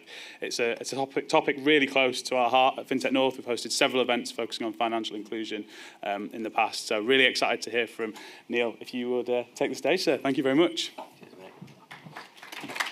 Oh, thank you. No, please. No. Yes, no. Hello, FinTech North. Welcome to this afternoon session. It's brilliant to be here and to be back in Leeds in full force. Really speaking about a subject which is really close to our hearts as disruptors and innovators in this beautiful country and industry. Thank you, whilst I've got the mic, to Eve this morning from the City Council, from Leeds City Council. It's really amazing to see a City Council that's so engaged and really committed to driving inclusive diversity, growth and innovation within their city and the wider Yorkshire area. Also, thanks to the people who are online, who are attending this session online. That's really tough. They're really probably very, very jealous of us all together in this room. So thank you to everybody that's online. We are going to be taking some questions towards the tail end of the session, hopefully, time permitting. I'm hoping you've got the clock set correctly. For the people in the room, there'll be a couple of mics that are floating around. For people who are on the live stream, please do submit your questions. I understand there's a comment section. They can be pushed through to this monitor here, where we can read them and answer your questions from our expert panel here today. So we've all had lunch. We're all a little bit snoozy. So I want to do a quick exercise for you. So if you're able to, I'd like everybody to stand, please. And for those already standing, thank you. So, a couple of quick fire questions. Please sit if you have 2 or fewer bank accounts. 2 or fewer. Few people. Most of the majority, so probably 95%. Oh, we've got some indecision here going on. 95% of the people in this room have got 2 or more bank accounts. Okay, remain standing if you've got more than 5 accounts. If you've got fewer than 5, please take a seat. Wow. Okay, so that's a big number. Okay, so for the remaining few, if you have 8 or fewer bank accounts, please take a seat. Okay, so we all know who are the privileged few, the hyper-included within the room. Thank you very much for that. You please take a seat. FinTech fans, we get everything. FinTech fans. To be honest, I've got pretty much accounts with every single FinTech provider. So I've got in excess of 100 or so. It's insane. I'm that guy. Now a quick show of hands. Who in this room actively, regularly uses Apple Pay or Google Pay on a regular basis, once a week, something like that? So probably it's a good 50%, if not more, possibly 55%. Brilliant, thank you. Lower your hands. How many of you have knowingly used open banking? Again, probably 40% there, but it's a good number. Good number, more than the average stats. There's about 6 million people in the UK who are actively engaged with open banking. Who here has either used or uses or owns a crypto or digital currency? Okay, so that's probably 10%, I'm guessing. 10%, is that fair? Right, okay, cool. How many of you guys have applied for credit in the last 12 months? Probably again 10%, perhaps a little less, 8, perhaps 8% on that one. Fabulous. And finally, how many of you, whether it's to cheat on a submission or a piece of work that your boss has asked you to do, how many of you have engaged or used generative AI either to play with or to use in your professional capacity? Wow, actually, hello generative AI, that's pretty big. So that was more than 50, I'd say 50, 60%, something like that. That's pretty cool, actually. Thank you for that. That's super, super interesting. Now, there is nothing artificial about the intelligence that sits on this stage this afternoon. We are joined by a stellar cast of experts from within our beautiful FinTech community. And I'm really excited about exploring the state of the nation in terms of where we're at today. We've mentioned a lot about the cost of living crisis that's going on. There's a genuine issue around food banks and getting access to everyday spend items and getting access to food. So the Trust do a fantastic job. They've just delivered over 3 million packages across the UK from delivering food to those people who need it most through their food bank charitable giving. 1 million of those, though, and this is what plays back to Eve's point earlier this morning, is that 1 million of those were actually delivered directly to children, not adults. It's directly delivered to children. So there's a challenge. We all know about the cost of living crisis. There's a big challenge. 10 million adults are falling behind on everyday spend items. We're finding it harder and harder to get by on a daily basis. This isn't your luxury items. This is your food and your fuel. That's 1/3 of the workforce in the UK. That's a big number. But it's not all doom and gloom. The people in this room and our wider audience, our FinTechers, are really striving to bring innovation access to those people who need it most. So with that, I'm really excited to introduce you to our panel of leading experts within the space. Today we're going to be joined by Lizzie Reed from JP Morgan. Lizzie's in the middle there. We've got Andrew Rabbit from Incuto, and we've got Lisa Maynell from TransUnion. And a special thanks to Lisa and her team at TransUnion for sponsoring this particular session this afternoon. So, guys, would you mind giving us a quick introduction to yourselves and what you do? Absolutely. So, hello everyone. My name is Lisa Maynell. I'm Head of Digital Banking at TransUnion UK. For those of you that don't know, TransUnion are a credit reference agency. We're based right here in the heart of Leeds. So you may be thinking, what does a credit reference agency actually do? So we're custodians of data. So we have multiple data sources that we pull in, and we use that data and insights to produce an actionable representation of a consumer in the financial marketplace. And that enables consumers and businesses to have a confident interaction with each other. And we call that information for good. Lizzie. Brilliant, thank you. Hey everyone, my name's Lizzie Reed. I work at JP Morgan Chase and I head up credit strategy for the UK Chase Bank. You might have seen that we launched a digital bank, I think it's about 2021 now. So we launched a current account, we've got a great savings account out there, just a bit of a plug. And yeah, we'll be launching lending products soon, so I'm heading up the credit strategy for that. Although I've been living in London for 22 years, you can probably hear a northern twang, so it is nice to be back up here. I'm from the Wirral, the posh side of Liverpool, but I've got Geordie roots and all that, so it's great to be up here. Thanks for having me. Brilliant. Andrew. Hi there, I'm Andrew Rabbit, I'm the CEO of Incuto. I'm the one on the panel that you've never heard of. And so we, and actually on purpose, so we're a technology business that powers community banks and credit unions. And the one question I couldn't bribe Neil to ask was if anybody's ever heard of a credit union, because the answer would have been probably a very low number compared to how many people have got a bank account. Typically, credit unions are focused around, they're not-for-profit, member-owned, ethical, community-focused kind of lenders. There's a lot of strings of words there. And we provide them with technology and an affordable way of being able to service their customers through lending. And we reduce the cost of lending and provide them with all the tech that they need to become accessible and, to a certain extent, compete with some of the big payday lenders that everybody's heard the nightmare stories about. So our lenders offer very affordable lending, which is our focus on financial inclusion, access to affordable credit. Perfect. So, Andrew, whilst you've got the mic, we're going to dive straight into the first question. What is financial inclusion specifically to you, and why is it important? Okay, so I probably just accidentally started to answer that question. So for us, it is all about access to affordable credit. One of the challenge statements that we kind of came into this with was around the poverty premium, the idea that it costs more to be poor. And one of the biggest drivers of that is the cost of credit. And not only that, actually, but it kind of morphs into people who are invisible. So credit invisibles and looking at the problem statement of how much things cost when you don't have data that exists about you out in the real world.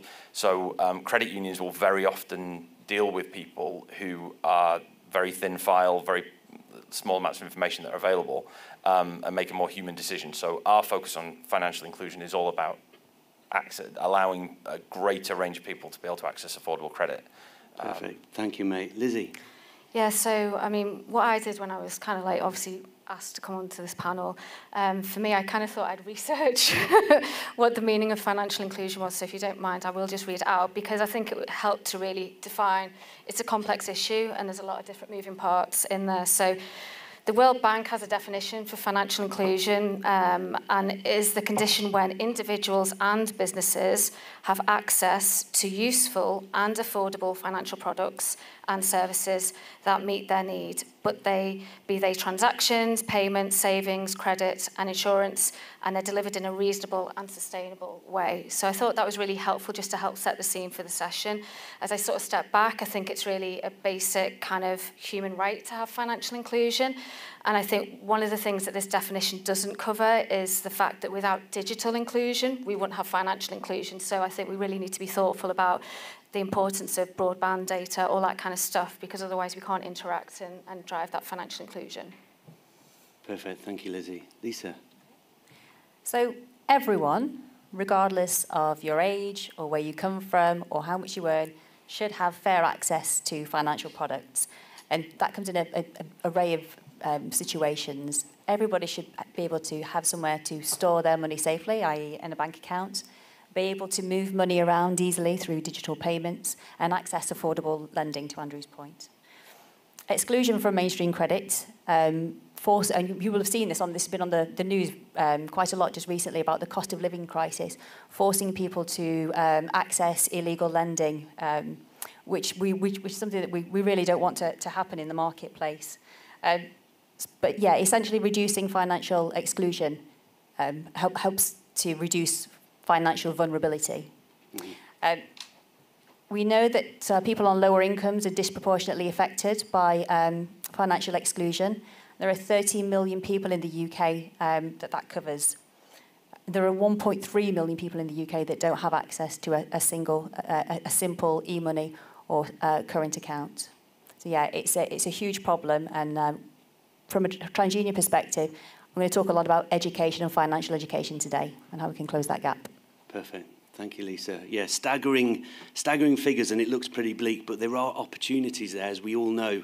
There are many organisations that are focusing on financial inclusivity and really driving that needle in the right direction. But it does need cross-industry, cross-regulatory, cross-governmental collaboration. That's the only way we're ever going to truly address the exclusion topic. So, onto the second question, what would you say are the key challenges in achieving financial inclusion? I may have just trumped that.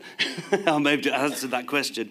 What would you say are the main key challenges in achieving financial inclusion, and what role does technology play? Lizzie, would you like to go first? Yeah, sure, I can go first. So I think the first step is that you need to think about what are the sources of financial exclusion. So I think we've touched on that a little bit, but I'll kind of go into just three key areas that are kind of some of the key areas for financial inclusion. So the first one being kind of processes, requirements and eligibility that create access problems. So you think about young people that are trying to build up their credit history. You think of armed forces who are living abroad.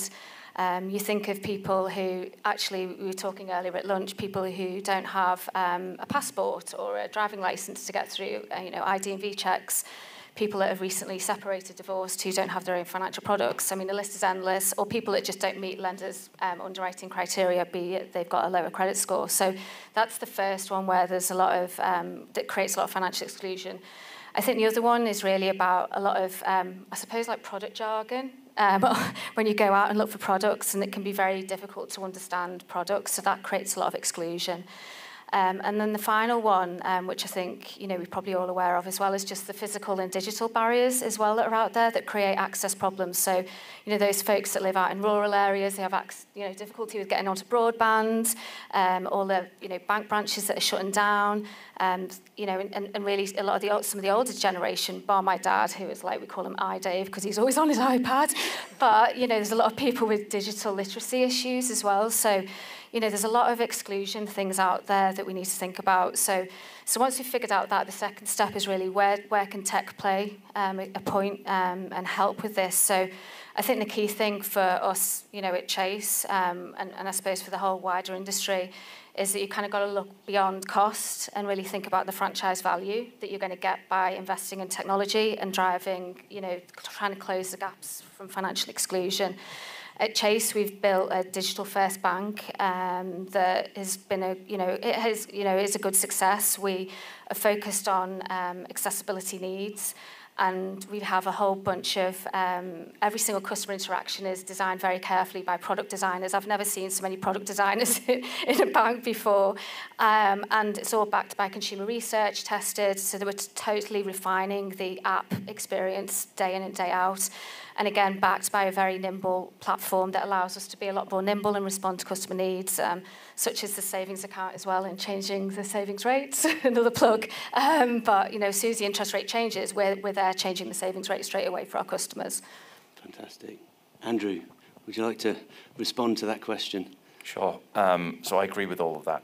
And rather than redefining that bit, I think that from our perspective, we came into this as a technology business with the problem that we were going to introduce exclusion if we didn't address the fact that it was meant to be inclusive. So there's all of the kind of drivers of inclusivity through tech. So you're looking at the design of apps and accessibility and all that kind of stuff. But actually, one of the biggest challenges that we've looked at is around, well, if we're speeding up, like everybody tries to do, the speed of a decision when somebody's trying to access a product, part of the challenge of that is that actually what you're really doing is speeding up saying no. So what you see is a lot of fintechs who emerge with really strong capability to say no to people. So they know really quickly when market conditions change how to exclude more people. And that's not to the detriment that fintechs are bad or anything.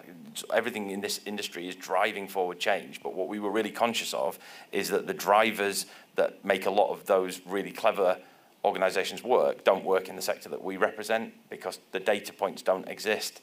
And if you actually looked at the standard data points across the people that we're trying to serve, then you would say no every time.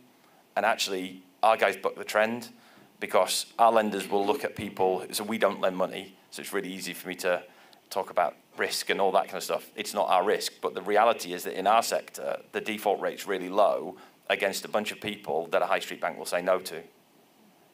And simply because they can't serve them, often because of the cost of serving them. And so in our world, this was all about reducing cost, taking away the need. So to give you a tangible cost benefit here, because of the way that we're structured, we provide the lenders with the technology platform, all the transactional data that they need, all of the sort of decisioning capabilities, and all of the mechanics to actually make a payment and recover it via direct debit. And the total cost end-to-end of issuing and the lifetime of a loan is less than £10. Now you take that to a high street bank and they would dream of only costing £10 to do a loan. But that for our sector is so super important because typically people are coming in and wanting to borrow £260 for 3 months. And the maximum a credit union can return on that is £18.19. So you introduce a cost base that's too high, they can't serve the customer unless it's an act of charity or terrible business. So when they talk about not-for-profit, what they mean is we're losing money, right? Brilliant. Thank you, and thanks for that, Andrew. Sorry. We're going to move on. We have already our first question on the digital side, so thank you, guys. Just wait for us. We'll come back to you. I just want to really get to the point around something that Lizzie touched on around education, and I know something that Lisa is particularly passionate about as well. So, Lisa, how can consumer education and use cases of these new technologies really have an impact on the regular person on the street? Okay, so we see education as a key enabler to financial inclusion. So TransUnion actually broke ranks from the other CRAs in the UK back in 2011, when we were the first bureau to give free access to all people in the UK to access their credit report. And we thought that was so important because people just simply don't know the data that's held on them and how it's used. So I've worked in the industry for almost 20 years, and I've lost count of times that people have said, well, I haven't been able to get a loan because of the credit reference agencies. I'm blacklisted. Simply doesn't exist. Blacklists are not a thing. So giving people access to their information via their credit report enables them to better understand what is on there and how they can improve it. So since then, we've worked with a number of partners. So I would guess that most of the people in the room have actually seen their TransUnion credit score, possibly without even knowing. So you can access it via Credit Karma, but also through Lloyds, NatWest, Money Supermarket, lots and lots of different partners that we work with to deliver credit information and education to the UK public. We know that when thin files begin to monitor their credit file, they're 2.7 times more likely to become a thin file in 6 months than those that don't. It's really important, so education is key. We've got lots of things going on in this space, some that I can't talk to you about, but watch this space for this summer. Follow us, because we've got some really exciting stuff that we're planning to bring to market on how people can bring their own data to the table as well. So yeah. Sounds amazing. Guys, anyone else on the panel would like to respond to the education point? Lizzie? Yeah, I mean, I was just thinking as well, it's a bit like learning a language. The earlier you start, the better. So I think, I certainly didn't get financial education in school. And I wonder if I would have been more confident with managing my money as I was kind of in my 20s and all that kind of stuff. I did get home economics classes, and I'm not a great cook, so I don't know. But anyway, but I also think it's also about positive and continuous reinforcement as well, because it is a proficiency sport, and actually we have changes in our lives that happen, life events, the changing demands, cybersecurity, for example. I mean, that's a big thing with all the scams and everything. So we need to continually put the time and investment into education, and the industry needs to help that. Even at work at JP Morgan, we have financial surgeries covering a whole bunch of different topics. So even workplaces should help their employees as well. It's not just about us helping our customers, etc. Brilliant, thank you. So I'm going to move on. I'm going to bring up the R word, regulation. So regulation changes, there's a lot of it happening. FCA, PSR, they're issuing new regulatory environments really for us all to adopt, all for the betterment of the end consumer. It's all about protection and defending their position. So there's no question about the purpose of it. But in terms of, how does that impact? We've got consumer duty, we've got app fraud recently announced by the PSR, where the issuing bank and the acquirer who's acquiring the funds have to split any kind of disputed charge. So that's a big change, certainly for the issuing banks. And then we've got 5.2 from an accessibility standpoint as well. So there's a lot going on within the industry that we've got to suck up, absorb, and respond to in a correct and respectful manner. So at what point does some of this stuff have unintended consequences, or at what point, can it actually have an impact on the inclusivity agenda? Lisa? Yeah, sure. So with £500 million being lost last year to authorised push payment fraud, it's great to see the regulator stepping up and making some changes in that space. And as you rightly said, Neil, splitting that reimbursement charge between the sender and the receiver makes everybody step up the game. Everybody's responsible for those payments now. Introducing a consistent minimum standards to reimburse victims and increase protection is going to be a good thing for those vulnerable customers. But as providers step up their game, they're going to want to know more about their customers. They're likely to introduce friction into the journey and want to know more about who is the sending party and who's the receiving party. Mm-hmm. And with that comes problems, especially if you're not already in the system. So that could be one of the unintended consequences, that people simply aren't able to send payments if they can't be verified. Yeah, that's a really valid point. I don't know how many people in this room are affected by those 3 points of regulation, the consumer duty, push payment fraud on app, and Conc 5.2. I know certainly my portfolio is. There's probably, are we shy this afternoon? Are we all shy? I would imagine that at least 50% of the people in this room are going to be affected. Andrew, I know you've got a point around sort of Conc 5.2 and some of the aspects around that. Do you want to build on that? There's that, and also the consumer duty piece. It's interesting because when you look at some of the regulatory changes, they're often brought in to protect people. And we kind of, in our world, sorry, I'm looking at Lauren, who's my colleague, we in our world talk about the fact that consumer duty was the easiest thing in the world for a credit union to do because it's kind of in their DNA. And really what it's done is defined what they do and made everybody else step up to it. They probably exist because a lot of people don't do it. It really didn't take them very long to do it, whereas everybody else has got big projects in the background to make it happen. But the unintended consequences of some of these things are that actually where people are making human decisions, they're looking at an individual and they're looking at their sources of income. Our credit unions often deal with people on benefits, for example, as their primary source of income. And then you get into like a really difficult question around, well, who has access to that? So child benefits are non-means tested. But then suddenly you get a question about that's kind of written down but not heavily specified about, well, who accesses that money? So is it mum or dad? And if mum and dad split up, who's now got access to the money? And so it introduces a whole bunch of unintended questions that were never actually there. These products have been running in credit unions for the last decade or more, completely unencumbered, and everybody's delighted. And banks have never touched that kind of marketplace because it's really not a place that they can lend to for all sorts of obvious and good reasons.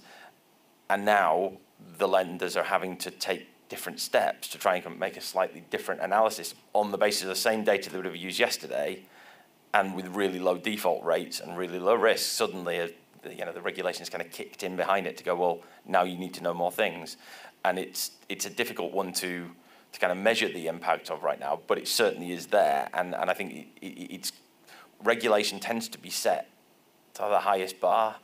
And actually, we're dealing in a sector which doesn't really meet a lot of those criteria. The data isn't always available. The information isn't always there. You can't always see vulnerability. But actually, in the sector that we're dealing with, everybody's vulnerable to an extent. That is kind of the reason why they're there.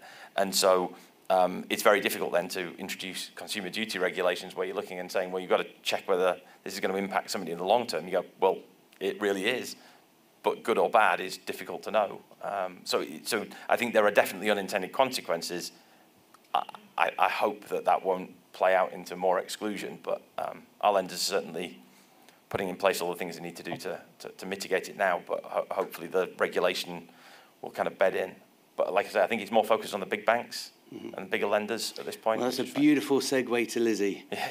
Yeah, I mean, I've got kind of like two examples that I wanted to talk through. So the first one's probably more on the good side, linking to consumer duties. So one of the things that we've been doing, I mean, I think the bank has been doing this since I joined in the US and everything, but we complete bias assessments for any new kind of operational or business initiative that we're doing. In the UK, we're completing these bias assessments to kind of see if there's any direct or indirect discrimination to protected characteristics under the Equality Act 2010. And so, from a credit strategy perspective, one of the things that we were challenged with from our compliance organisation, which I know Lisa's aware of because we work together, was really how we use postcode data. So in the US, postcodes are prohibited to be used, and whilst they're not in the UK, we take a stance that actually within the postcode there could be indirect discrimination to certain postcodes or certain minorities in that postcode. So we're very thoughtful about how we use postcodes, and if we use them, and if we do, we just kind of make sure that we satisfy ourselves by having like compensating controls in place. So that's one thing that we do. On the more bad side, one of the things that we're dealing with at the moment from my team from a credit strategy perspective is there's quite a bit of ambiguity in Conc 5.2 as well around the use of other household income. And I suppose it's really meaning that we're struggling to deliver our financial inclusion agenda for people who have partner income, right, for example. So we wanted to be able to, we can verify partner income through the credit bureaus, but can I truly verify access? And that's where our legal colleagues have been like, no, you can't. If you follow the letter of CONC, you can't. You can't verify the access that the individual has access to the partner income. But if you follow the spirit of CONC, then I think it's financial, you should be allowed to do it. So, we're still in a little bit of a playground, if you like, with legal, and I think, we'll engage with the regulator as well, just to kind of get their stance on it, because I think it's a great strategy we've got, but we're really very conservative when we look at the legal obligations, as you can imagine, and just making sure that we're making, we're dotting the I's even, and crossing the T's. I think that's a fantastic and very open summary. So I think, what we're saying is that ultimately, yes, some of these regulations, we are going to see a bit more friction, potentially. There is potentially going to be an exclusion element to that. We need to utilise and leverage as much data as much as we can and use it differently. And then to your point around unintended consequences and how we take that wide definition to become actually how do we implement this. I think that's certainly the case with consumer duty. To use reasonable endeavours to X, Y, Z. That's quite vague. It's quite and the challenge that we've got as an industry is that Barclays are doing one thing, JP's doing another, Revolut are doing their thing, Monzo's doing theirs. So to truly address this, I do believe that it's about collaboration and forming groups like this, getting like-minded people together who know the subject far better than I, to really map out where we take it next. So thank you for that, guys. We're going to move on to some quick-fire questions. And then we're going to take some questions from the floor, as well as I believe there was a question online as well. So thank you guys for that. So quick fire, and I mean quick fire. Does AI represent an inclusion enabler, or is it a risk for further exclusion? And I'm going to go to Lisa. Okay, so when I think about AI, I also think about whiskey, wine, and cheese. All things that improve naturally themselves over time. So for me, I see AI as an enabler. And joking aside, I think we read lots of articles about what's going on in the industry with AI. But I recently read an article about how Danske Bank were using AI to reduce fraud, and they'd actually been able to double the amount of fraud that they were detecting by using AI. So definitely an enabler for me. Wow, fantastic. Thank you. Lizzie? Yeah, I mean, geez, it's pretty impressive, isn't it? It's a very alarming, effective, intelligent stuff. Sorry, you can see I'm not very technical. But yeah, no, I can see it's going to be super valuable. I think the key thing is in its adoption, how we productionalise it, and how we use it securely and responsibly. Again, from my perspective, there's things around its irresponsible use and the risk that can create, from biases to misrepresentation of information, or even, proprietary information going outside the organisation. So that's kind of key. But it's definitely here to stay. I think the next 3, 5, 7 years, it's going to be a lot of investment in it. I don't think it's going to be impacting financial inclusion like now, but hopefully after that it will. If there was one area, again, another thing that we're very focused on at the moment is kind of controls. If there's one area that people should be kind of looking at now, is kind of really looking at their data quality standards and making sure that they kind of have them designed, implemented, from understanding data lineage to data source and all that stuff, because you really need to make sure that everything's explainable in some form or fashion. Yeah, brilliant. Andrew? You see, when he said it had to be quick, he was looking at me. Rabbit by name, rabbit by nature, right? So I'll be really quick, I promise. We're using AI in a totally different way, because most people invest in AI in this space, in lending, to say yes or no quicker. And we're looking at it from using AI to actually build products dynamically around somebody, so that you just don't say no, you just work out what the best product is. So we're just kind of flipping on its head, and we want to focus on that, so that we're using it for good, because in our world, AI will just say no to everyone. Yeah, nice. So. Thank you. And the final question before we go to the floor questions and the digi questions. Right, quick fire people. Channel, you're in a Harry Potter, you got your wand, right, you've got one wish. What is it? And I'm going to go to Lizzie first. I just want to see a whole ton of industry reform around SIMS, credit information market study, better quality data, new data in. And yeah, just looking at the way financial lives are changing and really setting new guardrails around data and how we use it for credit scoring and all that kind of stuff. Brilliant. Andrew? So I want the government to be brave, like we all are, and actually point people proactively to the right places when they need help, rather than doing this kind of wishy-washy thing of saying, well, maybe you could get help over there, maybe you could do this thing, because there's a whole bunch of people getting into trouble with things like IVAs who could get a lot of help if they get sent to the right place first. So I'd really like to see government step up and actually point people quite proactively to get help at the places that can actually genuinely help them before they fall off a cliff. Brilliant. So governmental signposting, super top of the agenda. Thank you, Harry Potter. Lisa? So when I think of Harry Potter, it makes me think of my children. So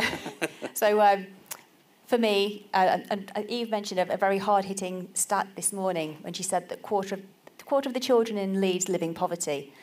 So for me, my wish would be for retail financial products to become part of the national curriculum.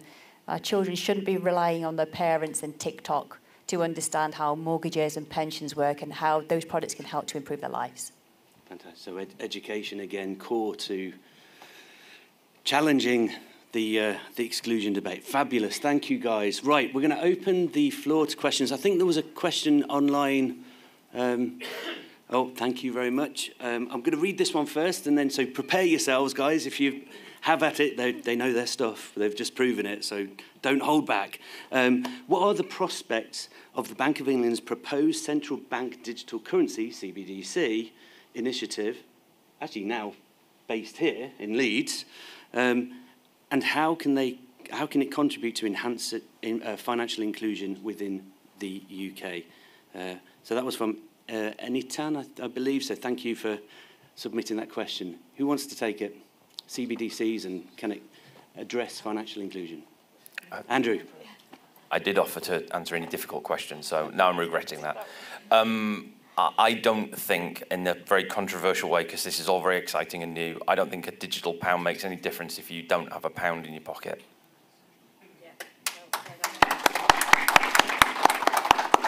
I think I have a view on this as well, so thank you for that, buddy, for being brief, because I will also be brief. CBDC is not about digital pound. It's not about replacing the sterling in our pocket. It's about settlement. It's about how do we, as a UK PLC, send money to Australia, to other countries across the globe. It's actually not. It's not CBDC. It's not about central bank digital currency. It's a central bank digital settlement service. That's what it is. And I think there's the naming of it. We kind of got the name wrong, basically, but we're too late in the game to change it because now it's global. But that's what it's about. It's about centralised digitisation and settlement of funds from one nation to another, and potentially from one community, let's call it, to another, from one bank to another. So that's my view. Fabulous. Any more questions online? No? Getting a shake of the head? There's one other thing that I wanted to mention. So we're actually working in partnership with FinTech North on a social inclusion challenge. So if there's anybody in the room that wants to get involved with that, please reach out to us. We'd love to hear about your ideas and how we can all work together to get more data into the system. So, yeah. Fabulous. Thank you, Lisa. I'd encourage you guys to connect. How can they connect with you, Lisa? LinkedIn, yeah, or I'll be around for the rest of the event. So, yeah, it'd be good to chat. Brilliant. Thank you, Lisa. Joe, any questions from the floor? There's a few. Mike? God, I've got a memory. I'm not too old yet. I thought he was drunk last night as well. I'm glad, I think it was Lizzie mentioned digital exclusion. Like many other sort of fintechs, we're digital only and we're struggling to reconcile how do we make our product available to the 10% of the population that don't have internet access when we're clearly too small to be able to sort of establish a telephony service for what we do. Any thoughts? Wow, that's Sorry, I was looking at Lizzie as I asked that. Is it open to everybody? I don't know how to sort out sort of all the broadband in rural areas. Yeah, Andrew? So I think there are some local government initiatives, aren't there, about rolling out broadband and making every household have access to broadband. So I think at a higher level that is the plan, and I certainly know in the North East that's been underway for a while. But yeah, Andrew. What do you do, Mike? What do you do?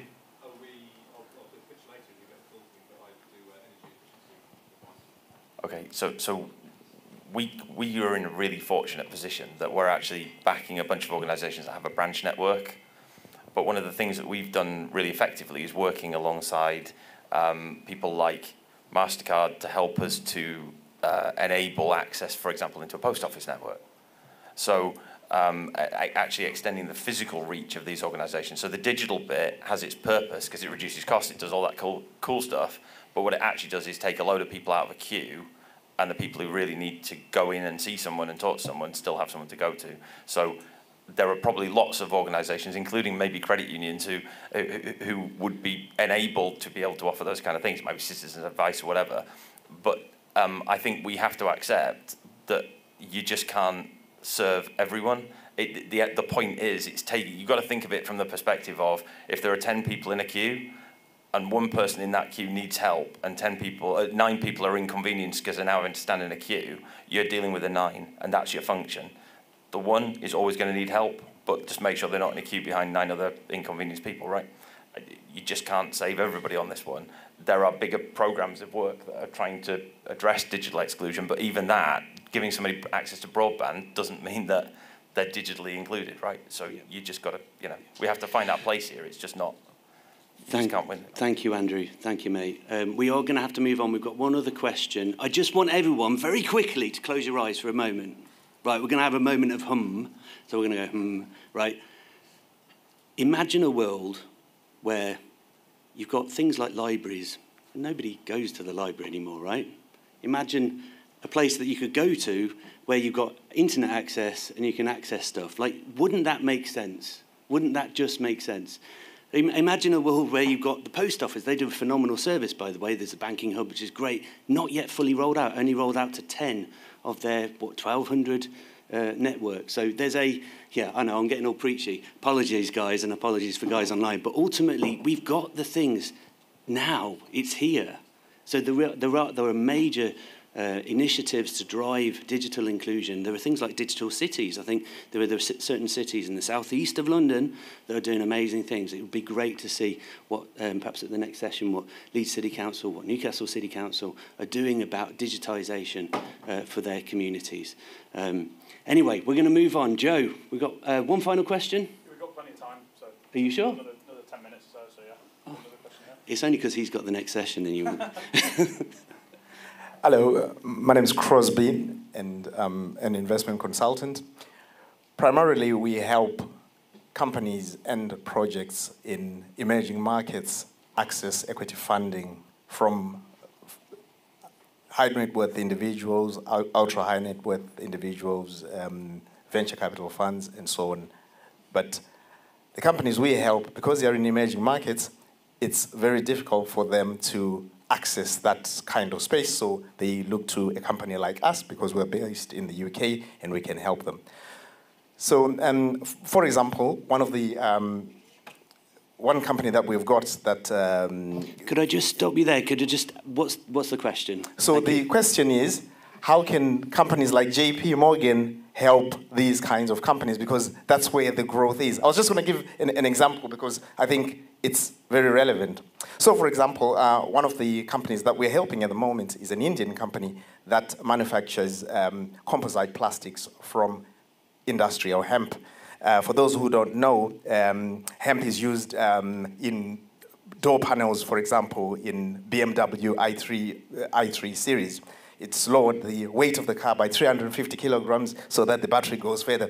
My point is, there is demand for the products that they make. The market is there. What they want is to access funding so that they can grow. How can you help us to help them, please? So, I work obviously at JP Morgan. It's a massive organisation. I work in the consumer retail bank. So those sort of questions are great questions, and I'm sure, as a global bank, they want to go out and support, people across the globe, and that would sit with our investments team, corporate team, that kind of stuff. So I can quite happily take your details and find somebody in your organisation that can help you. Brilliant. Thank you, Lisa. Thanks for the question. Any other questions? Oh, we've got a gentleman down here.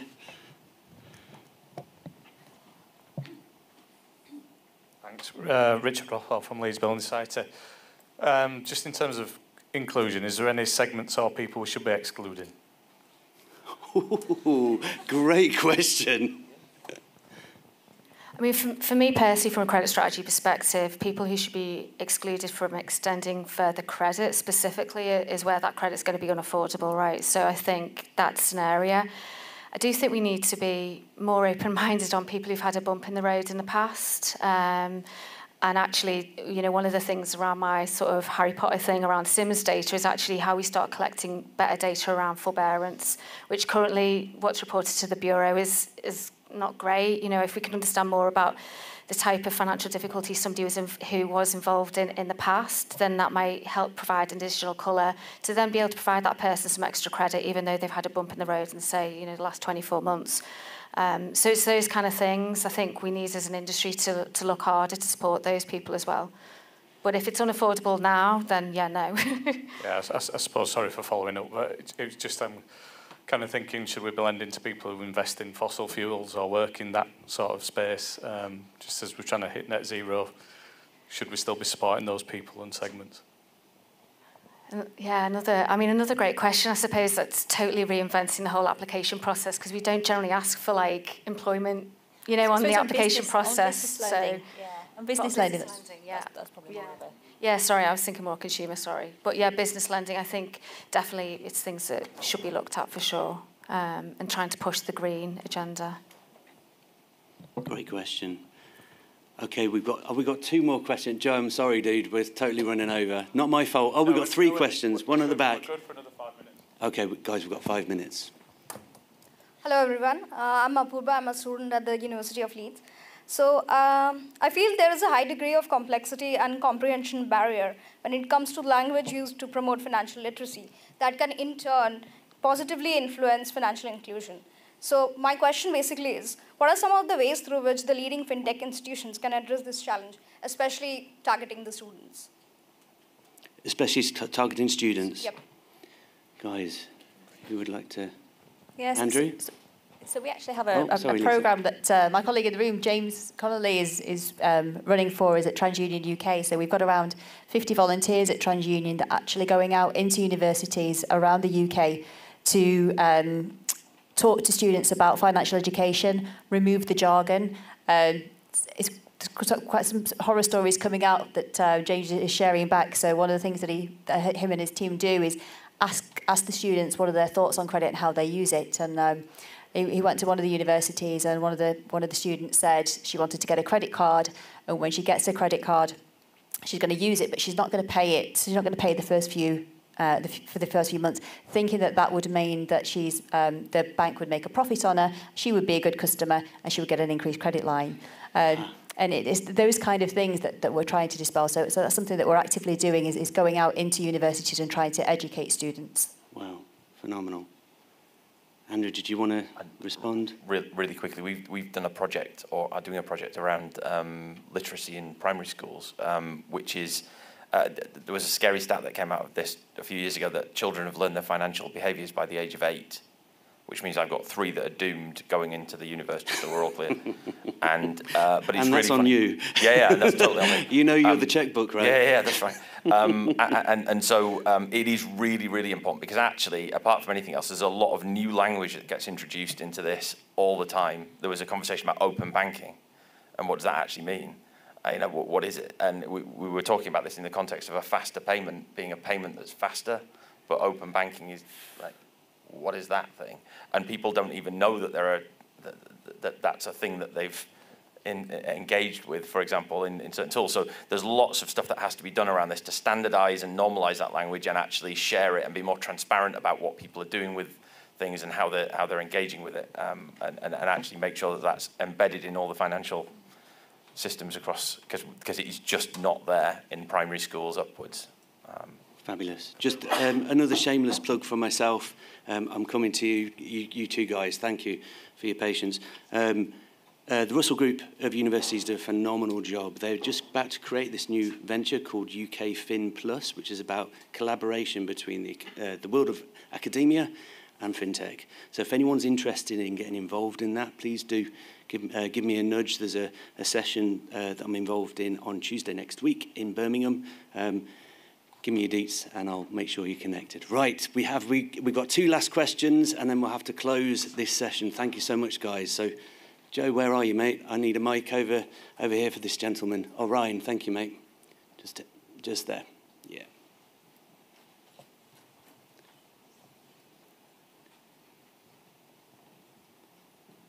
All right, thanks a lot. So my question is just going to be straight to the point. Speaking from the perspective of an international, we're talking about financial inclusion here, and to some extent, I feel that people who are internationals are somewhat excluded. They're part of the UK community, basically, but they're not. If you want to buy something in a store, they tell you have to have 3 years. You have to be in the UK for 3 years before you get, some of those access to credit, as it were. So how does financial inclusion try to integrate this class of people? I mean, I can take that. There is an international credit bureau, or I don't know if they're an international credit bureau, but there's a company called, I think it's Nova, where they can actually port your credit bureau from your home country with you when you travel to a new country. So, a lot of people like myself in the industry were kind of exploring those sort of things because it's a really important segment that we want to make sure that we provide them a really nice customer experience when you move to, let's say, the UK or whatever. So that's something that we're highly invested in doing. Obviously, we're just about to launch lending in the UK. I say just, not quite yet, but so it's something that's on our roadmap. But there are companies out there that are looking to support that. Yeah, fabulous. Thank you, Lizzie.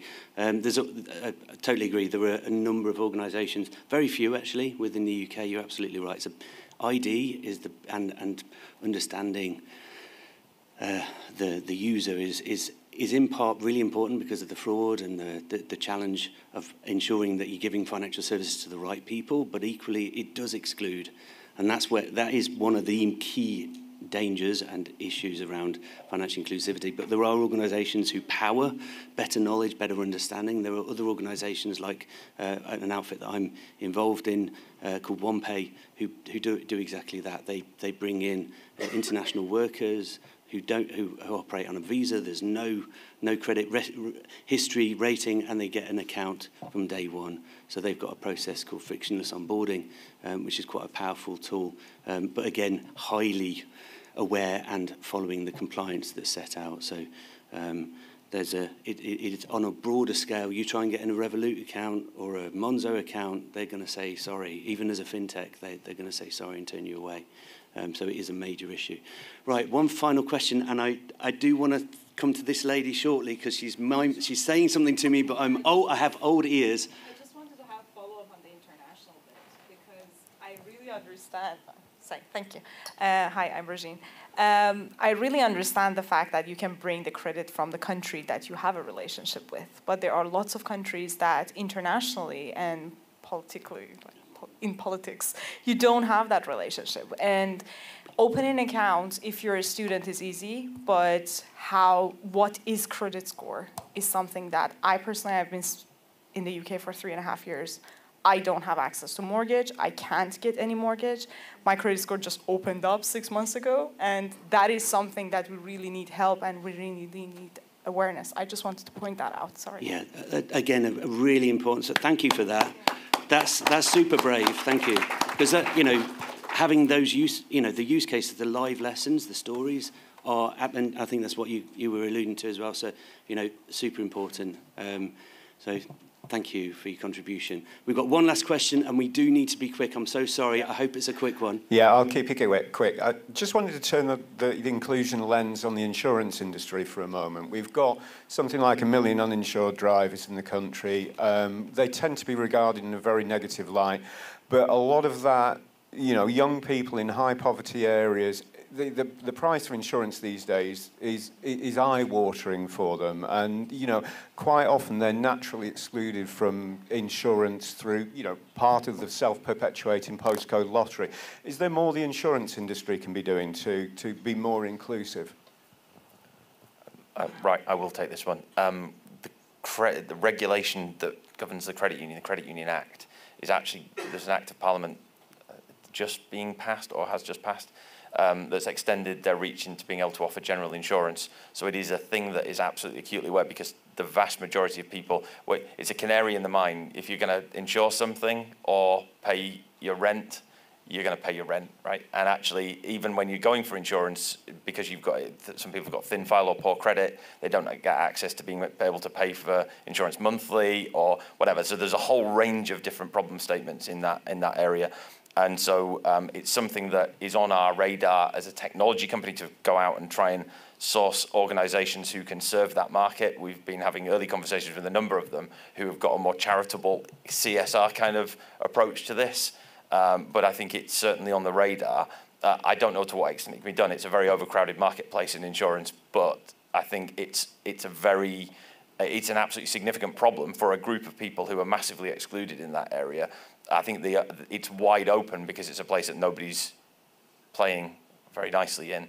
There was a company whose name escapes me now in Australia who had really gone to town on this, who presented last year at the IFGS, which sounded brilliant, and now I've forgotten the name, so it's a shameless plug for no one, but there are definitely people who are thinking, there are definitely people who are looking at it, and the credit unions are definitely going to be stepping into that space of offering that as a service, and the government has made regulatory change to make that possible, which is a good thing. Brilliant. Thank you, Andrew, and thank you to everybody for your engagement. We give this amazing panel a great round of applause. Thank you so much.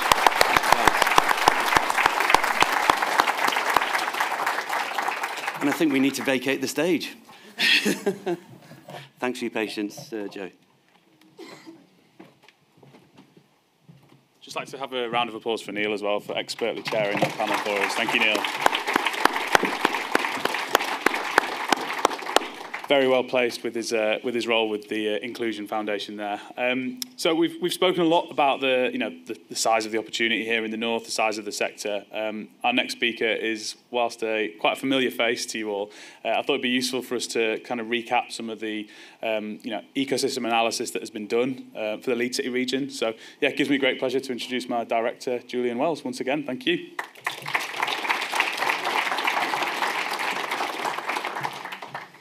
Thanks, Joe. I'm going to take the opportunity to give you all a whistle-stop tour of FinTech in the Leeds City region, and I'll kind of broaden that out a bit as I talk, just to talk about the north overall. So I'm going to take you through just a few slides. So I think, I've already introduced myself earlier on, but you might not have been here this morning. I'm Julian Wells, Director at Whitecap Consulting. We're one of the coordinators of FinTech North. We're a regionally focused strategy consultancy, so that's what I do in my day job. A lot of you I get to know through FinTech North, but what I do all day is consulting projects for clients that are based all over the UK, but primarily regionally based organisations and sort of mid-size. We don't tend to work with startups. We sometimes work with corporates. We mainly work with mid-sized organisations. In the FinTech world, that includes working with people like building societies, banks, mortgage lenders, but then also technology companies that are feeding into the FinTech sector, FinTechs themselves, scale-ups, investors that are investing in FinTech, where we work with on transactions, so we do commercial due diligence with them. And then we also work with universities to help them with their engagement with FinTech. So we form quite a broad view of what's happening. And a few years back, we started putting that into reports on regional FinTech ecosystems. And our most recent Leeds report was published in February. And as with all of these reports that we do, it was made possible by a number of organisations. So we kind of co-fund these report projects. And that works really well for us because it means that we have a group of people who are kind of bought into the project from the start. We run monthly steering group meetings with those people, and then we, as we form the report and we start to form the views, we can get their counsel and their feedback, and we end up with a more rounded and a better report as a result. So a big thank you to the organisations that supported this report. When it came out.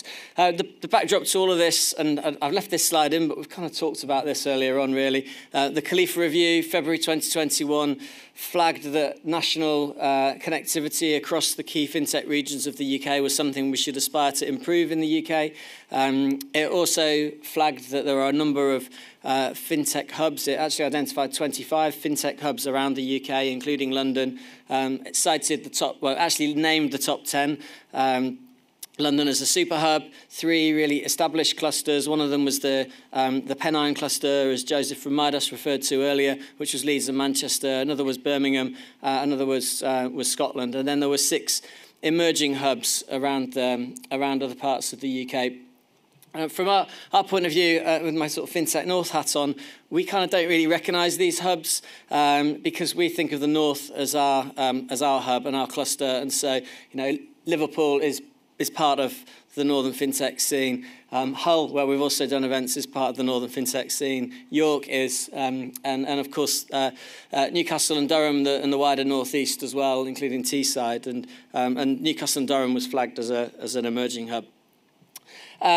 CFIT was formed as a result of the recommendations of this review, and we've heard all about CFIT from Ez earlier, so I won't go back over that. But one of the recommendations was that all these regional hubs need to kind of work to grow what they do and to link in with other hubs. And that's where a lot of our project work fits in. We've done these reports right across the UK. We've actually done it over the 6 regions that are listed on this map, but also in Scotland. I'm currently doing a project in the southwest, and we'll be publishing in a couple of weeks a report on the Liverpool City region. They've all been quite positive. FinTech's growing. And as Janine showed us earlier, the investment stats are falling, but actually the number of companies, the number of jobs, all the data that we look at shows that things are still quite prosperous right across the UK. In our reports, this is the table of contents. I'm only putting this up as a prompt to sort of flag the things that we look at. So we look at the established financial services ecosystem in the region. We look at the FinTech startups and scale-ups, and we do a deep dive on that group of organisations. We look at the collaboration between financial services and FinTech, and obviously partnerships has been a big theme today. We look at talent and skills. We look at funding and investment. We look at the role that universities are playing in the ecosystem. We look at ecosystem connectivity, which today is a great example of connectivity in this region and beyond. And we also look at the sort of hubs and workspaces and the sort of physical places where FinTechs, financial services, academics can all get together and spend time together. So we'll wrap that all up. It comes just under 40 pages, but we try and make it quite visual, and I'm just restricting myself to the visual stuff today. We called out the 10 key things about the Leeds City region. And we do this at the start of all of the reports that we do. A lot of this has been talked about today, but this is an established FinTech hub. FinTech's been quite prominent here for some time.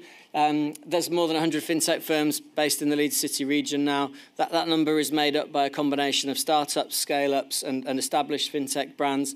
And when we talk about established FinTech brands, we mean people like TransUnion. So people that they are totally digital, but really they're so kind of big and corporate that you can't really kind of class them as a startup or a scale-up. As I mentioned earlier, we've had some big kind of influx into the region of public sector names, the FCA, the Bank of England, the UK Infrastructure Bank, all choosing to have a strategic presence in Leeds has been a big boost for the city.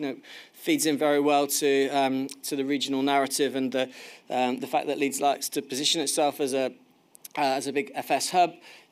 We found some core strengths. I'm going to come back to those on a later slide.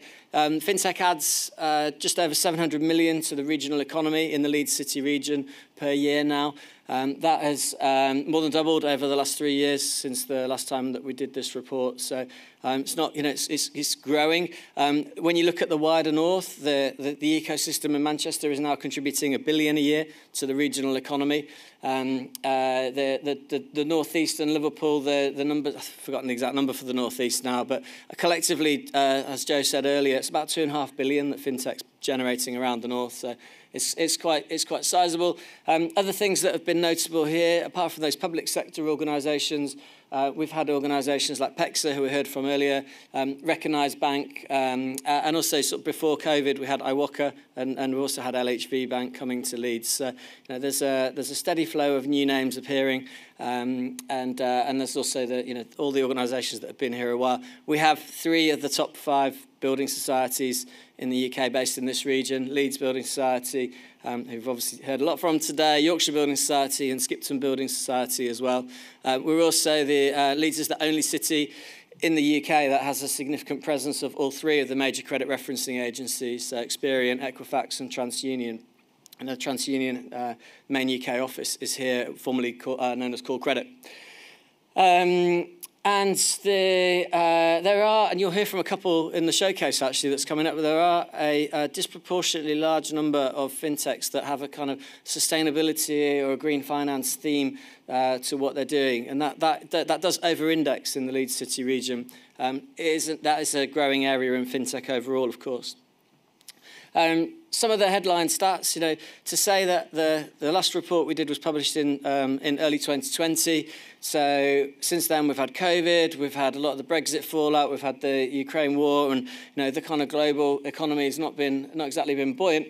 But fintech's booming. The GVA, the value of fintech adds to the economy has more than doubled in that time. The number of fintech firms in this region increased from 40 to 107.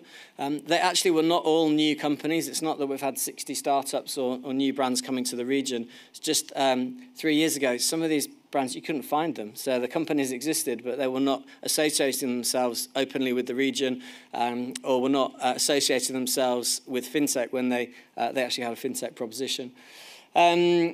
The workforce, we estimate nearly 8,000 people work in fintech across the Leeds City region. The region overall has a population of about just over 3 million. Workforce is around about half that number. So there's still a lot of opportunity to grow fintech in this region and all the regions of the north. And when we look at the startups and scale-ups specifically, there are 87 startups and scale-ups in the region. They're employing nearly 1,000 people. So on average, the fintech startups and scale-ups are employing 10 people each, which is which is a good way to think about that. Obviously, some of them are literally startups. It's quite rare with fintech to have a sole founder. There's usually a team that starts a fintech organisation.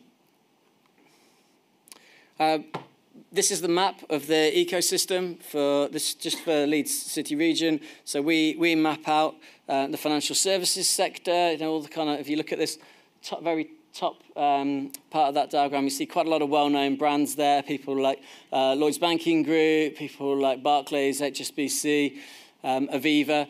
But and then we also look at all the startups and the scale-ups. So they're all named, and within the report we list every startup and scale-up and have a brief description of where they're based and which sector they're in and what they do. So if you want to know who are all these people, then it's all in the report, and the report's just freely available. You don't need to provide any information to get it. Then all the tech firms that serve the sector, and then of course fintech kind of needs a lot of supporting actors in order to make things possible, and that's the professional services community, the advisors, it's the investors, it's the universities, it's the public sector, it's and the workspace hubs as well, the places where people go. A good way to sort of show you the progress in this region over the last 3 years is to look at the last map that we did in 2020 and see how it evolved to what we have today. So you can just see by the number of logos that things have grown on all fronts. When you look at other regions, it's a similar story. The growth can be a little bit more, a little bit less, but the growth's there in terms of the number of firms and the number of people working in fintech. So it's a very positive story right across the north and actually across the other regions that we look at too. It's interesting to think, what do all these guys do? This I've said 107 fintechs. Then if you break it down, the dominant sector is payments, and then after that, it's lending and it's regtech in this region as the main sectors. Payments is actually in every northern region is the dominant sector. And we thought that was kind of unsurprising when we reflected on that, because payments is such a big part of fintech and one of the original kind of building blocks of the whole fintech sector. But actually, as we're looking in some other regions like the southwest, payments isn't the main thing there. Wealth tech is. So in all four of the main northern regions, payments is the leading fintech sector, which kind of says that across the whole of the north, payments is the thing that that is most prominent. Was not what we would have expected to have found. And then finally, and I won't go over all this because it's in the report, but just to flag, we draw out some recommended actions. This was a report, not a strategy, so it's not a kind of plan on a roadmap of what to do, but we call out things that need attention. That includes building fintech skills, making young people more aware of what careers in fintech might be, making businesses more aware of how universities can help them to grow within fintech, bringing the FS and the fintech sector more closer together in innovation terms and partnership terms. And I'm going to stop on that one because that was cause it's going to lead into what Joe will talk about next. But the idea that we need to kind of get beyond what we do at events and into some deeper, more meaningful action in the region was quite a strong theme of the discussions that we had. So all of this is available, as I say, and that's a real kind of whistle-stop tour. But the headline is really that fintech has been growing despite everything and is continuing to grow. And I guess the full room today just kind of confirms the interest in the sector. So I'll wrap up there, Joe. Come and take over.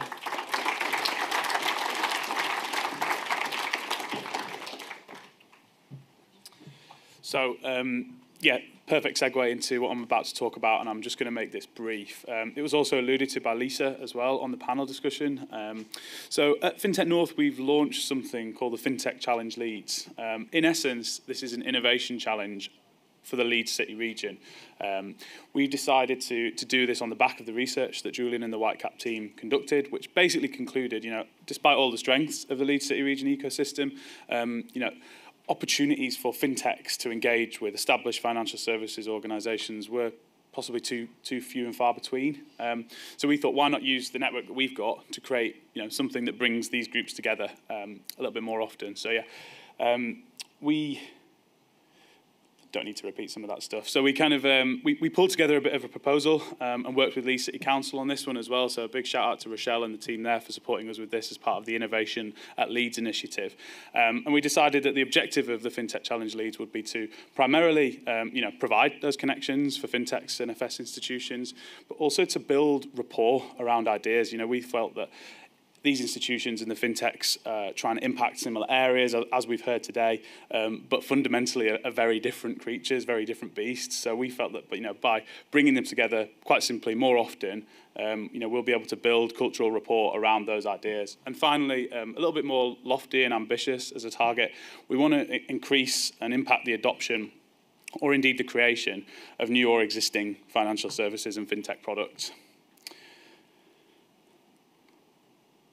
So we set out to, get ideas, get participants around all of these areas, and I'm really pleased to say that a lot of the institutions in the city stood up, put their hands up and said, we want to help with some of this.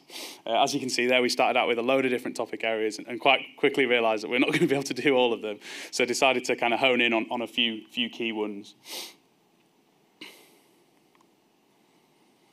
We also were lucky enough to get the support of Lloyds Banking Group as well, one of the City Region's, again, most established financial institutions. Also, the University of Leeds as well came on board as a sponsor and have hosted several workshops for us. There were several different ways in which organisations can get involved with the challenge. You can own a challenge, and I'll talk about some of our fantastic challenge owners now. We've got Leeds Building Society on board, we've got Lloyds Banking Group on board, TransUnion, of course, and the University of Leeds, all owning different challenge areas. So the areas that they decided to tackle included home ownership, financial inclusion, which of course we've heard a lot about today, equality, diversity and bias, green finance, and AI banking and payments as well. So quite an interesting group of topics there. So there's loads of ways that you can get involved, and I think that's why I just wanted to talk about this, because this is an initiative that's ongoing. I'm going to give you a little bit of an update on where we're at with it, but just before I do that, any fintechs in the room that feel like they can impact any of those areas, please reach out to me or any of the team, Ryan, Julian. We'd love to get you involved in some of these sessions as they're ongoing. Similarly, if any institutions want to, associate their brand with this initiative, again, please give me a shout. Let's have a chat. It'd be great to have some more buy-in from the institutions in the city to get involved with this. It's the first of its kind innovation challenge, really, in the north. So, as Ez was saying, great to be the first with anything. And then finally, we have held an open session and we plan to do that again. So as you've all done today, coming along to the sessions, being engaged would be really, really helpful. So yeah, just to run you through what we've achieved so far, I suppose. And like Julian said, getting beyond just talking about things. We've hosted, I think it's 8 roundtable workshops now as part of those 5 challenges that we've established. Of course, we've got two sponsors already, 4 different challenge owners. As part of the financial inclusion challenge, we've actually already created a credit education library and resource hub. And we're talking about establishing a financial inclusion charter as well. So hopeful of seeing sort of similar progress in some of those other challenge areas. And yeah, again, like I say, it'd be brilliant to get you guys involved in this initiative. So yeah, please drop us an email there. It'd be fantastic to get some of you guys involved in that, basically. So that pretty much takes us up to the next networking break. If you've got any questions, please find me. I'm happy to talk to you a little bit more about this. Otherwise, we'll be back again in half an hour. And I'd just like to say before you leave that this next bit is special. We're going to be gathering together some of the City Region's most innovative fintech startups and scale-ups, but not just from Leeds. We've got visitors from other cities and also not just fintechs as well. Some really important initiatives and other startups and scale-ups to talk about. So yeah, it's always the best part of the event, in my opinion. I don't mean that disrespectfully to any of our other speakers. So please hang around. Thank you.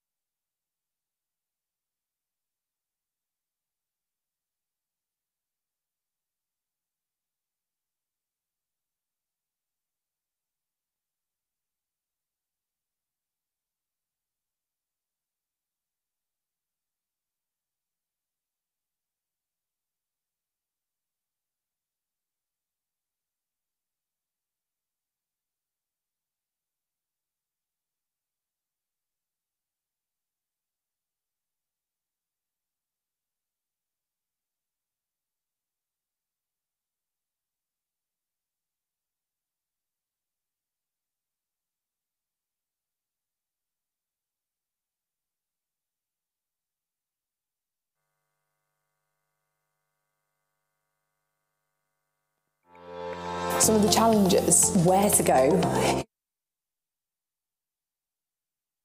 the right network.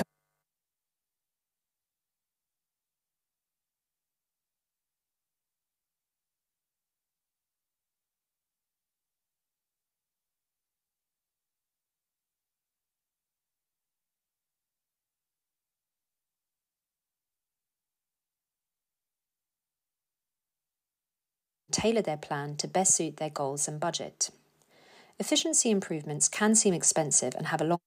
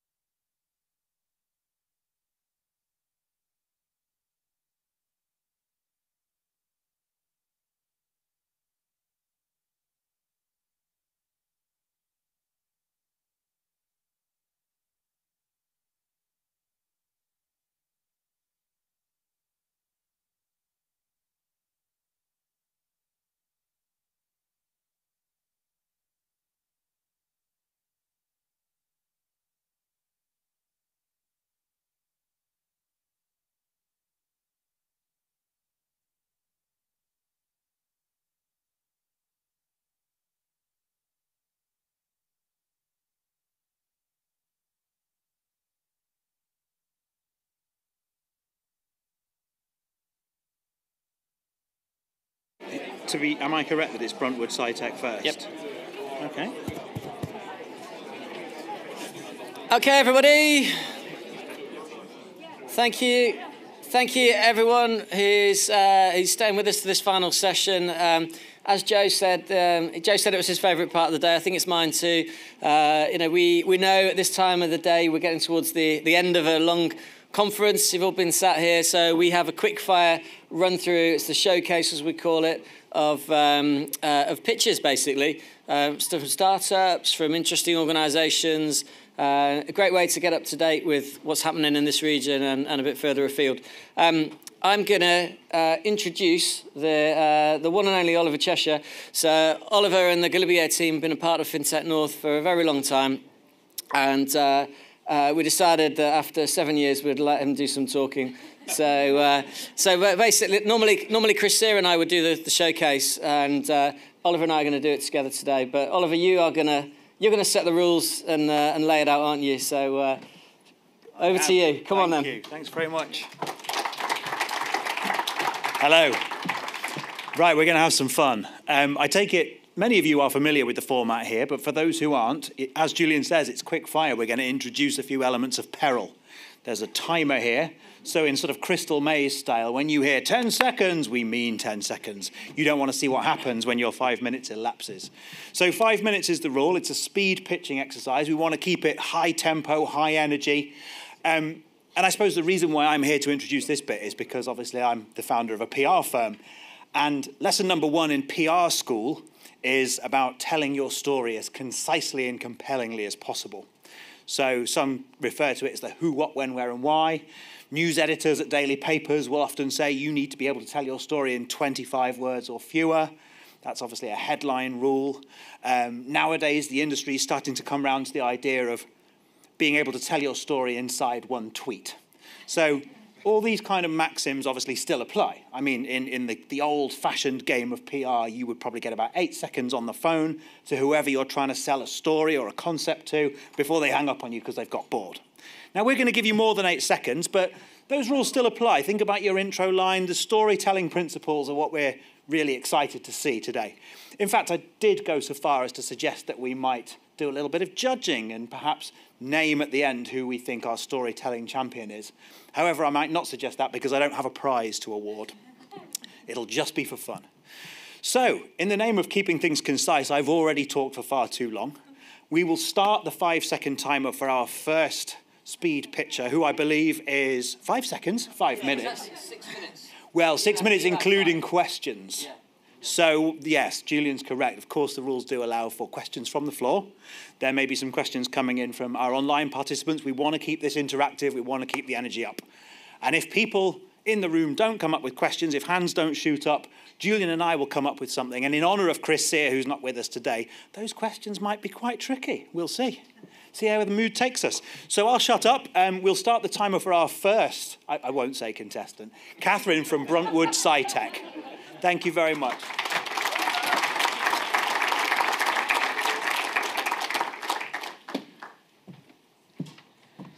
Thank you very much. I'll just zap it on quickly.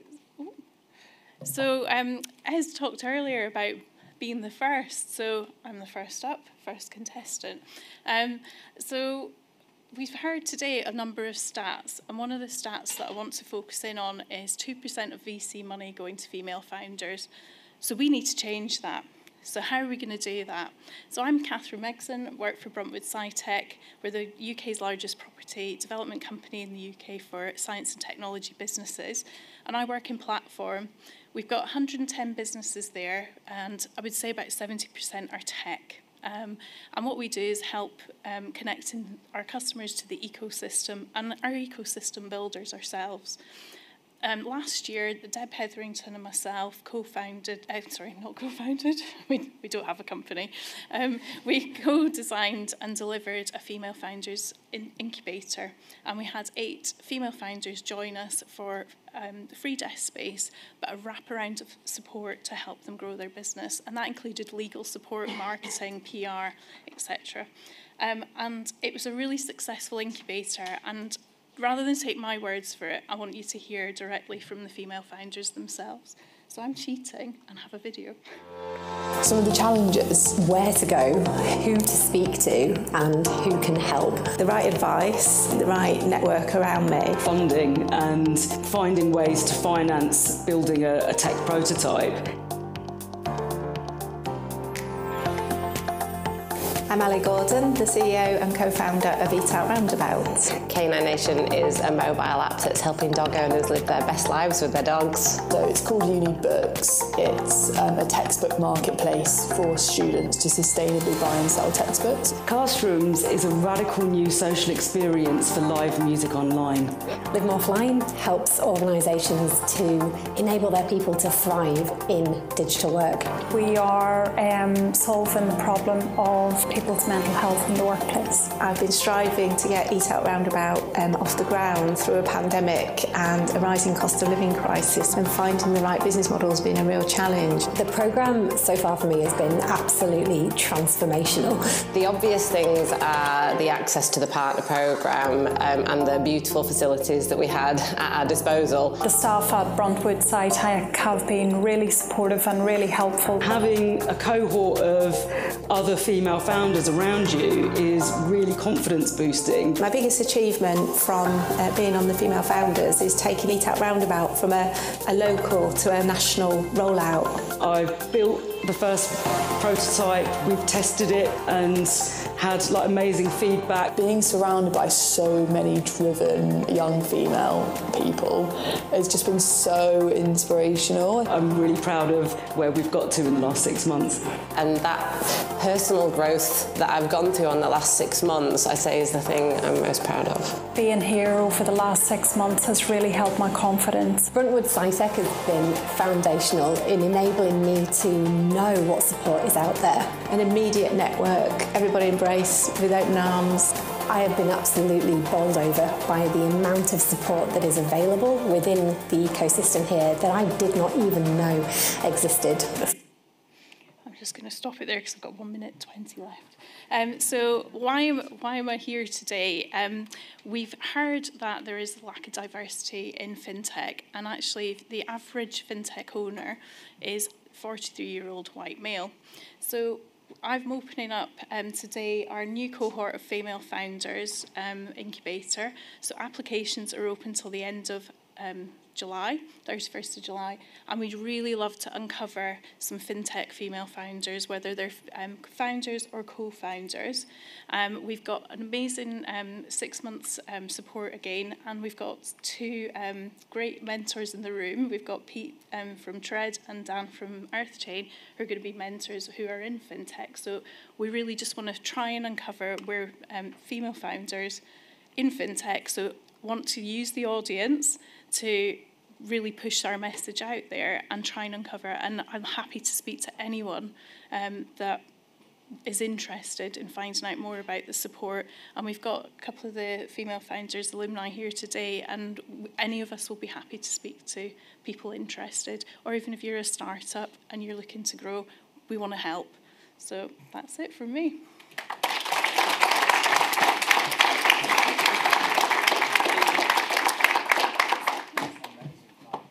We'll let you off without any questions as well.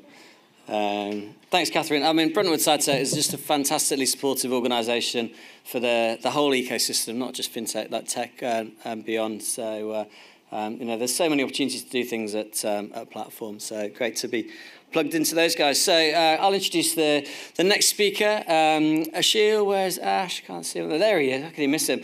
So I don't know how we've managed to go 7 years without having Ashil speak at FinTech North, because he's someone that Dan, our co-founding organisation, knows really well. So it's good to have you come and tell us about white label loyalty.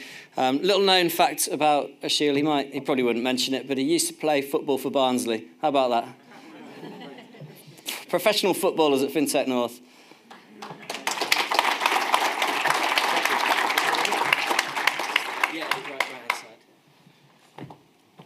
Good evening, good evening. Interactive. How many people here support the football team? How many people here has swapped football team? Oh, one. This is probably joking. This is exactly why we created White Label Loyalty. So we are the future of loyalty. We built the platform completely from the ground up because most loyalty programs fail. And we found out why. It's not because of a season ticket. It's not because of they're actually doing well. It's actually much more than that. So we wanted to incorporate the emotional side, what makes you loyal, and bring that into products as well. So our vision was to create a solution flexible enough to fit any use case in any industry. So that's a really broad vision, but I'm quite pleased to say that we are delivering on this, and we are the loyalty engine behind Burger King, PepsiCo Europe, etc. So our product is used, and we are white label, as it says on the name. So you probably use us without knowing, which is great. We just quietly make money in the background. For the purpose of this, because we're agnostic to industry, we power multiple different industry sectors. But for the purpose of this, I'm going to focus on the fintech side. The problem you will see in financial services is it's very competitive. You all focusing on customer acquisition, very little on retention, incentivizing people to switch, so it's quite a tough market. And more people are more likely to get divorced than maybe changing bank accounts. But it doesn't mean that you're the only bank accounts. So as we could see earlier today, people have multiple accounts. So it's about being top of wallet, as well as a very data-rich but insight-poor sector with very low engagement overall. And the way the loyalty can help is by really understanding what loyalty is, right? So in our world, loyalty is all about making it easy and seamless for customers to give you data, have the right engine in place to make sense so you can make data-driven decision and personalize that rewarding experience, and then finally use gamification to really create that engagement. You are all thinking, this is amazing, this guy is fantastic, but how does he do it? That's what I'm going to show you right now. So a few case studies that we've done in the fintech sector. The first one is the Ticket app, which is the loyalty app for the whole of Dubai, with Dubai Holding, which is, I believe, the Sheikh's company. So it's a pretty big deal. So it covers the whole country. It's completely frictionless. And it's got thousands of merchants across the board. And the way it works is that you download the app, you enroll your Visa or Mastercard, and automatically we tokenize that, and we match any transactions that you make in Dubai, and you get points or cashback. And when you redeem it, you just convert it straight into the app and add it to Apple Wallet or Android Wallet and spend again. So Dubai is basically a big shopping center in our view. And this program is already the second largest in the region and growing really, really quickly. I think next phase, they're bringing Emirates into this as well.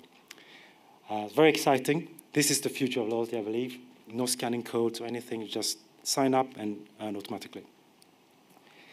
The second use case is with a traditional bank. So I think we have Leeds Building Society. You'll love this. SKB is owned by OTP, and they wanted to increase transactions, drive consent for GDPR. They had a lot of data they couldn't use, increase word of mouth and engagement. And because they're a bank, they're very risk averse, so we couldn't integrate directly. So we created a standalone solution to incentivize engagement, gamification, etc. They had a console, they could manage everything, and then finally, all we did was to say, use your card 5 times or more in a 2 weeks period to go up a different tier. And these are the results. In 3 months, 193% increased transactions, 60% engagement rate compared to the rest of the portfolio. So absolutely fantastic. And this was based on data only being uploaded once a week. And now this is getting rolled out across the group, and it's going to be huge. The final case study is Nets and Nexi, who are a very big fintech, I think Europe's largest fintech, paytech. And they are just using our API to add loyalty to that product. Finally, this is all from Yorkshire to the world, but we don't have a Yorkshire client, Leeds Building Society.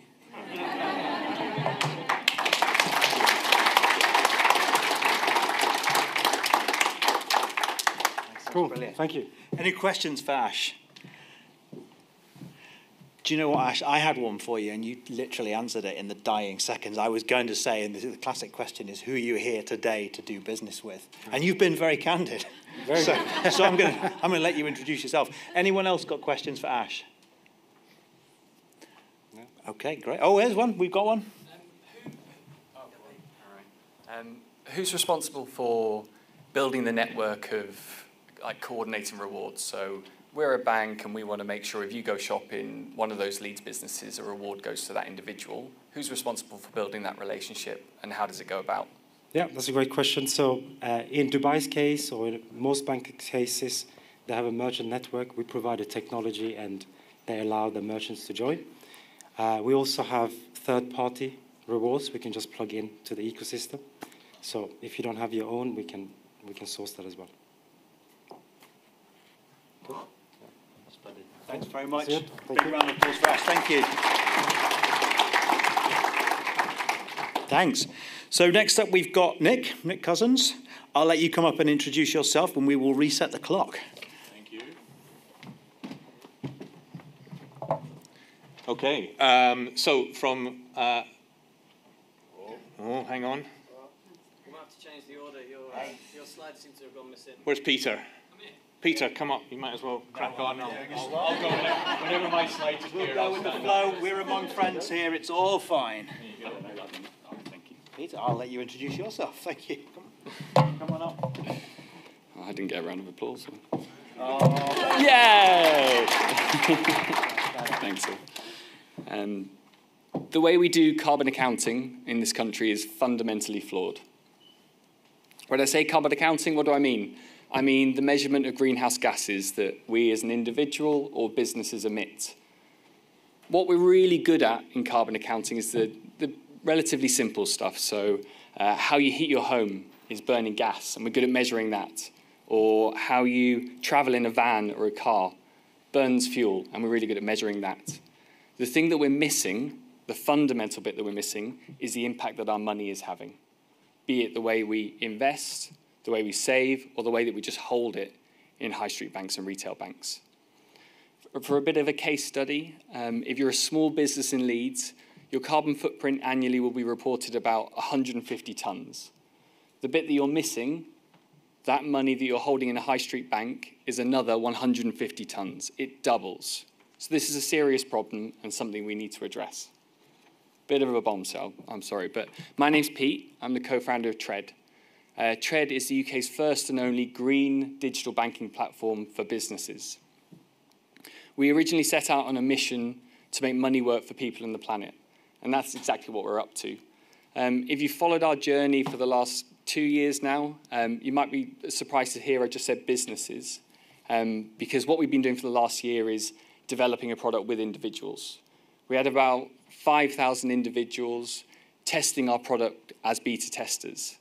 And what that enabled us to do is track over £1 million worth of normal transactions, so buying a coffee, getting a bus, that kind of thing, and over 10 million kilograms of CO2. So we've refined our technology and are now ready to support the smaller businesses that require this technology. What is the product? Let me talk about that. I'm not going to talk about the banking side because if there's an audience who knows what digital banking is like, it's going to be this one. But what makes us green? Green product. We reinvest some of the revenue we generate straight into tree planting. It's actually a rewilding project in the Yorkshire Dales. It's rewilding Ingleborough, so pretty close, and we can go plant trees with them. We automate your carbon reporting and carbon accounting, specifically with transaction data, and that's so important. If you're doing it based on accounting data right now, you have a line that says expenses. It doesn't matter whether you flew, got the train, bought a restaurant meal, bought a coffee, it's expenses. We have drilled down to the level to be as accurate as possible. We also allow a business to invest in high-quality carbon removal projects so that they can get on a path to net zero. What we found, those individuals and businesses didn't want to partner with a green product if it's not provided by a green business as well. We need to practice what we preach. So we are en route to become B Corp. We're already B Corp pending. We're part of 1% for the planet, and for the last 2 years, we've been carbon neutral. So we can say that we practice what we preach. What are we up to? So we're currently in this stage where we're moving our banking technology from a consumer offering to a corporate offering, which isn't as quick as you'd hope. And if Mastercard was still in the room, I'd say, please speed it up. But we are inviting a select group of businesses to join our product before the actual card is available. What we'll be using there is open banking to say, hey, connect your existing bank accounts. We'll suck in 2 years' worth of data and give you a carbon report for the last 2 years. And it will be that quick, within a couple of seconds. There you can start understanding your carbon footprint, reporting on it, and importantly, starting to reduce it. So please, if you're interested, you can find it on our website. You can speak to me after this or find me on LinkedIn. The second thing, as all good startups are always doing, is fundraising. So we're going through another crowdfunding experience next week.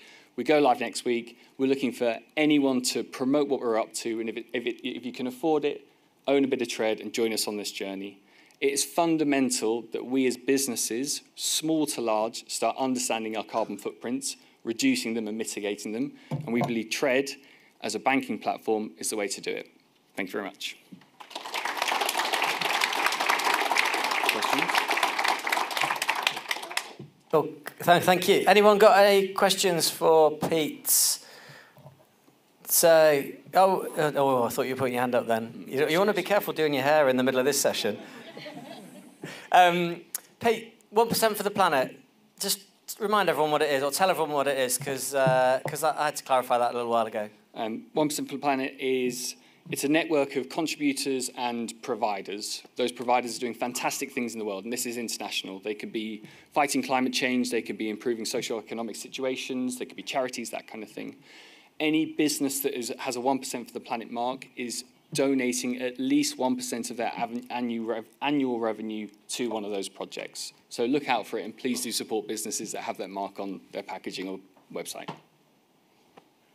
Okay, we've got one other question. That's just out of blue.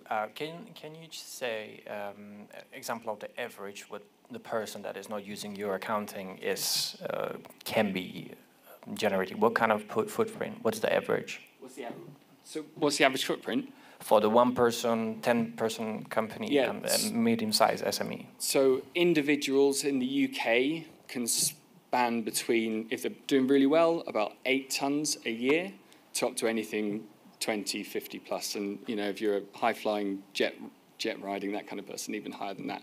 But roughly we say 10 to 12 tons per year. A smaller business is then over 10 times that. So Tread's carbon footprint, as a very conscious business that is a low carbon code, like 3 days in the office, everyone's on the train, that kind of thing, we're still 150 tons. So if you start flying around, putting people on the train, hotels, etc., it can get much higher than that. And you mentioned their opportunity cost. Can you explain that? How did, like that, there is the opportunity cost of your carbon footprint. The opportunity cost of our carbon footprint. Cost for carbon footprint. Do you write this up and said it doubles? No, it's just like when you mentioned the word opportunity cost, like how people do not know that what is their carbon footprint. Yeah. So the importance of the measurement. Yeah.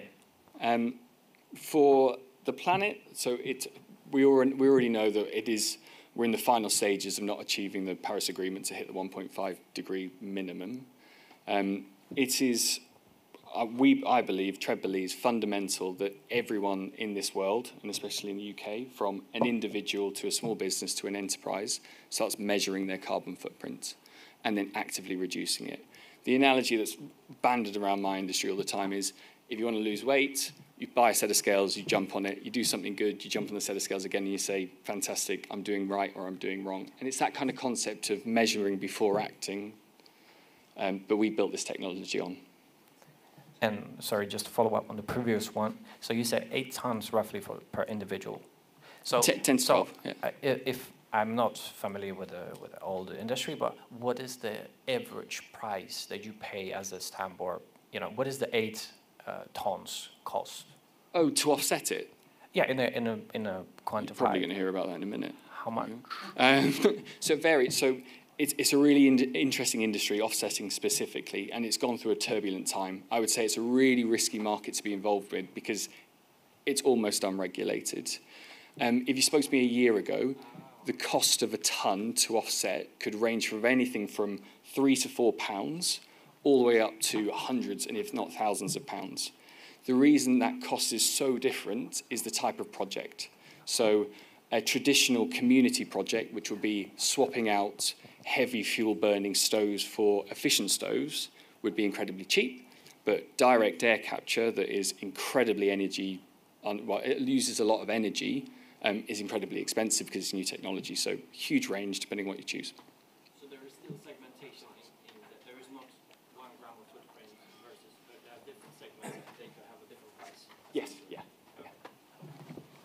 We got it. Sorry. Yeah, thank you. Thank you very much. Looks like a conversation that definitely needs to be continued. I think there's thanks again for some really interesting insights. I'd say those insights are probably the primary reason why Julian and I don't have private jets. So I'd like to introduce Ismail from AnswerPay, who's our next speaker.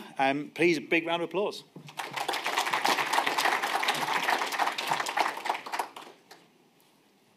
Thank you. So I'm Ismail Barner. I'm Head of Engineering at AnswerPay. Lovely to be here, to see you all. So at AnswerPay, we make bill payments easier for both billers and payers. That's basically to summarize what we do. So I'm going to throw some scary numbers at you. So the loss of just £100 due to fraud would mean that 25% of UK families would not be able to pay their bills. They wouldn't be able to function financially. It would be a catastrophic event for them. And the following numbers are so shocking that I've forgotten them, so I'm going to look at the slide. And the loss of £250 would mean that 37% of families would be thrown into crisis. And then £500 would leave 48% of families in crisis. So that's pretty shocking stuff. So our solution at AnswerPay is to help people manage their finances, to be in control of their finances, and to prevent fraud. So I'll explain a bit how that works in a second. So the way we do that is by going to the source and fetching those bills directly. So that could be via a scheme. So for example, request to pay in the UK and in Europe, which is SEPA request to pay. It could be via an ERP integration. It could be via cloud accountancy management to accountancy software like Xero QuickBooks to get those invoices in. Or it could be that we go direct to the billers. And so we're able to retrieve those bills and we're able to turn those into standardized messages and deliver those directly to consumer payment apps. So, for example, a retail banking app or to some other payment app, a wallet or a personal finance manager, for example. And if you look at the diagram on the right, you'll see that our solution is designed specifically to cut out the fraudster at source. So it's a trusted network. We verify the billers. Those billers are onboarded, and their identity is checked. So one of the issues with APP fraud, that's authorized push payment fraud, is that consumers are clearly confused by the identity of the person or the organization that's asking for money over text messages in particular. And that's clearly an issue because today I think the banks, just trying to recall the stat, are paying out about £500 million a year just in the UK to cover APP fraud. And, of course, there's also a regulatory push that will force those banks to pay out 50-50 between the sending and the receiving bank. So, the regulators are turning up the heat, and obviously we have a solution that solves that problem for the banks.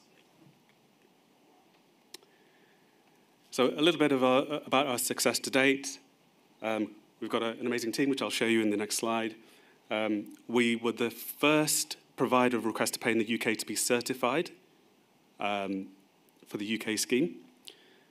We've received external funding, and we have onboarded some customers. So we're a FinTech startup, We're still at an early stage, but we've got some good success to date. This is our team. CEO is Gary Parlett from the Leeds region. He's founder of Answer Digital, which I think is a well-known company around here. Our chairman is the former CEO of Bax, Mike Chambers, and then we have an assortment of advisors who bring their own particular strengths to the company, so we've got a strong team. And that's all from me. There's a QR code there because I thought I had to include one, but all that does is it takes you to answerpay.uk, which is our website, so if you can't be bothered, then you can go there. Also, feel free to email me. You can contact me on that email address or on LinkedIn if you like, and I'll be happy to help you with any questions or queries you have. Or feel free to ask them now, in fact. Okay. There's a load of hands up, and we can only do one question. I'm going to get you do it, Olivia, because you've travelled up. You've travelled from London, and you've had one question already, so sorry.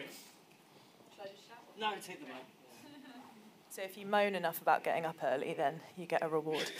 I thought that's really interesting. It's a great solution. I was interested on the biller side when you onboard them. We saw kind of two well-known brands you had as examples there.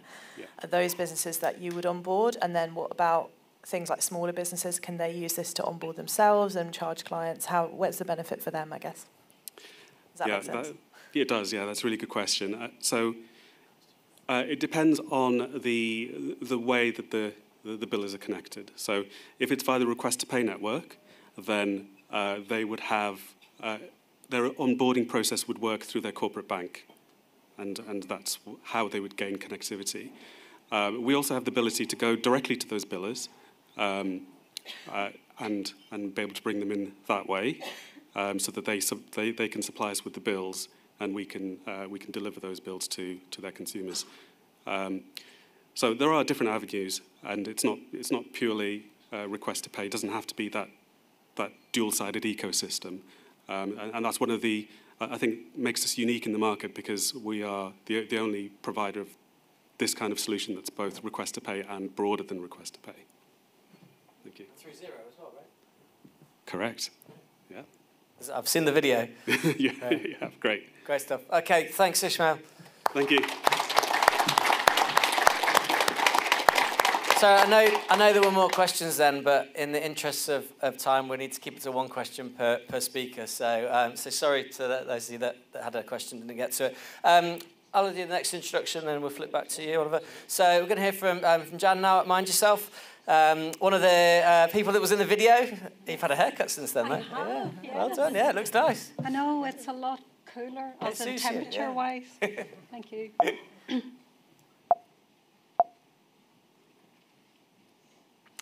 So, as Julian said, I'm Jan. I'm from Mind Yourself. My background is I'm a psychologist.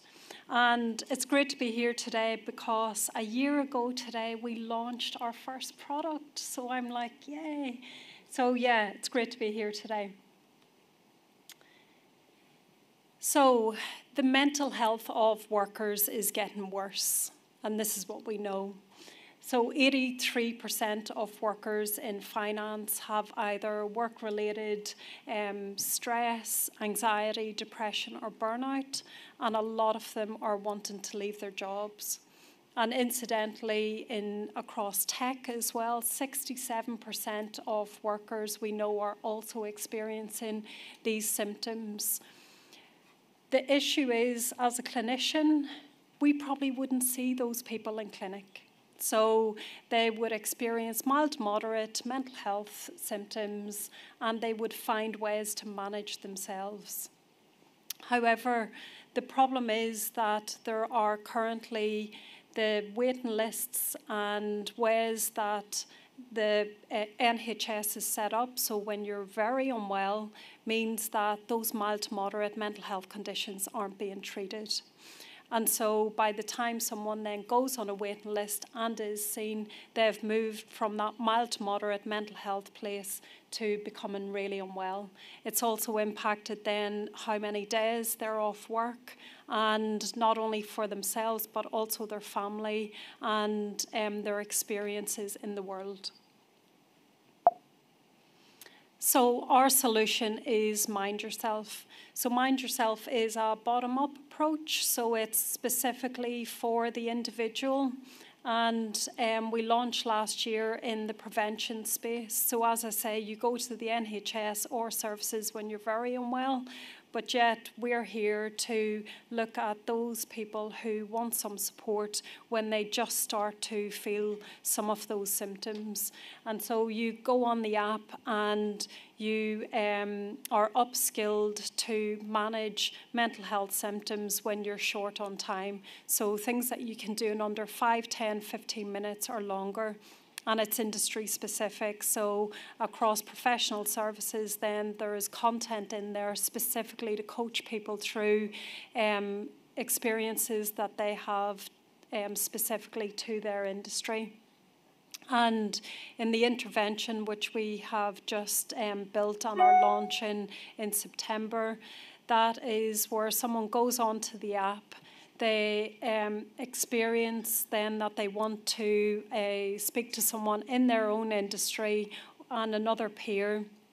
And so they're matched with them, and through AI machine learning then they can either speak to someone in person through email, text or telephone, or 24/7 they can through AI get instant support.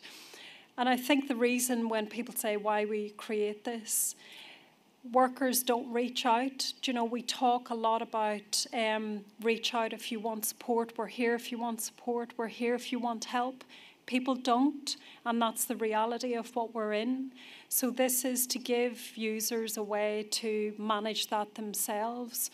But it's also then to create that bigger awareness to overcome some of the stigmas that people face. So the two stigmas are fear of judgment, that it's going to impact on their career in some way, or that it's going to impact then on further progression in their career. And particularly women, those from diverse ethnic communities and newly qualified or younger people are more adversely affected in the workplace. So they're the people that are going to be more affected. Also then, we are hoping to start to explore treatment options. So treatment then people can use within the app that again is anonymous. We also then know that having the more wider system approach where organisations can address some of the issues. So we provide anonymised data and analytics from themes that organisations can then address in their workforces to manage the mental health and the factors that are impacting on health across their employees. Thank you. Thanks so much, Jan. Fantastic. Another tech business doing some really important work. I'm sure a lot of questions are going to arise, and I'm afraid to adhere to Julian's rule, we can take only one. So if any, there is a hand shot into the air at the back. Hi, Jan. Hi. Is there ever a world, in your opinion, where AI supersedes the human element of mental health? No is the short answer, in the sense of, so as a clinician, we know that there's not enough of people like me to be able to provide the support to individuals who need it. However, we also know that that needs like a clinical risk management. So we have things set up within our AI that are able to have clinicians and a team of clinicians to go on and look and be able to pick up some of those things. So I think this is, it was mentioned earlier, more an enabler to be able to provide something when there is nothing. Thank you. Fabulous. Thanks so much. Big round of applause for Jan. Thank you. Now, second time lucky, I hope, Nick. Nick from X's End. Big round of applause. Thanks for your patience. That's start okay. The clock, start the fans. Good to see you all again. Okay, so I'm Nick. I'm CEO and co-founder of Exzent. We are building a bereavement platform for the UK. The reason we are doing that is because, frankly, if you've ever had the misfortune of having to deal with the administration of an estate, it's probably the least 21st century process you will ever engage with. Our reason for being here is to improve that experience really for everyone involved. There's a host of reasons for that. I have my whole catalogue of personal stories around bereavement, which is what inspired me to try and do this in the first place. Also some professional stuff from my time working in banking. But broadly, there are loads of stats out there that talk about the real impact of the way that we are set up as an industry, and I mean industry in the widest sense, to deal with this process. So we run a bereavement index every year, which looks at all the kind of wider state of the nation around bereavement, and these are some of the stats that we drag back from that, which are, I think, pretty awful. So 51% of people who go through or have to manage an estate, it has a detrimental impact on their mental health. 28% of people who say they have financial difficulties going through this process, which I find absolutely extraordinary. 62% people say it takes a lot longer than expected. That doesn't surprise me anymore when you look at it in detail. And the orange bit is people who help people through this process. So the legal services world will tell you that the whole thing is fraught with delays, and a lot of that comes from engagement with the institutions that are involved in this process. So we're here to try and change that. As an FS community, why should you strive to do better? Why do we think we should be doing better? Well, there's three big macro trends in the market that make bereavement a really interesting subject from a financial services perspective, and one that makes it something more than just an admin task that we should be thinking about doing better. And I apologize for the very financial phraseology here. So intergenerational wealth transfer is not my phrase. That's what people call it. It's basically the point where money moves between generations. And the word wealth implies it's all about lots of rich people passing on money. This is actually about how money transitions at all between one generation and the next.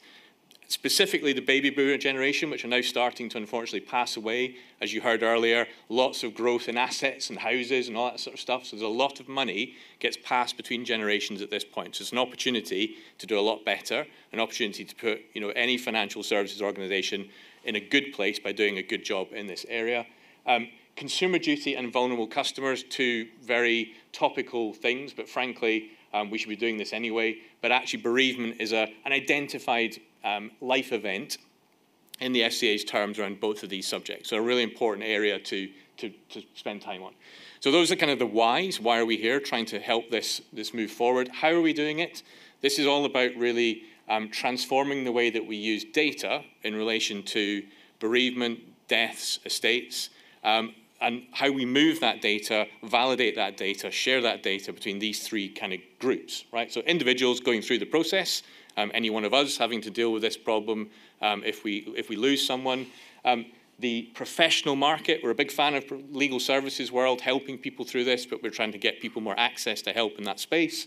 And then the institutional world, and this is the really big one. This is that any financial services organization that holds an asset and liability, or importantly, the public sector as well, so anything beginning with an H. So HMRC, HMCTS, all play a really key role in this. You heard from Ez earlier about CFIT, a great example of a use case where we can have open finance actually doing something really, really good, but open finance for a dead person doesn't exist, right? But we need to think about how we move towards that model. So data is absolutely key. That's the how we're doing it, focusing on this transition. Our role is to sit in the middle of that triangle and make things flow. What are we doing? So currently we're focused on two of those groups in particular. So we have, for legal services, we have an end-to-end case management capability for estate administrators. That's live, that's in production with legal services firms on there, and that helps them just be more efficient, more effective, and drive down the cost of providing this service to individuals, which we're a big fan of. And then the second bit, which is why I come and talk at places like this, is it's about the institutions, right? So helping deliver much more easy to access bereavement journeys at every single financial institution that you can imagine. That's the kind of step one in a broader journey towards more industry-wide utility technologies. That's our goal, is to be a bit more transformational, just making the current state a bit better. But it's a long journey, and frankly, it will involve more than us doing a good job in this space. So we're always up for talking about collaborations, working closely with the financial services sector in particular, who have to deal with this. You can't avoid dealing with this, but can we make it better collectively? So that's us. So my call to action really is, if you are a financial services firm dealing with bereavement, if you're a financial services platform helping people deal with bereavement, if you're a financial tech or fintech provider who can contribute to this process, because the value chain is quite long, come and talk to us. Or if you're a legal services firm going, oh yeah, we do that, then come and talk to us as well. So that's us.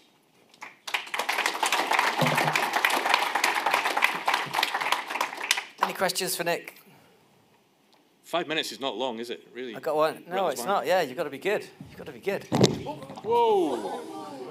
Nice recovery. What about that? You like that? I didn't even need to do that. Hi, Nick. Hi. Just a quick one. You might recall 5 or 6 years ago, there was a voluntary code of conduct, if you like, in the bereavement space. I think it was called a set of bereavement principles that came out, and many banks signed up to that. So what are you doing differently to what those principles were aiming to achieve? It sounds like those principles were probably not widely adopted or implemented, and perhaps there was a gap that you've identified. I think it's the second part is, how do you help people actually apply those principles and get to those principles? I think the principles themselves are totally sound. I mean, we should all be doing a better job. How much time, money has actually been invested in the outward-facing part of bereavement? Not a lot. I think a lot of money has been spent internally inside organisations, making them more operationally efficient. This is about how do you make the interactions really across these different groups much more effective. So principles sound. This is about helping as a tech provider, as a company trying to do something with a sense of purpose. How do you provide the technology to help people move a bit quicker towards the right set of outcomes? That's what we're here to do. So yeah, get in touch. Thanks.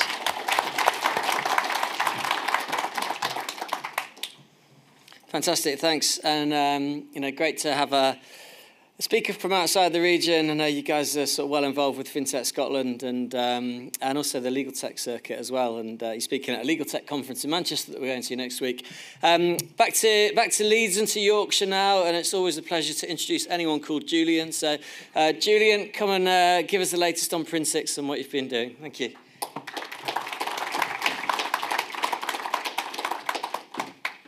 Hi, good afternoon, everyone. It is indeed very strange to be in a room with another Julian. So, Print6. Print6 is a digital orchestration platform for regulated businesses. And we allow regulated businesses to create extraordinary customer journeys digitally. To explain what that means, let's look at the problem that we set out to resolve and fix. Regulated markets are really complicated environments. You have to understand each customer as an individual before you can serve them. There are no prescriptive rules. We work in principle-based regulation. So even when the FCA says there's a rule, they talk about proportionate or appropriate. And that is in relation to the individual. Every step has to be tracked because A, you want to optimize it, and B, the regulator might ask you what you did all along the way. And they expect a continual cycle of change and improvement. And despite all of this complexity, the customer wants it to be really easy to do, and the firm wants it really easy and efficient to happen. And that creates a real challenge. And the problem is technology just isn't good enough today in that environment.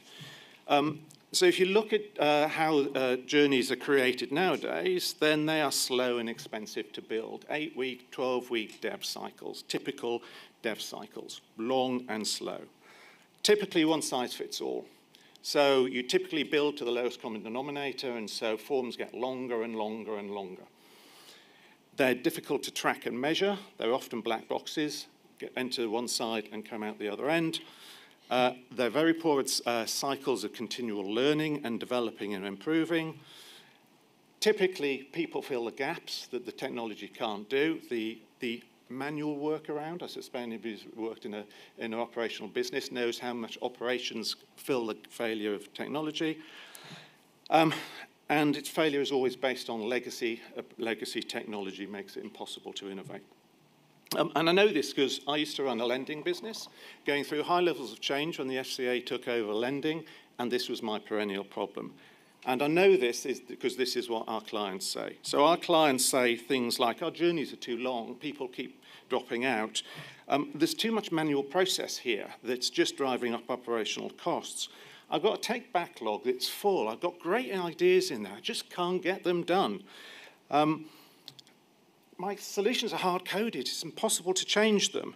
I've got silos of data everywhere, so I can't get action out of that data.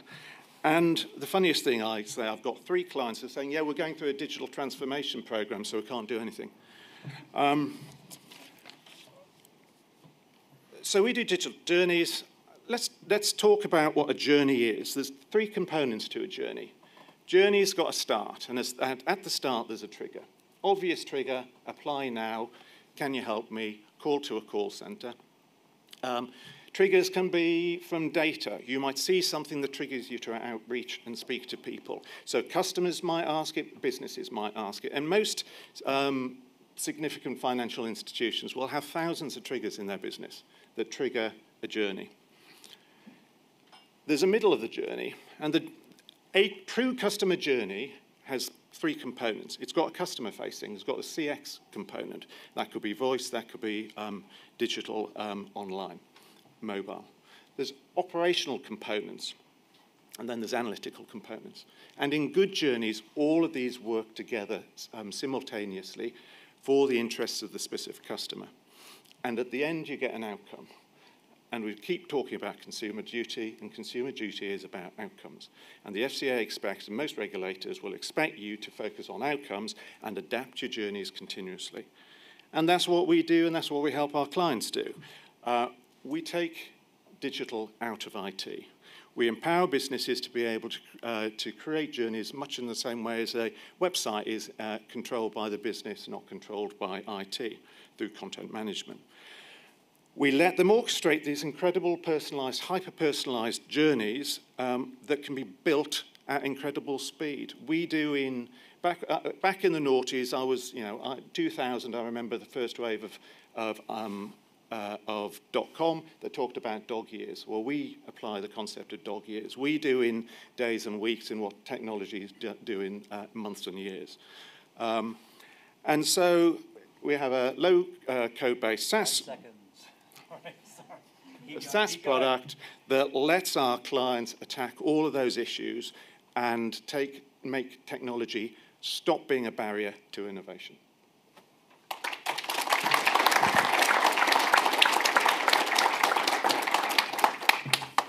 Thanks, Julian. Any questions for Julian? I've got one, but I don't want to monopolise the floor.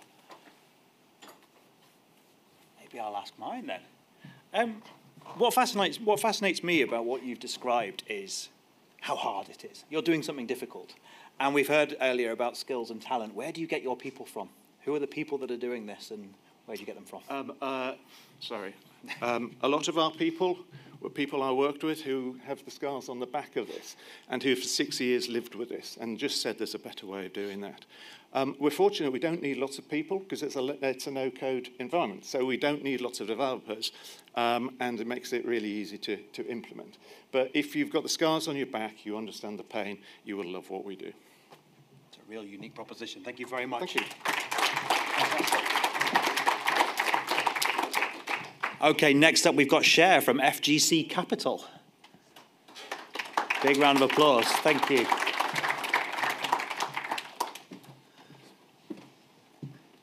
Okay, great. Hello, FinTech North. Thank you very much for giving us the opportunity to present. FGC Capital. FGC Capital is a payment technology platform which provides access to global bank accounts and payment solutions. We are directly authorized by the Financial Conduct Authority as an authorized e-money institution.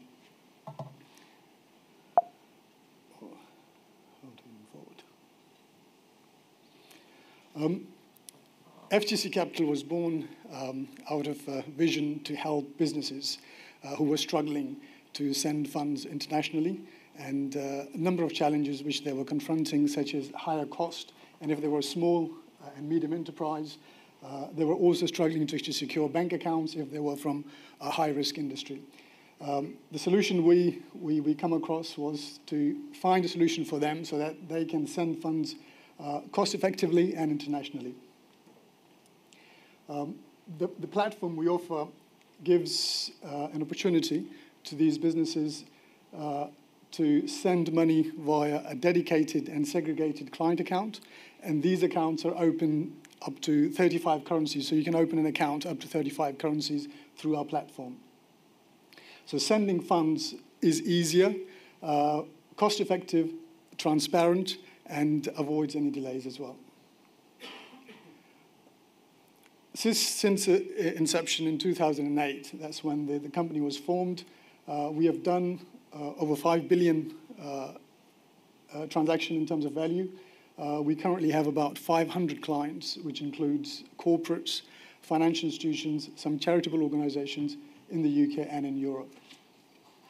And we operate, we operate in the UK and Europe, but up to the accounts we provide, there are up to 200 countries, multi-currency accounts, which include 35 currency accounts in the UK.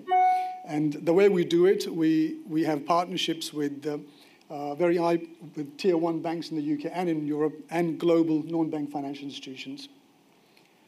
Our company overview, since inception in 2008, our company has grown from a very small entity to become an authorized e-money institution, from different licenses, from a small payment institution to authorized payment institution, and then finally to authorized electronic money institution.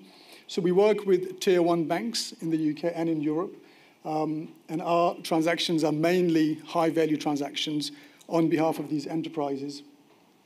And our platform, which we have built, that helps businesses, for those businesses who are looking to grow and they don't have any regulatory framework in place, so we assist those businesses through our API integration, so they can integrate their systems with ours.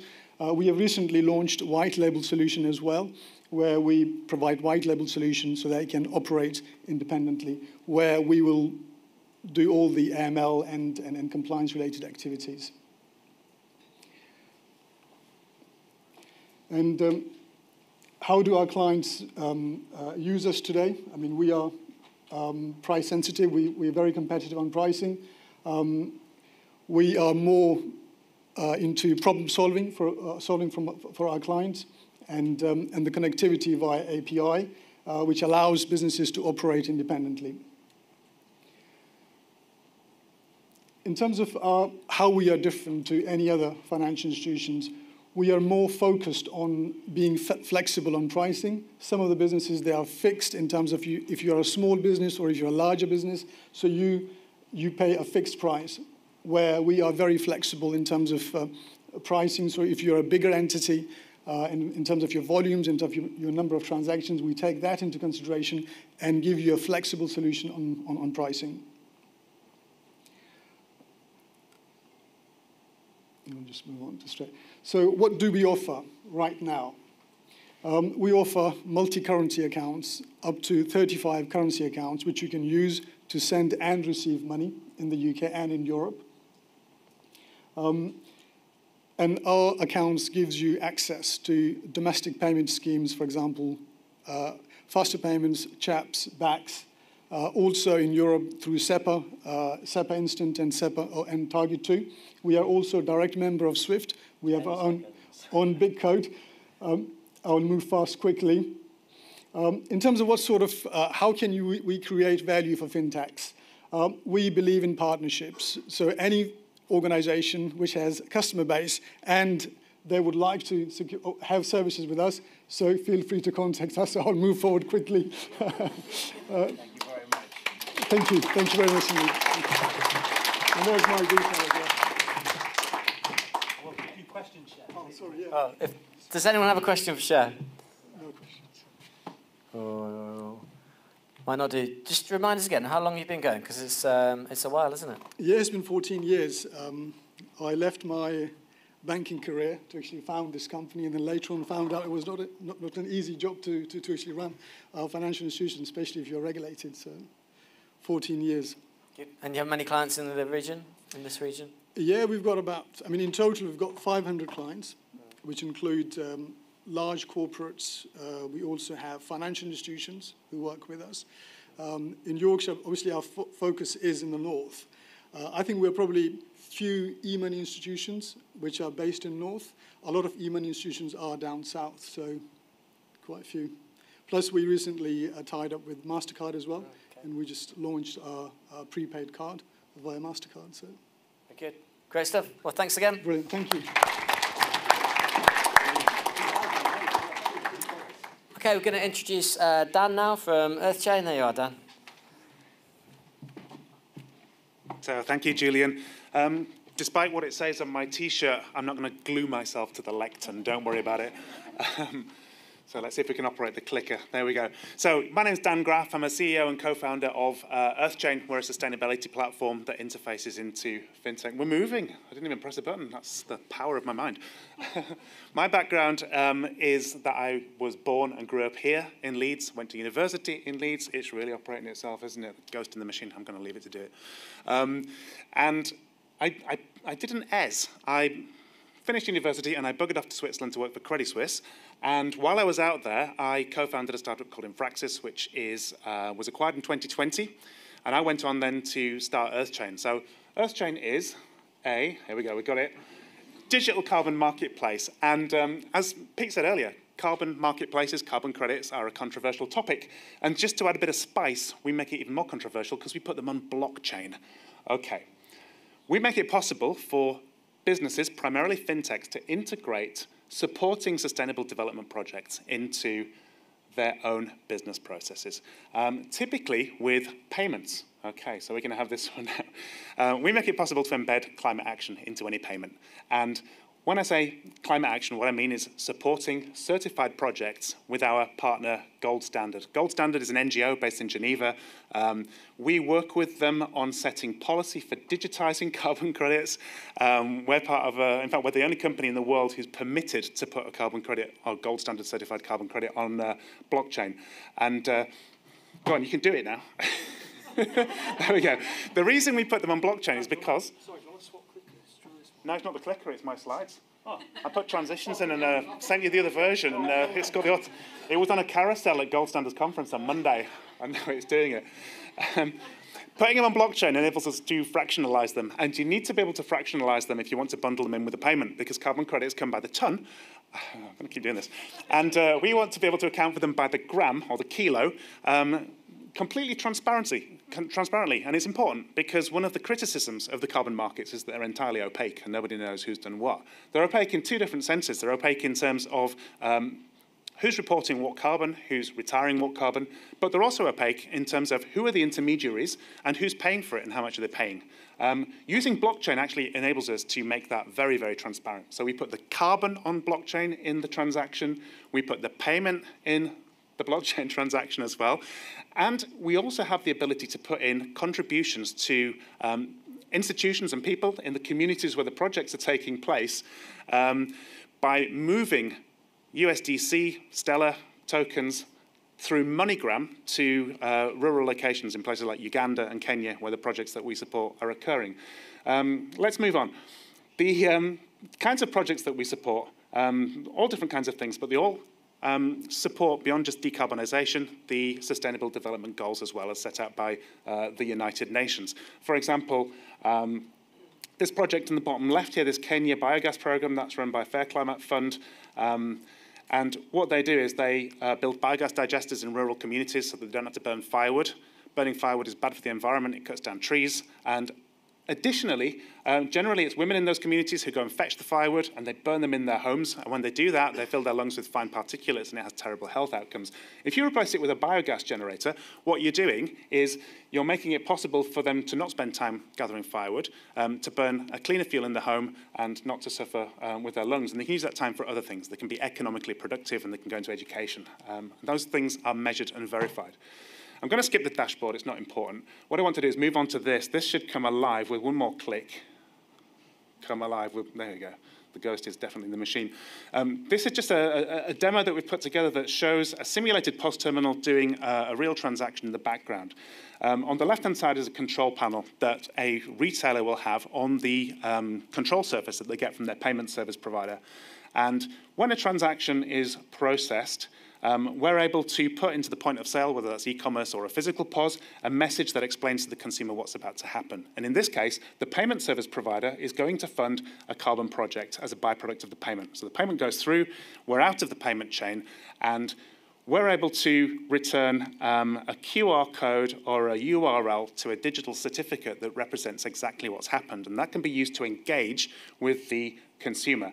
And here's an example of a digital carbon certificate that demonstrates that 2.13 kilos of CO2 were reduced, were avoided from being emitted into the atmosphere as a byproduct of that transaction by donating 0.1% of the amount. It's almost unnoticeable. It's practically a no-brainer to the project in question. So our customers, payment service providers, acquirers, issuing banks and fintechs who want to embed climate action through digital interfaces into their user experiences and business processes. And it's flashing red, so we'll stop there. We Thank gave you an extra 15 seconds because of the slideshow. You're a babe. Thank you. You did that deliberately, didn't you? I did. I put a ghost in the machine. Yeah. Thanks a lot. Yeah. Fantastic. Cheers. Any questions? I'll talk to you about carbon credits afterwards if you're interested. Yeah. Can you answer the same question? We'll do it outside. Yeah. Take it outside. Julian's got one. Julian's got one.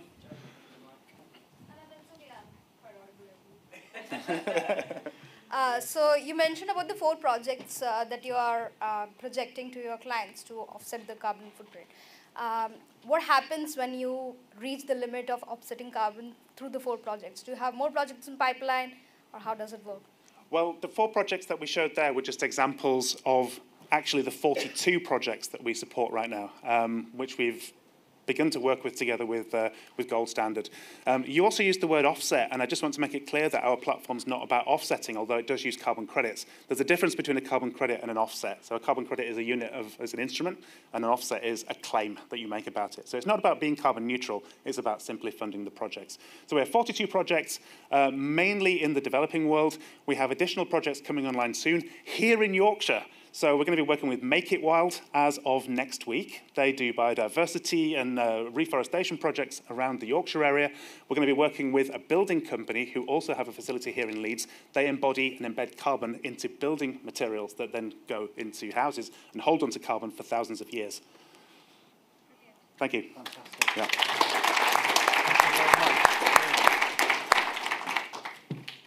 Thank you. We're nearing the end, but I'm delighted to see the energy levels are still high. Thank you, everyone, for all of your support, for the people that are brave enough to get up on stage. And the next one we've got is Alessandra from Live More Offline. Big hand of applause.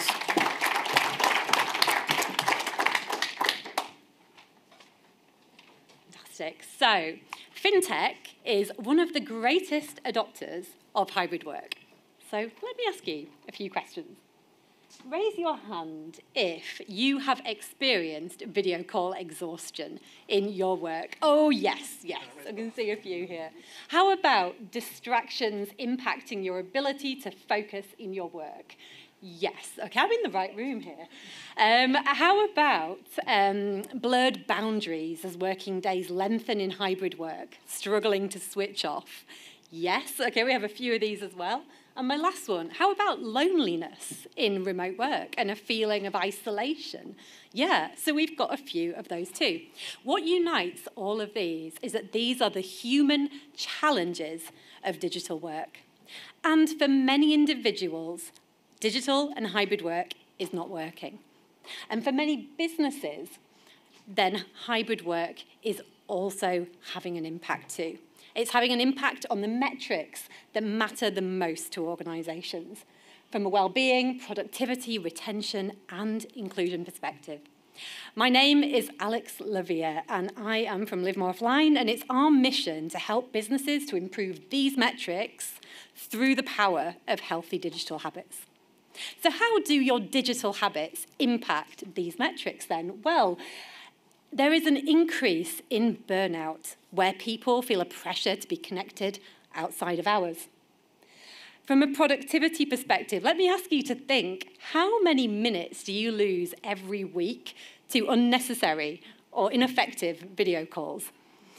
Well, our research with organisations shows it's around about 80 minutes per week, and the cost adds up. And from a retention perspective, that loneliness translates into a lack of belonging and people looking to leave our organisations because they don't feel that sense of culture.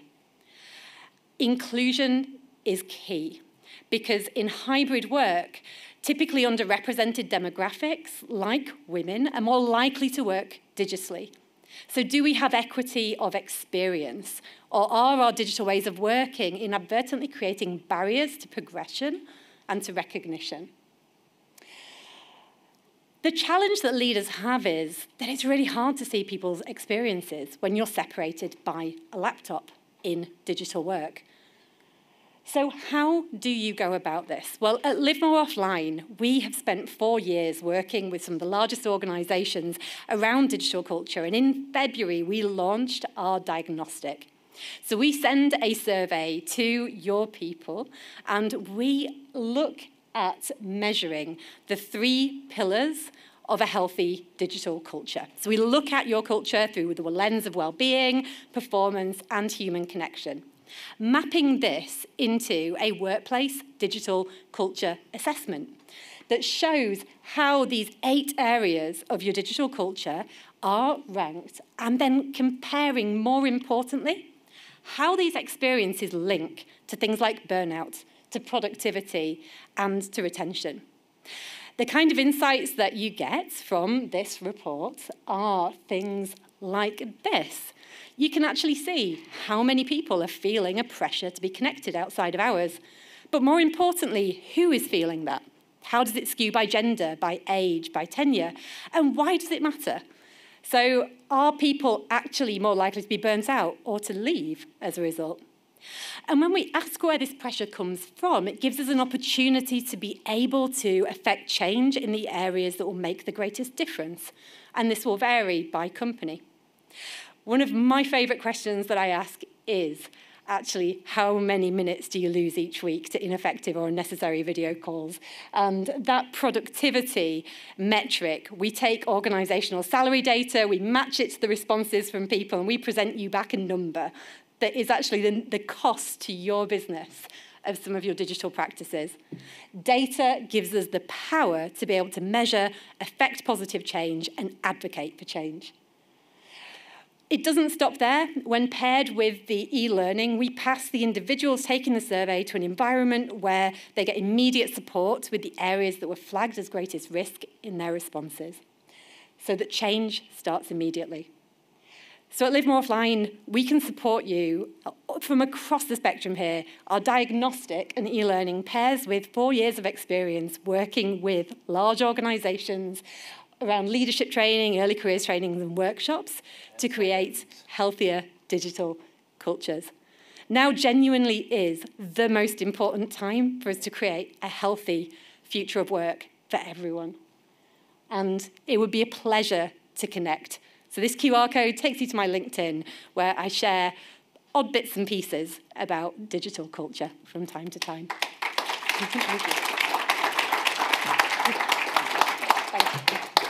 Thanks, Alex. Brilliant. Once again, I have many questions, but I don't want to spoil anyone else's fun. Anybody want to shoot their hands into the air?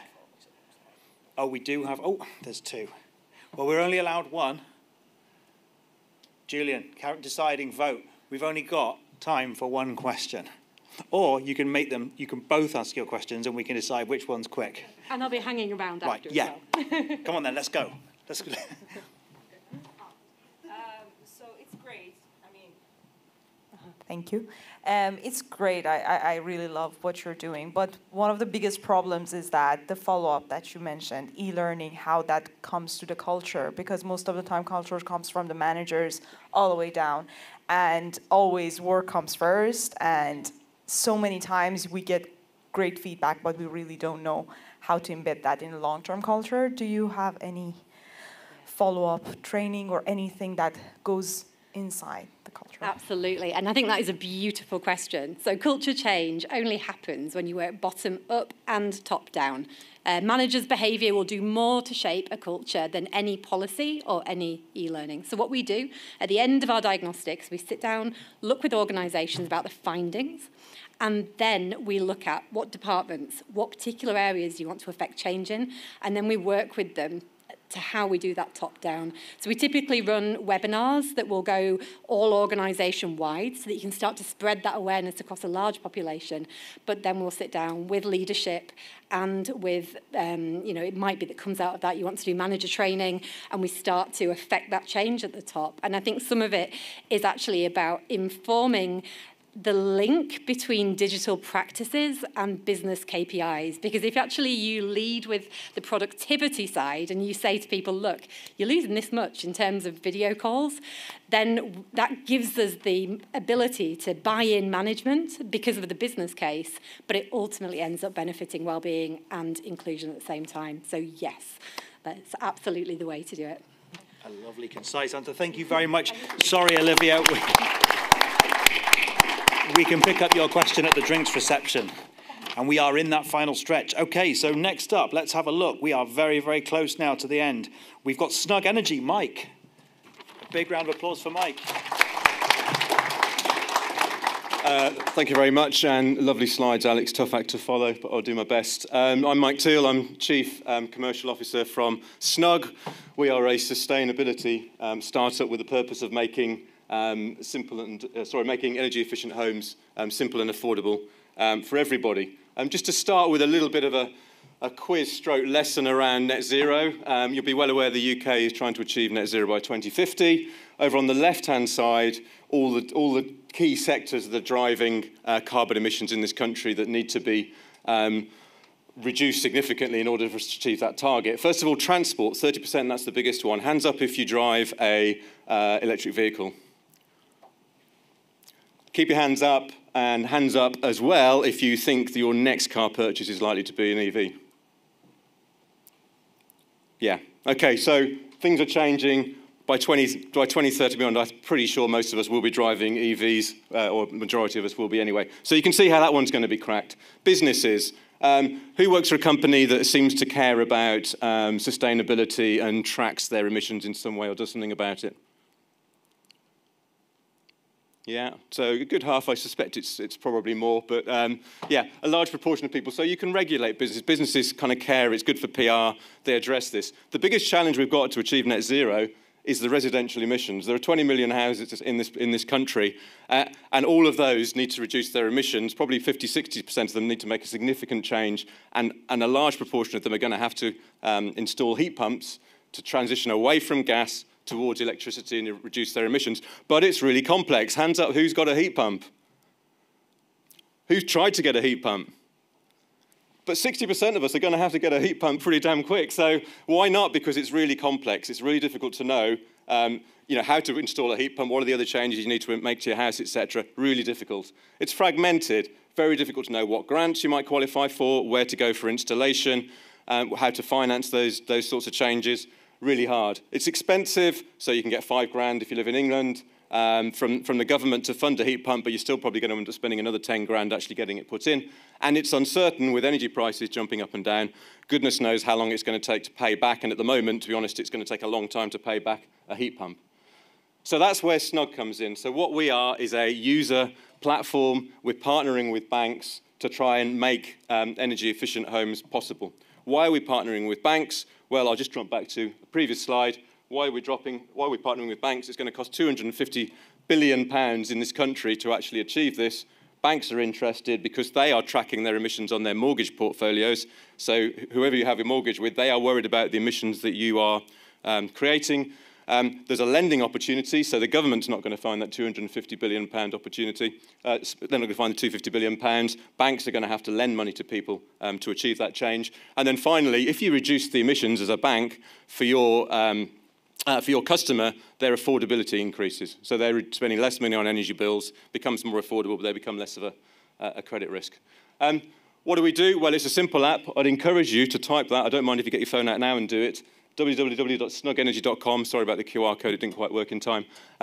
But go onto it, have a look. You type in your address, and it comes back with a personalised plan as to what you should do to your home, and it helps you find the grant funding, the financing, and an installer to actually make that change happen, and then track that over time. I'm going to try a video. Technical risk, but we'll give it a shot. Based on a user's address, Snug provides a simple route to a personalised improvement plan. Using our simple UX, users can then tailor their plan to best suit their goals and budget. Efficiency improvements can seem expensive and have a long payback. We present benefits in a compelling way that includes all the benefits of investment, including house value impact and, in the future, carbon credits. We help people finance their improvements by pointing them to relevant grants and linking to appropriate savings or lending products. We help make it happen by partnering with selected installers who provide advice and quotes for any improvements needed. Decarbonising a home can be a long journey. Our personalised nudges encourage people to keep going and to track the benefits in their plan. Snug can help banks achieve their goal to reduce financed emissions across their mortgage portfolio. We can identify which properties have most opportunity and then help the owners deliver the changes needed. We would love the opportunity to work with more banks on this exciting challenge. Fantastic. So we'd be delighted to hear my colleague Michelle, who's from Bradford, and so local, unlike me, who lives in Edinburgh, delighted to speak to you afterwards. Just one final slide. For some banks, you may be interested in the entire journey, end-to-end, that I've just shown you. Recent development, we're actually componentising the journey. So if you're interested in grants wizard, or potentially the carbon credit that we're creating for the reduction of emissions, I was speaking to Dan yesterday about this in terms of his platform. That's available on a componentised basis now. So happy to talk about either of those two options if you're interested. Thank you.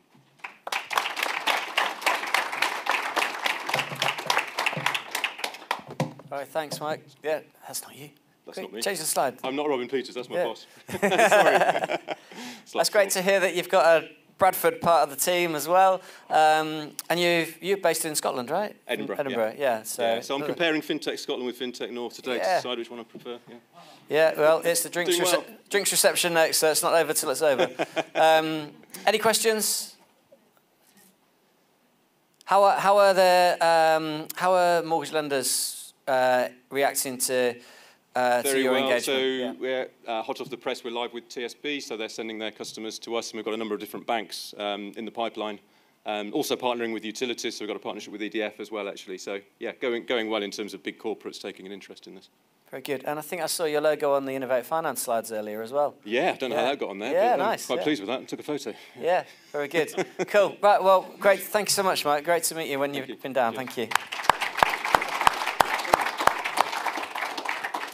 Okay, so last but by no means least, and I'm not just talking about his shirt, we're going to hear from Hugo at Startup Sherpas. So we're really pleased to hear about what you've been doing today, Hugo. I mean, for those that haven't heard of Startup Sherpas, this has been a pretty big news around Leeds recently, so it's great to have you here. Awesome.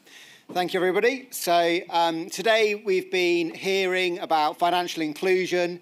We all know that we're living through a cost of living crisis. We have been touching on the subject of the climate crisis that we're facing. These are all systemic issues. So when I started in innovation, you could create a consumer website and become an entrepreneur very easily. The level of sophistication that the generation entering the workforce require to solve the problems that we've given to them is enormous. And so our mission is to give them the skills to bring their ideas to life so that they can go and actually fix these problems that we have in the world. And so we do that in two ways. Very simply, we teach teenagers how to make £16,000 of their own revenue by the time they're 16. So we start them on their career with the financial freedom and the skills to go and pursue their dreams and bring their ideas to life. And we also give paid work experience to teenagers. So we discovered something on this journey, which is that teenagers love cash. It's a shortcut. And so what that does is it allows us to drive diversity into the teenage groups that we're working with. And what happens when a teenager goes into a paid work experience program is they discover that they have ideas, that they have confidence in their own ideas, and we see a 5x increase in them then going on to our startup program. What also happens when you pay teenagers is you start paying money into the bottom of the economy. We call it trickle-up economics, where we're paying money to teenagers in some of the most deprived communities where actually the money flows faster as well. And that money that we're paying to teenagers also represents 40 billion to the UK economy that the teen economy actually is worth. So by unlocking that, we can actually make an economic contribution as well. The sorts of projects that we get them involved in, and we are very lucky to come to Leeds and be supported so wonderfully by the whole ecosystem here. We work on projects where we actually recognise that teenagers are at their peak creativity. So we're not engaging them and paying them to be nice. We're doing that because they're amazing. And so we ask them really hard questions, like this one. And what happens when we ask them those really hard questions? So this question was, how can financial services become the guardians of our future world? My first version of that was actually, how do we stop banks just greenwashing their ESG activities? But I realised it's really hard to get banks really into funding that sort of question. So what actually came out of this was not what we expected. This is the number one finding from that report. Is the first part. We've got two reports coming out. This is the first one. The teenagers do not recognise that they have received any financial literacy education. So the stat in the middle, the 80%, is a survey we did after this project, because what we found was that 75% of their ideas were for financial literacy, which we thought was odd, because we have audited ESG reports from all of the major banks saying that they have actually given that financial literacy to those young people. But unfortunately, the impact doesn't exist. The ideas do. Those teenagers are amazing, and the diversity of ideas and the way that we actually see them bringing that financial literacy education to life varies from cryptocurrency through to combining creative education with financial literacy education, through to using artificial intelligence to create solutions to allow people to go and do that work. And these ideas are so good that we were able to take these teenagers down to the Financial Times to present their ideas to the financial services industry. And when they were actually down there, they recognised, those students who were there, that other people care about their ideas as well. And it takes us to the second stage of them having belief in their ideas and other people having belief in those ideas. Now, what I would like you to do is to go to our website or find us on LinkedIn and watch the film that we released today. The report is there for you to read as well. So the more opportunities that we can give these teenagers, the more we're helping ourselves as a society. So everyone here has been talking about FinTech for good. You all work in the institutions, the organisations, and the industry that has the money. 10 seconds. So I would urge you to try and talk to us about creating more opportunities for teenagers. Thank you.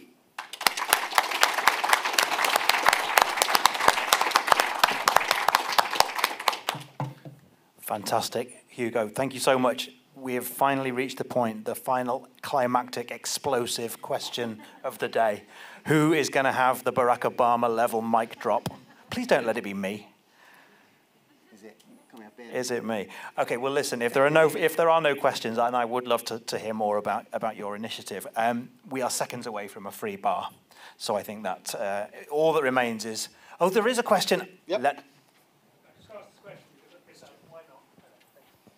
All it was thank you. I mean, that was amazing. But if there was one thing you could do better next time you do it, which no doubt you're going to, what would that be? And how can we contribute? That's two parts of one question. Yeah.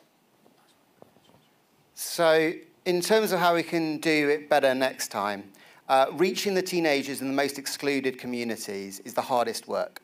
So we haven't had any young offenders in the last group, and we really want to work with young offenders because often they are natural entrepreneurs. And the way you can help is by, as your organisations, by funding those paid work experience programmes for the teenagers and for lobbying changes to the apprenticeship levy so that we can use those funds to fund these projects. Fantastic. Thank you so much. Big round of applause for Hugo. like I said, we are seconds away from a free bar, so I'm going to make this very, very brief.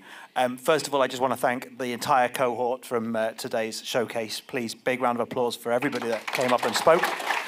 And also a big round of applause for yourselves for sticking around. It's been a long day.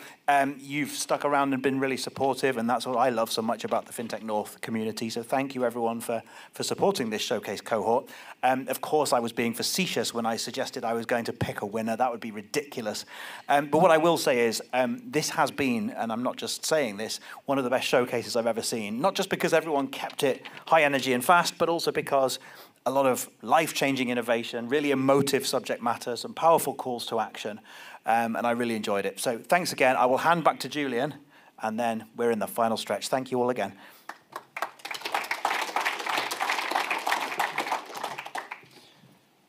This is the best part, really. This is the best speaking slot of them all. Let's go have a drink, shall we? No, thanks, everybody. Thanks for coming. Thanks for sticking around. Oliver's already thanked quite a few people, but I just want to give a big shout out to everybody who was on the live stream as well, who stuck with us throughout the day. Thanks to all of you as well. This is a fantastic turnout at this stage in the day. Thanks to all of our fantastic sponsors, Leeds Building Society, Axiologik, Mastercard, TransUnion and Leeds City Council. And yeah, thanks to Ryan, thanks to Julian, thanks to Oliver. And yeah, let's continue networking and have a drink. Thank you. Cheers.